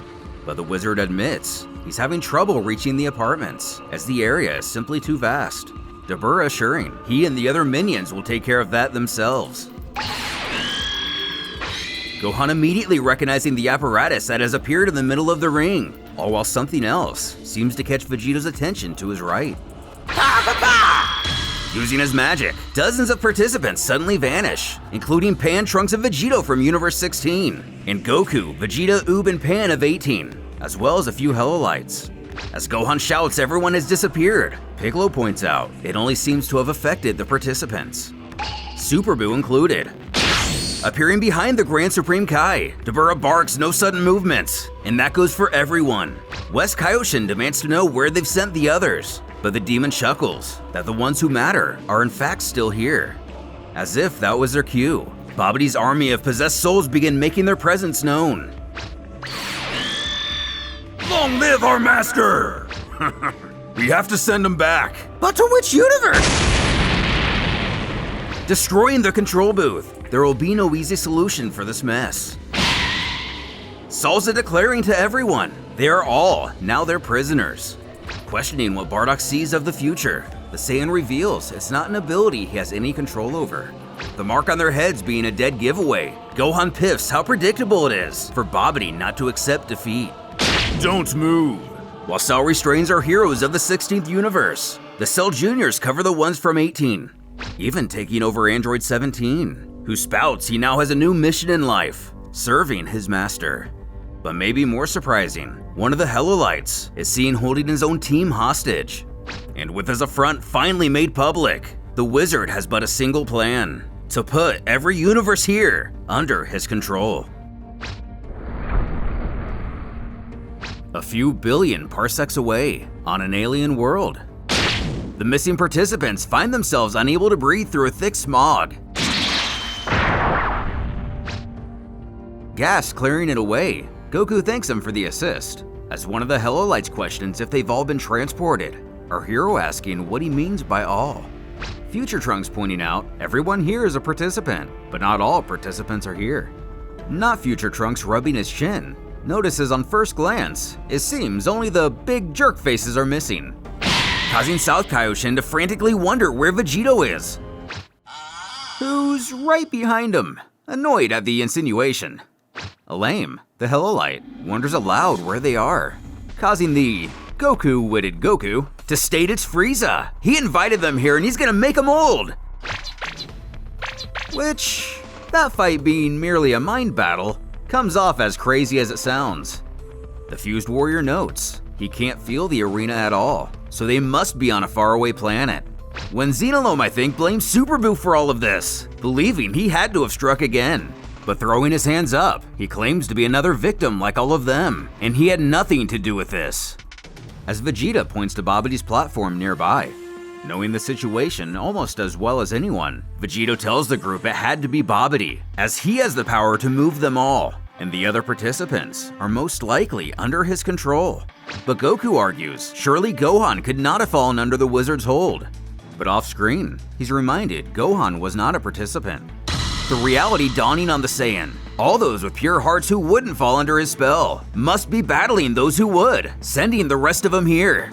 But Trunks points out, if that's the case, what's evil Vegeta doing here? 16's Pan questioning. He's like, super bad, right? Who, frazzled, can only spout for them to leave him alone already. When Goku notices, they're also missing Goten, wondering if he could have been possessed. But Trunks saw him head to the bathroom in the apartment before this all happened. His protege adds, the entirety of Universe 9, the Z-Fighter humans and Old Kai, are absent as well, and they were also in their apartment. Knowing his old friends, even if different iterations of them, Goku doesn't believe Babidi would be able to take control of them, leaving the gang to speculate if the apartments were out of the reach of the wizard. Whatever the case, they must get back to stop Babidi. Arrogantly, Vegito piffs this off, having full confidence this little coup of his has already failed. A. Gohan is still there. B. 2 Gohans are still there. C. Bra went back to her room as well. So between the 3 of them, these bad guys don't stand a chance. But served a bit of humbleness, he notices no one's paying attention to him. Remembering back to Babidi's ship, Goku knows this platform should lead them to where they want to go. And since it works with magic, he asks if Buu can open it, or activate it, or whatever. Who, more familiar with Babidi than anyone, explains it's only a slab of metal. Its sole purpose was for the teleportation spell to get here, and it's useless now. So they move on to the next idea, attempting to sense out the others, and return by instant transmission. While they figure they must be insanely far off, they'll look as fast as they can. And of course, Buu knows something he's not telling, saying in his head, they're far off indeed, and he's more than happy to let them take up some time in tracking them down. Because, if he were to assist, he'd miss out on quite the show, revealing to still have a piece of him on the asteroid. With a sly grin, Grand Supreme Kai asks Dabura what makes him think he's a good hostage. They have several sets of Dragon Balls here, they can simply bring them back. Clearly not something the Demon King thought of. West demanding they stop all this nonsense at once, or the punishment will be severe.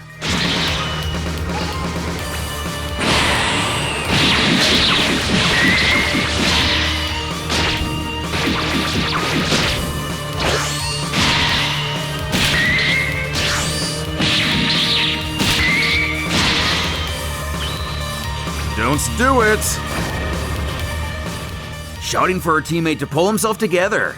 Narb appears to be very confused while under the control of Babidi, yelling back they don't understand anything. But another states, that's too bad for him.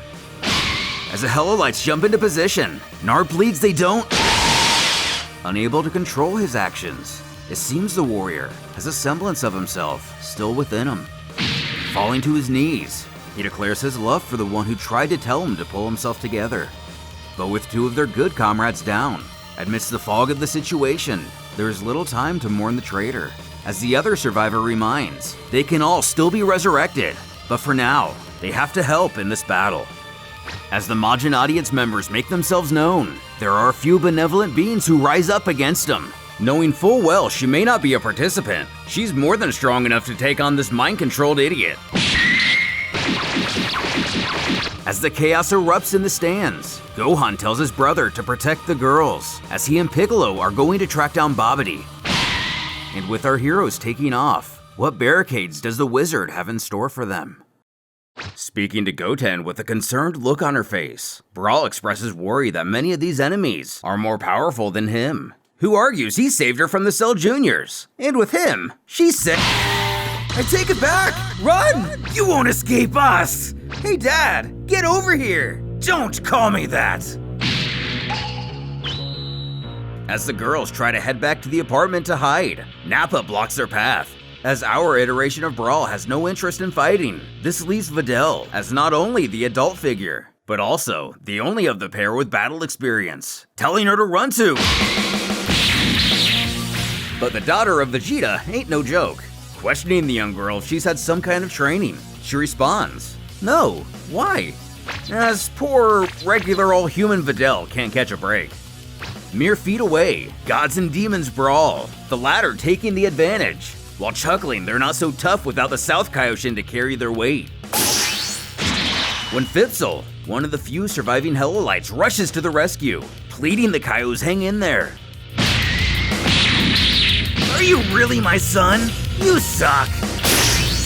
But also right in time, the other tech warrior, Nedwook, comes to the aid of Goten, shouting he's outclassed and he needs to get out of here.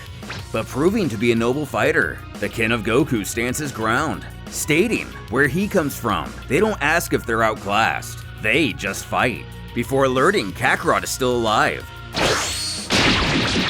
Managing to avoid the sneak attack, Nedwook believes this recovery impossible, having aimed right for his heart. Simultaneously, on their way to stop Babidi, Gohan and Piccolo of our realm spot Cell holding a few Universe 16 members captive, including himself and the other Videl, who pleads with her own Gohan to go out and fight, and to just let Cell kill her, as she'll ultimately be wished back. But that's not something he can allow to happen.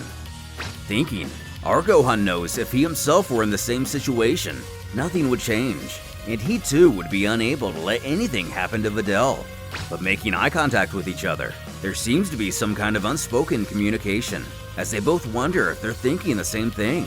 And if they are, they could count on the other predicting the other's action instantly.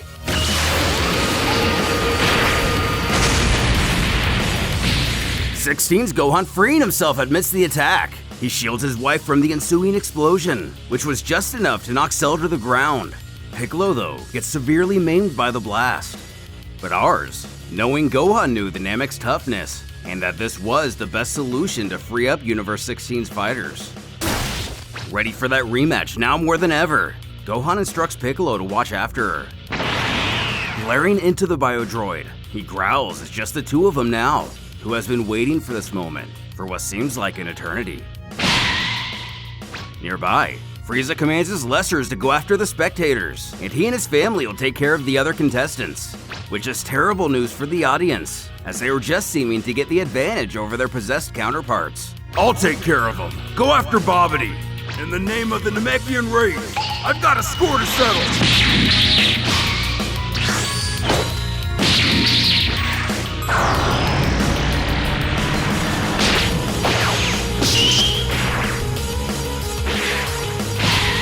Breaking down the door to the wizard's apartment. It's empty. Transform yourself, son.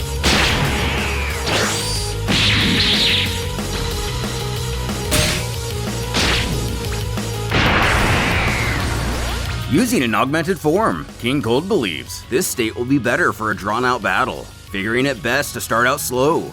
Frieza, proving after all he has this ability as well, bellows to the Namek he's going to swallow this arrogance of his, as their power has been increased severely by Master Babidi.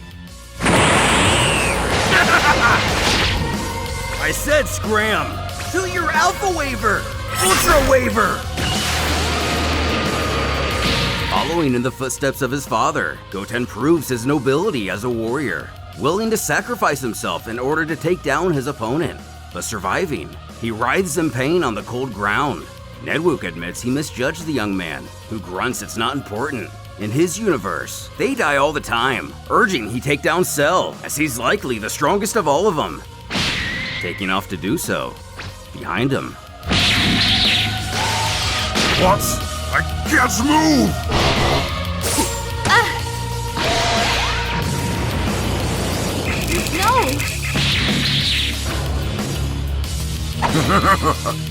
No! Looks like you're finished. You! My nanobots countered the transformation. West and North Kaios rush to continue fighting against Babidi's forces, as the Hellite goes to aid her ally. So, you said you had a score to settle? Yes!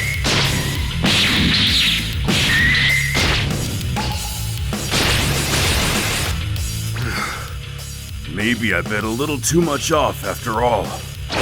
And Cold is way stronger than any of them. What? Frozen in place, West Kaioshin zips to join the battle. Sensing the merger, she urges Kami to let her handle this. Unmatch him! Oh no you don't! You're mine! Apologizing, she isn't quite as good as a fighter as her counterpart in charge of the South. It doesn't seem to be a problem against him. Completely separated from the chaos taking place in the arena, Yamcha decides it's a good time to go and see where that tournament thing is at. But to his surprise, as nonchalantly as he can, he alerts the others to what's going on. But as the ritual is taking place to give Raditz the same power-up as Gohan, he dare not move. Just as the old Kai dare not stop his awkward chanting and dancing, informing everyone exactly what he saw. Tien knows they must help re-establish order, but the old fellow scowls that's out of the question, and they need to all stay in this room. If this ritual were to be interrupted, himself and Raditz will probably die, so the two of them need the others for protection from any intruders. This news of possible death, very new information to the Saiyan. New information to us as well. That's because it's a blatant lie, and old Kai seems to be up to something. Laughing to himself, he's got him. With this, Raditz won't move an inch. But what could the old-timer be up to? And as if their ears were burning, a couple of Frieza's grunts come rushing down the hallway, following a quick reading on their scouter. Yamcha's glimpse of the action, of course. You thought you could hide? Proving to be a fast and fatal mistake. With some more unfortunate timing, Salza realizes there are no fighters from Universe 9 present in this melee, wanting to get revenge on that dwarf who killed him before. Perfect. The Kaioshins are still more powerful than the Frost Demons. If I can buy just a few seconds.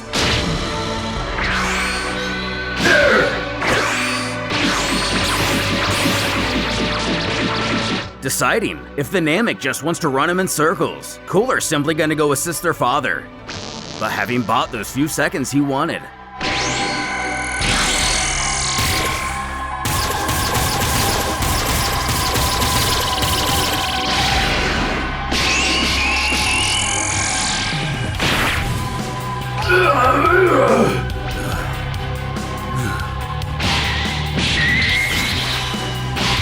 Piccolo!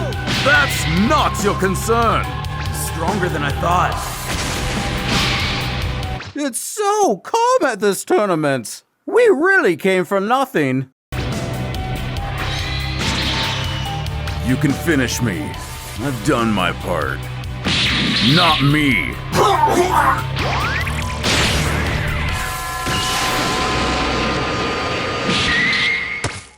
Handing his other iteration to Senzu, Piccolo assures they brought plenty.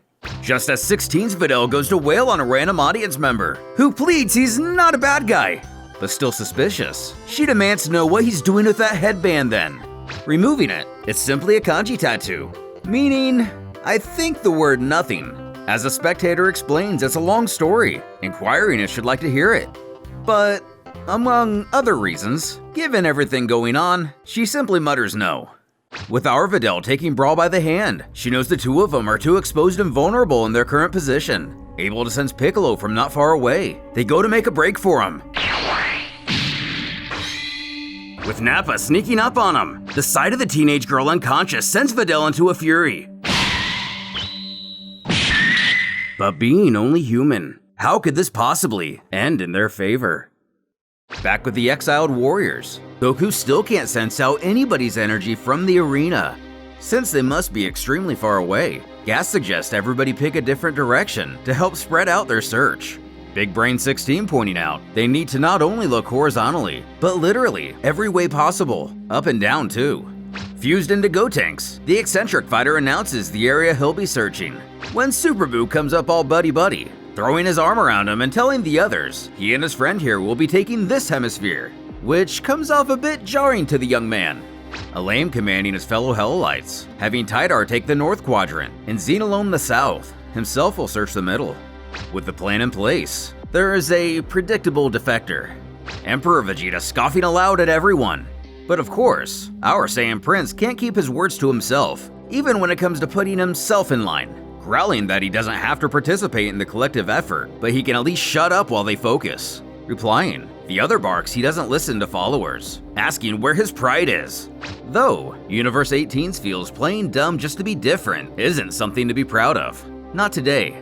Causing the Emperor to whip around, scowling if our Vegeta was still the proud Saiyan he is. He would be the one giving the orders in his group instead of taking them, admitting he's grown past the petty need to be respected and feared. The Prince doubles down that it's a good plan, before getting in his face, spouting the need to be recognized is nothing short of weak. Threatening his counterpart, Eviljeets inquires if he'd like to find out just how weak he really is. Who laughs that would just embarrass the needy Emperor, but ready to get it started, even from universes away. Universe 13 Super Saiyan knows how to press the Goku button. Snarling, he hasn't even reached Kakarot's highest level of transformation, but he has.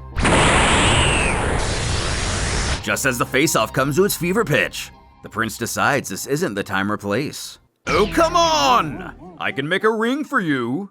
Obviously, Goku, Buu, and Vegito feel differently. This has been a long time coming, Gohan. Your power has grown immensely. But so has mine. Blocking the Makanko Sapo with his hand, the villain mockingly congratulates him for saving his own life, but at the cost of that fist. Lucky for the Saiyan, he's right-handed. He's not really going to hit me with that wounded hand, is he? Well played. At the same time, sensing what's going on, Gohan rushes to save his wife, though Cell isn't exactly compliant on his foe running away. After fighting alongside Goten, Nedwook makes it to Gohan right in time, scoffing he just let that weakling go and come fight a real warrior. Though the villain piffs not to make him laugh, as he's faced Hellites in his own universe, and it was nothing to massacre the entire planet and the so-called warriors who wore that pitiful armor. But this iteration of the Hellites are here for a reason, able to develop their technology much further than any of their counterparts. You'll see the difference!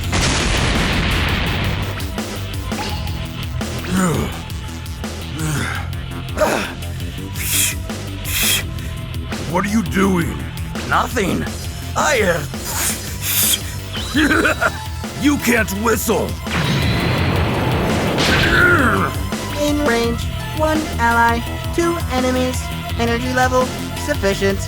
Sorry, buddy. I'm taking the shot. Bye! Easy to evade.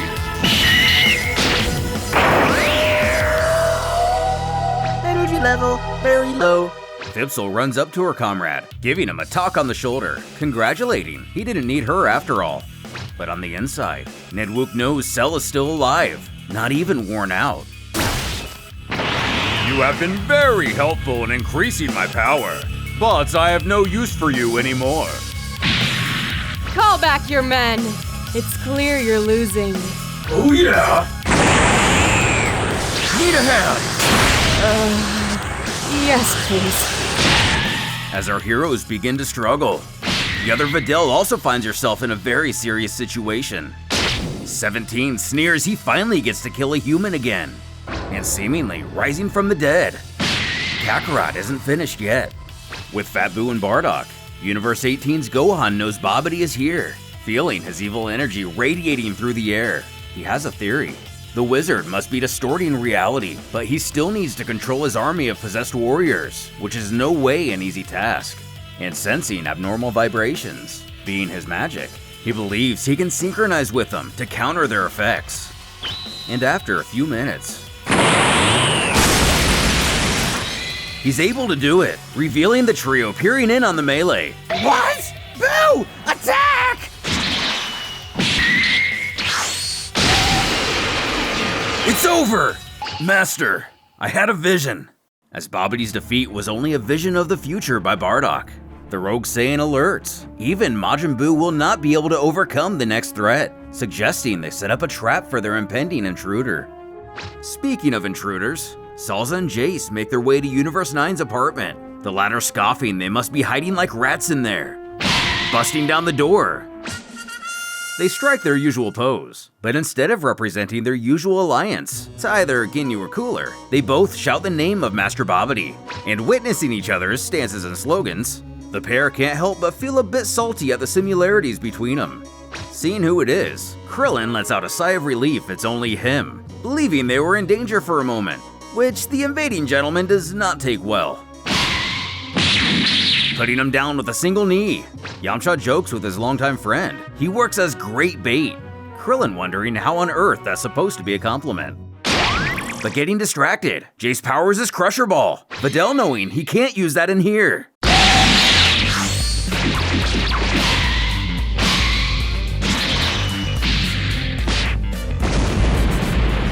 Getting back up, Salsa screams they're going to pay for this.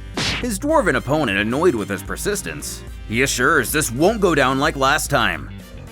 Seconds later, outside, we discover it did indeed go down like last time, but lucky for the villain, he's not quite as cut in half.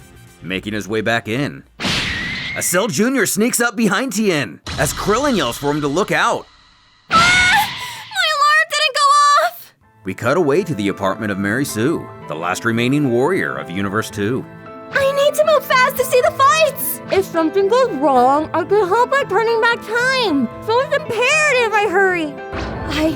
I feel a dark and evil energy. What's going on? Ah! My bento! In the Universe 5 apartment, the mysterious entity in C's room states it seems like a real mess outside, announcing he will wait and observe for at least another 2 hours. While Nappa puts his boot on our Videl, chuckling he won't get caught off guard by Brawl again. Ow! What is my leg? Ah! Gohan manages to come to the rescue of his wife, standing on her toes to thank her hero. He has to point out, he's not her Gohan. Grabbing a hostage, Nappa screams for the others to give him their miracle medicine, saying he knows they have some. But this only causes Gohan to grow more frustrated. Departing from the Grand Supreme Kai, Shin announces he's going to help the other Supreme Kaios. Calling out to Super Buu, Grand pleads he knows he must still be here, and he must put an end to all this violence. Surely he hates Babidi enough to intervene. But the Majin declares there's no way he's going to step in, as this is far too interesting. The deity argues people are suffering because of his decision, but Buu piffs, people are suffering all the time anyway. Jumping back in time a bit, moments before Babidi began his attack, Cell births a few additional children. Seeing his plan firsthand, he created 3 additional juniors at max power to try to pin down Universe 18, wanting to handle Universe 16 himself. Leading the way, he instructs them to suppress their energy and prepare for the slaughter, stopping the last one from leaving, explaining he's not strong enough to follow, but he can stay here and fight some weaklings if he wants, almost looking adorably pitiful in his rejection. But even at reduced power, will the Earthlings of Universe 9 be enough to take on the strength of a Cell Jr.? At that, one who is powered up while under Babidi's control. Kill the Kaioshins! Yes, Master!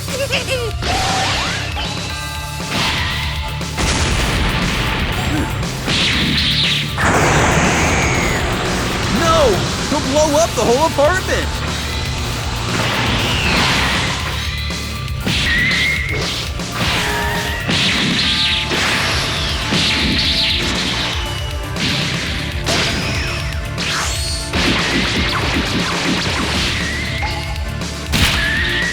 Splatting the Cell Jr. dead. Videl realizes she pushed herself too far, ushering her to the couch. The others insist she take a well-earned breather. Continuing his chanting, Old Kai takes a moment to quip that was wonderful teamwork, but it would have been easier had she just allowed him to release her full potential. Darting up to tell him off, Videl screams she'd never accept this perverted old geezer's condition. Having a one-track mind in the other direction, this confuses Raditz, questioning what this condition was and who should have to kill. Yamcha, not so subtly gesturing, jokes it's her dignity that would have to die. The commotion flustering even the Kaio, he beckons everyone to be silent, as the ceremony is only beginning. Thinking to himself, he notices a Saiyan didn't even realize the blockage he put in his head. Undoubtedly, the action brought by Cell's offspring kept his focus elsewhere. Now to fine-tune it over the next few hours. Could the Old Kai be planning to make Raditz a more benevolent warrior?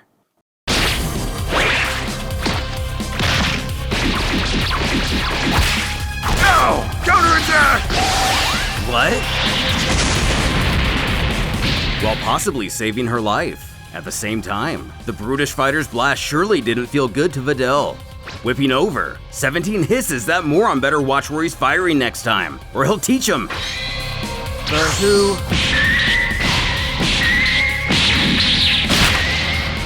Eat this or Gohan will kill me. Better than ever and slightly revealed. The Namek just couldn't let us have this one, as he uses his powers to gift her his own traditional gi, stating it'll be a bit better than what she was wearing previously. The Kaio seemingly having cold, or rather Ginyu, on the ropes. Change! Bastard! Change! No!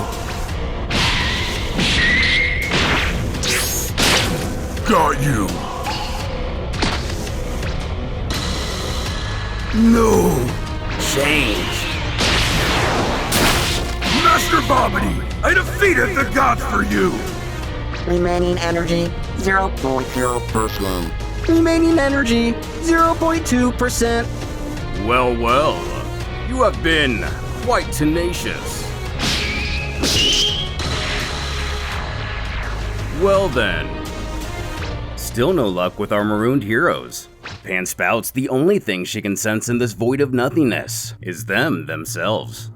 Elaine remembers Vegito can teleport without feeling energy, but he points out, to do so, he needs to know the direction, distance, all that good stuff. Adding to what we're already aware of, Goku worries everyone could be in great danger, so they need to hurry. His fused counterpart only concerned about missing out on all the action.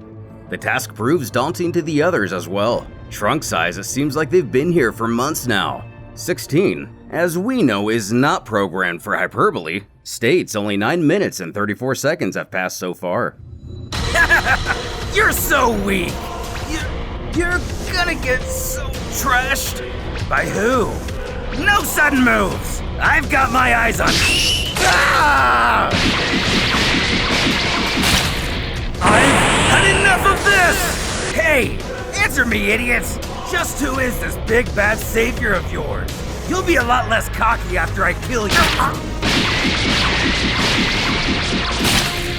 Master Bobbity, I defeated the gods for you!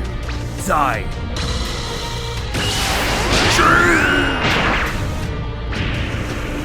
Calling for Piccolo to rush over with a Senzu Bean, Goten still clings to life. Having had his way with the remaining Hellolites, Cell tosses their bodies to the ground below, telling his master he's finished with Universe 19, so now he'll immediately hunt down the two Piccolos. After that, once the Gohans are dealt with, the battle will be won. Our Piccolo, upon hearing 16's Gohan shout his name, What? as he feels both Piccolo and Videl are in trouble. This time, he doesn't make it and fails to save his Videl, easily dealing with his universe's Piccolo as well. This is what happens when you deny our fights, Gohan. No! I've got to say, it takes more and more effort to get you mad. Showing to have killed the other Videl as well. A darkness gathers within our hero, letting her body fall to the ground. Raw witness the entire thing. Cell sneers. Gohan just can't seem to concentrate with his little darlings around. So in that case...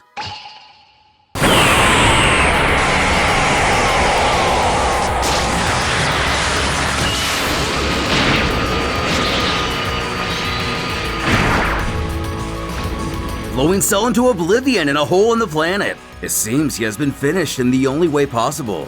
Brawl runs up to Gohan, apologizing she couldn't do anything, and if she were stronger.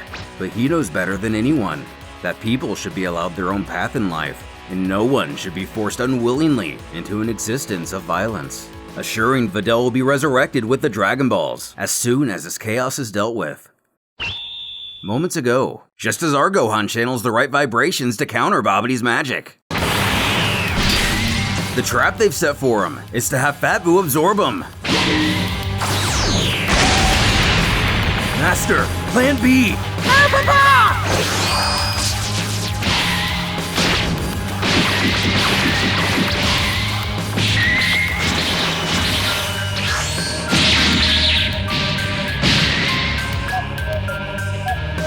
Shouting for the Grand Kaioshin to entrap Buu like he did with the other. His reaction implies Super Buu was just playing the long con after all, and the Kaio in fact had no control over him. But getting sidetracked and not being able to sense Piccolo or Videl, he just wants to end this now. Borrowing Krillin's signature move.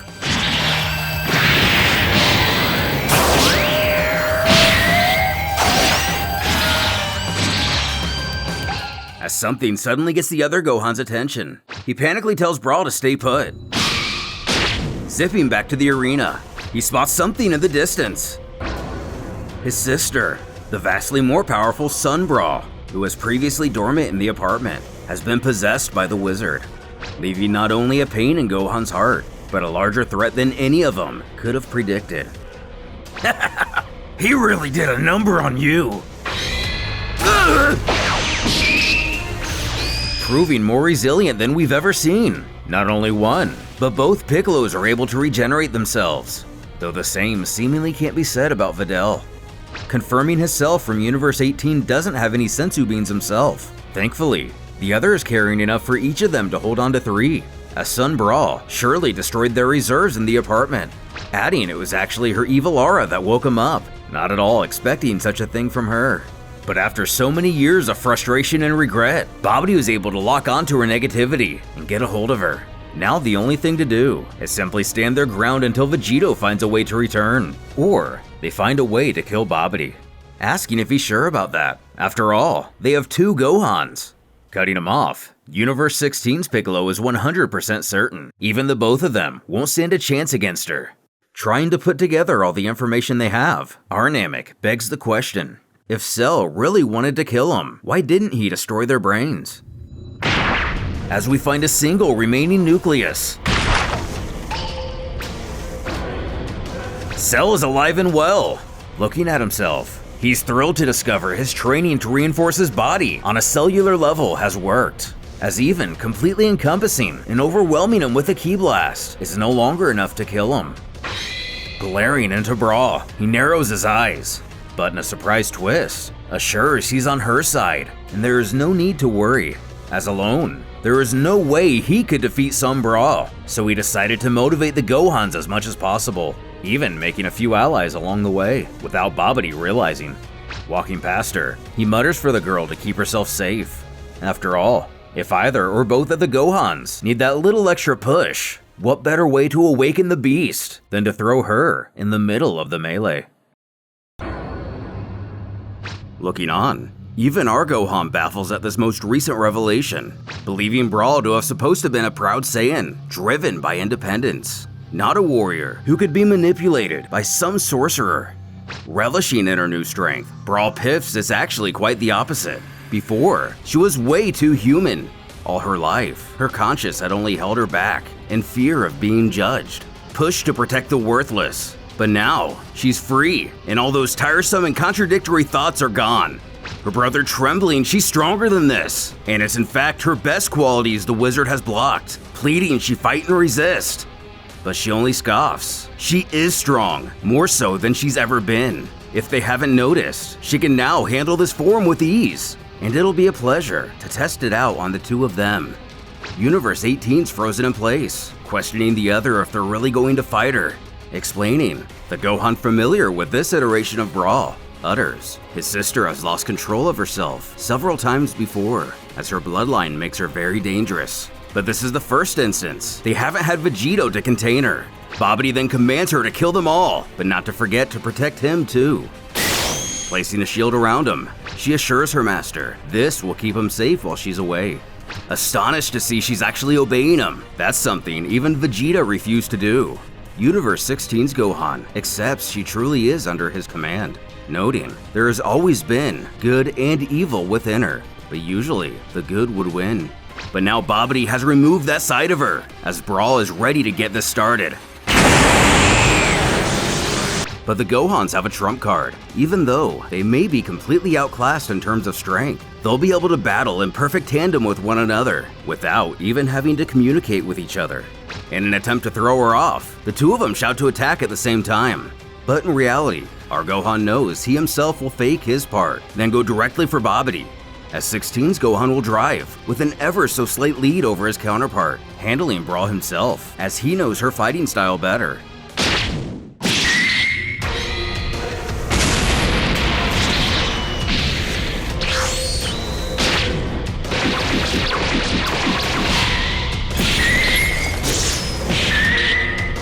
You're hesitating, brothers!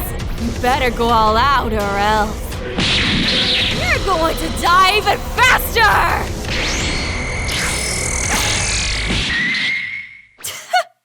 Was that supposed to hurt?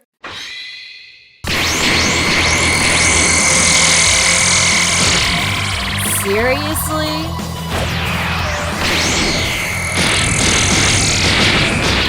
You're too weak. Huh?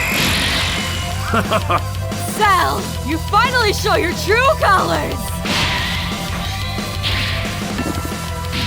This is perfect! I'd have been disappointed if I didn't get the chance to fight you.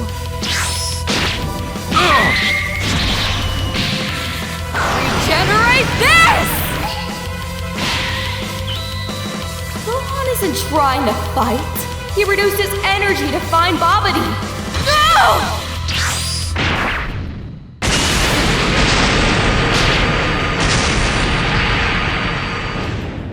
And with that blast, not only is a large amount of the arena destroyed, but all the spectators are now dead. When Super Buu feels this is the perfect chance to taunt the Grand Supreme Kaioshin, mocking, isn't he the ultimate leader of the universe? Quipping, he's curious to see how he's going to save everyone now. 16's Gohan takes a lot of damage from the attack, and the Piccolos know it's actually both Gohans who are at the end of their rope, conspiring to regroup to get the both of them a Senzu Bean. In a bit of good news, Brawl herself has accidentally destroyed hers in her attempt to block Gohan. Damn! No more backup! You don't want to fight! Neither do I! Oh no! This is exactly what she did to that Ultra guy! Lie. Obey me! Obey me! I can't leave you for a second! As savvy as anyone, Brawl's aware only Cell and the two Gohans have the power to break through her master's protection. Scowling, she'll be watching him. Meanwhile, our Gohan tries to come up with a plan to get back to the arena, as it won't be long before he dies, not being able to breathe. Don't worry! Huh? When he hears a tiny voice coming from his hair. Cell, proving to grow more tactful by the day, got the idea after seeing Buu do something similar, deciding to create a few mini Cell Juniors. And lucky for them, he too can use instant transmission like his father, instructing Gohan to prepare his most powerful punch, and he'll put them in the perfect position. Our Piccolo notices his universe's Gohan has vanished, so the other resolves to go after his own. When he appears right in front of him, another Cell Jr. of course. But ever powerful, Brawl realizes what they're doing, even spotting their miniature helper. Chuckling, how cute, a support Cell Jr., as if that's going to change anything. While the surprise attack lands clean, Gohan shouts his support should have targeted Babidi instead, who admits that would have been quite clever. as another makes his way to the unconscious Fat Boo, screaming in his ear to wake up and pleading he assist in taking down some brawl. But the Majin is confused, believing to be on the same side as her. But the easily influenced creature is swayed immediately, as the Cell Jr. assures that's not the case at all, and for him to help quickly. Jumping up, he bellows, "All right!" joining the action. Getting back to her feet, she growls her other brother is beginning to get on her nerves. The Hellites appear, who slowly chip away at Babidi's shield. Wondering how they're still alive, believing Cell killed him. The biodroid grows a sinister grin. A few minutes ago, upon going to absorb Phipsil, it was actually just a ploy to speak with her without Babidi hearing, commanding she respond with only her thoughts. Knowing she has nanobots healing her and no serious wounds, he questions if she will be able to re-enter the battle anytime soon. She beckons why. Their energy packs are empty either way. Cell asks if they can recharge them then, but unfortunately no. But they could take the packs from the defeated Ultras. He directs her to do so discreetly. Again wanting to know why, he explains that he's escaped Babidi's mental control, but for now, he's going to have to play his game, stating he's actually on their side. Quipping he could have played less hard. She likes the plan, requesting he get them near her universe's area. And with that, he was one step closer to his revenge. Stepping in front of her master, Brawl now realizes, since the very beginning, Cell has been creating allies to retaliate against herself and Babidi, as the Piccolos, Gohans, Boo, Cell, and the Hellites, not to mention the Cell Juniors, join forces in order to put an end to the chaos. As our group of heroes stares down the villain, they vanish, Nedwook exclaiming they ran off. But Piccolo believes Brawl merely knew she couldn't continue to protect Babidi against all of them, confident she'll be back soon. Phipsil wanting to quickly come up with a plan of action, questioning what group strategies everyone has. But the awkward silence speaks for itself. Aside from multiform training and knowing how the other thinks, Gohan coyly admits they kind of just fight one-on-one, Piccolo adding others usually watch or wait their turn, causing the Hellites' faces to drop, fairly questioning how in the world have they managed to survive this long. Cell quipping, in their defense, usually only one of them at a time is relevant, or becomes relevant at the last minute. Still somehow swayed to their side, Boo questions his little manipulator who he's supposed to fight, explaining it's that mean girl, Brawl, who captured his master. She's the one he must battle. Taking said master to space. Out here, only Brawl knows where he is, nonchalantly urging he give her a few seconds to smash him, and she'll be back for him. Oh, and breathing won't be a problem. He should have at least 10 minutes of oxygen inside this shield, begging her not to leave. She makes her way back to the others.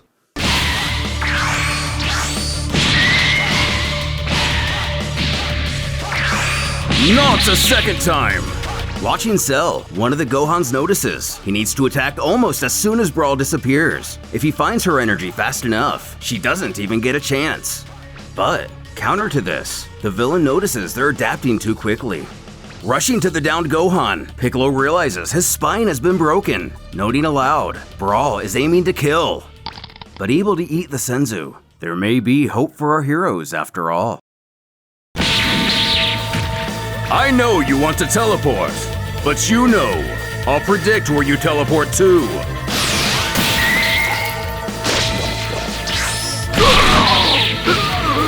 Good riddance. I couldn't agree more!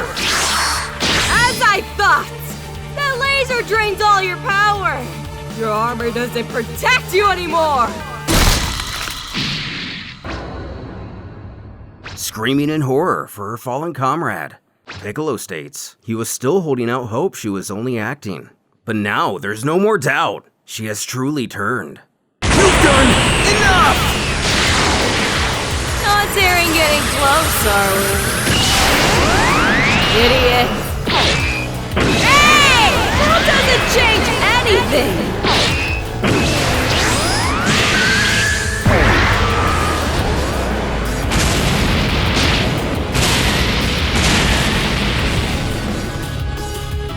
The smoke clearing. There's a pause in the action. Phipsil spouting she must have disappeared again, but Gohan knows she was definitely hit. She teleported after the fact. Finding her energy, She's taken down one of the Piccolos, stealing his senzu beans. Missing their opportunity, Gohan knows he can no longer keep up. He's drained the entirety of his power. If she's going to be back to full strength. Aww, why so sad, big brother? You shouldn't let your guard down! Gohan! As he fades away, the defeated Gohan grunts. He thought she would hesitate a little more. Sun Brawl staring back into him with no sympathy in her eyes. Piccolo aghast. She's become so sinister, she had no reservations against killing her own brother. With his final breath, Gohan states, "So Babidi is the strong." Brawl faces the remaining fighters. She scowls. And that makes 3. Babidi grabs at his throat due to the lack of oxygen, spiting his minion for taking him here in the first place. Because of her, he's going to die of asphyxiation.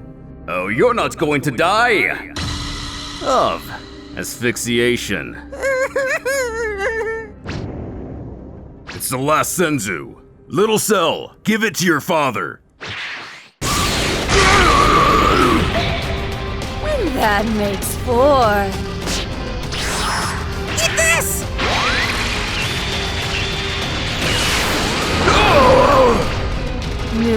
Nucleus, where are you? There he is! As the remaining Gohan feels Cell's energy disappear, he is now the lone warrior who can truly stand up to Brawl. But with Majin Buu, who knows what's possible? Reminding the creature he's the only one who can save his master now, explaining what he has to do. While Phipsil calls out to their adversary, scolding she was supposed to save the Helllight's universe. Now look at her! As her Ultra Armor informs, there's only 1% energy left. The soldier decides to deactivate her gear, ringing out to the villain once more, inquiring if she's just incapable of keeping her promises. Taking a stance, she beckons her foe to remove her transformation, and they can fight one-on-one without any augmentations. But she has no interest in this proposal. Pathetic! Even with that armor, you're just Carbonite!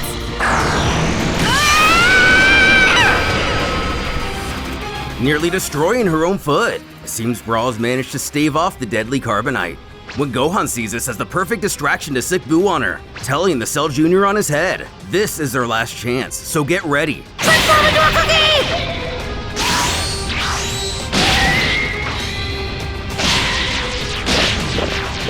Ready? Teleport!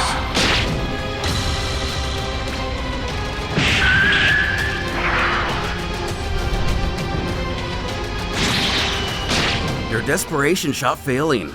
Universe 18's Brawl attempts to break Gohan's fall. The sight of her other self catching her eye, as she helplessly tries to awaken her friend, breaking out in tears. Sobbing he'd not give up.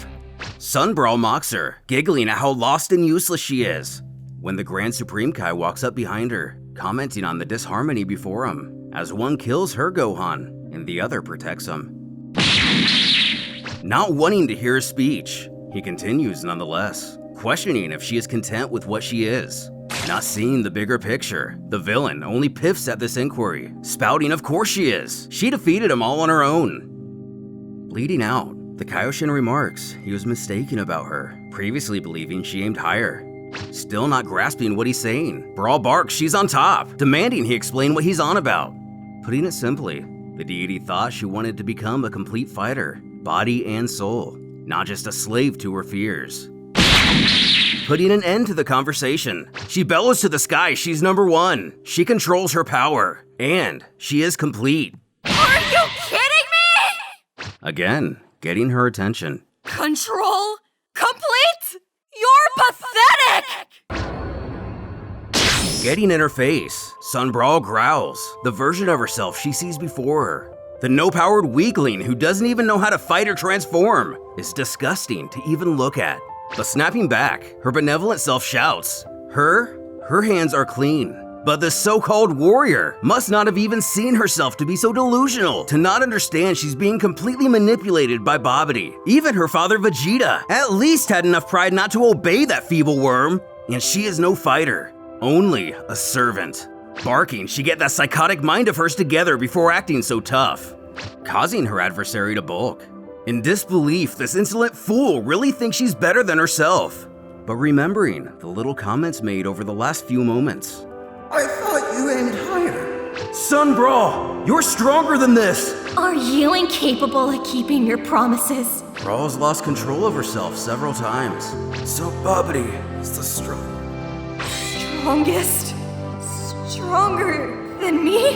Her conscience finally catching up. At last, letting through the voices she's tried so hard to block out. Her other, commenting how her soul must be really dark to surrender to the likes of Babidi.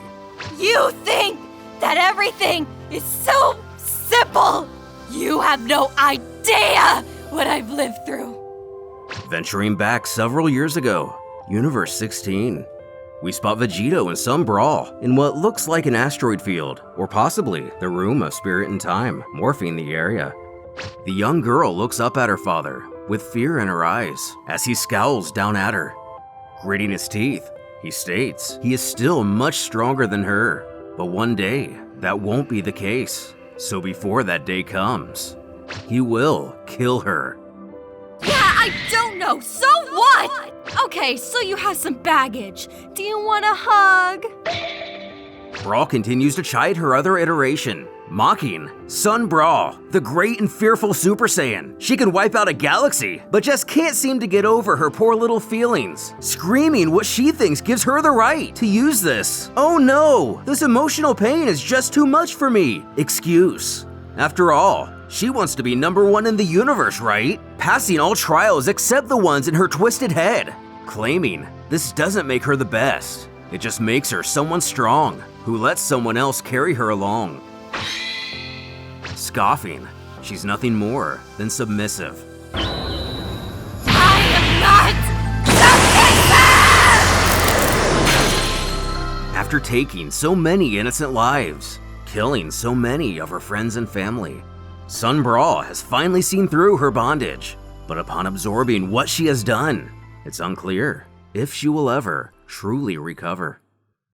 And that catches us up with the mainline story of Dragon Ball Multiverse. Now the series is still going on. In the description, you can find a link where they post weekly updates. Huge props to Salagir for this insane dedication to the Dragon Ball franchise, as well as Asura, who took over most of the illustrations of the mainline story around chapter 36, whereas before, it was primarily handled by Gogeta Jr. Naturally, I want to extend my personal thanks to FatefulSword for her amazing performance as Brawl the last few chapters, and that scream at the end there just, so good! If you want to hire her for your project, and I highly recommend you do, you can find her information in the description as well. I also want to thank several other members of the Dragon Ball Multiverse team for doing their part to make this series everything it could be. So shout out to their event manager, the Barik, and to all the assistants, translators,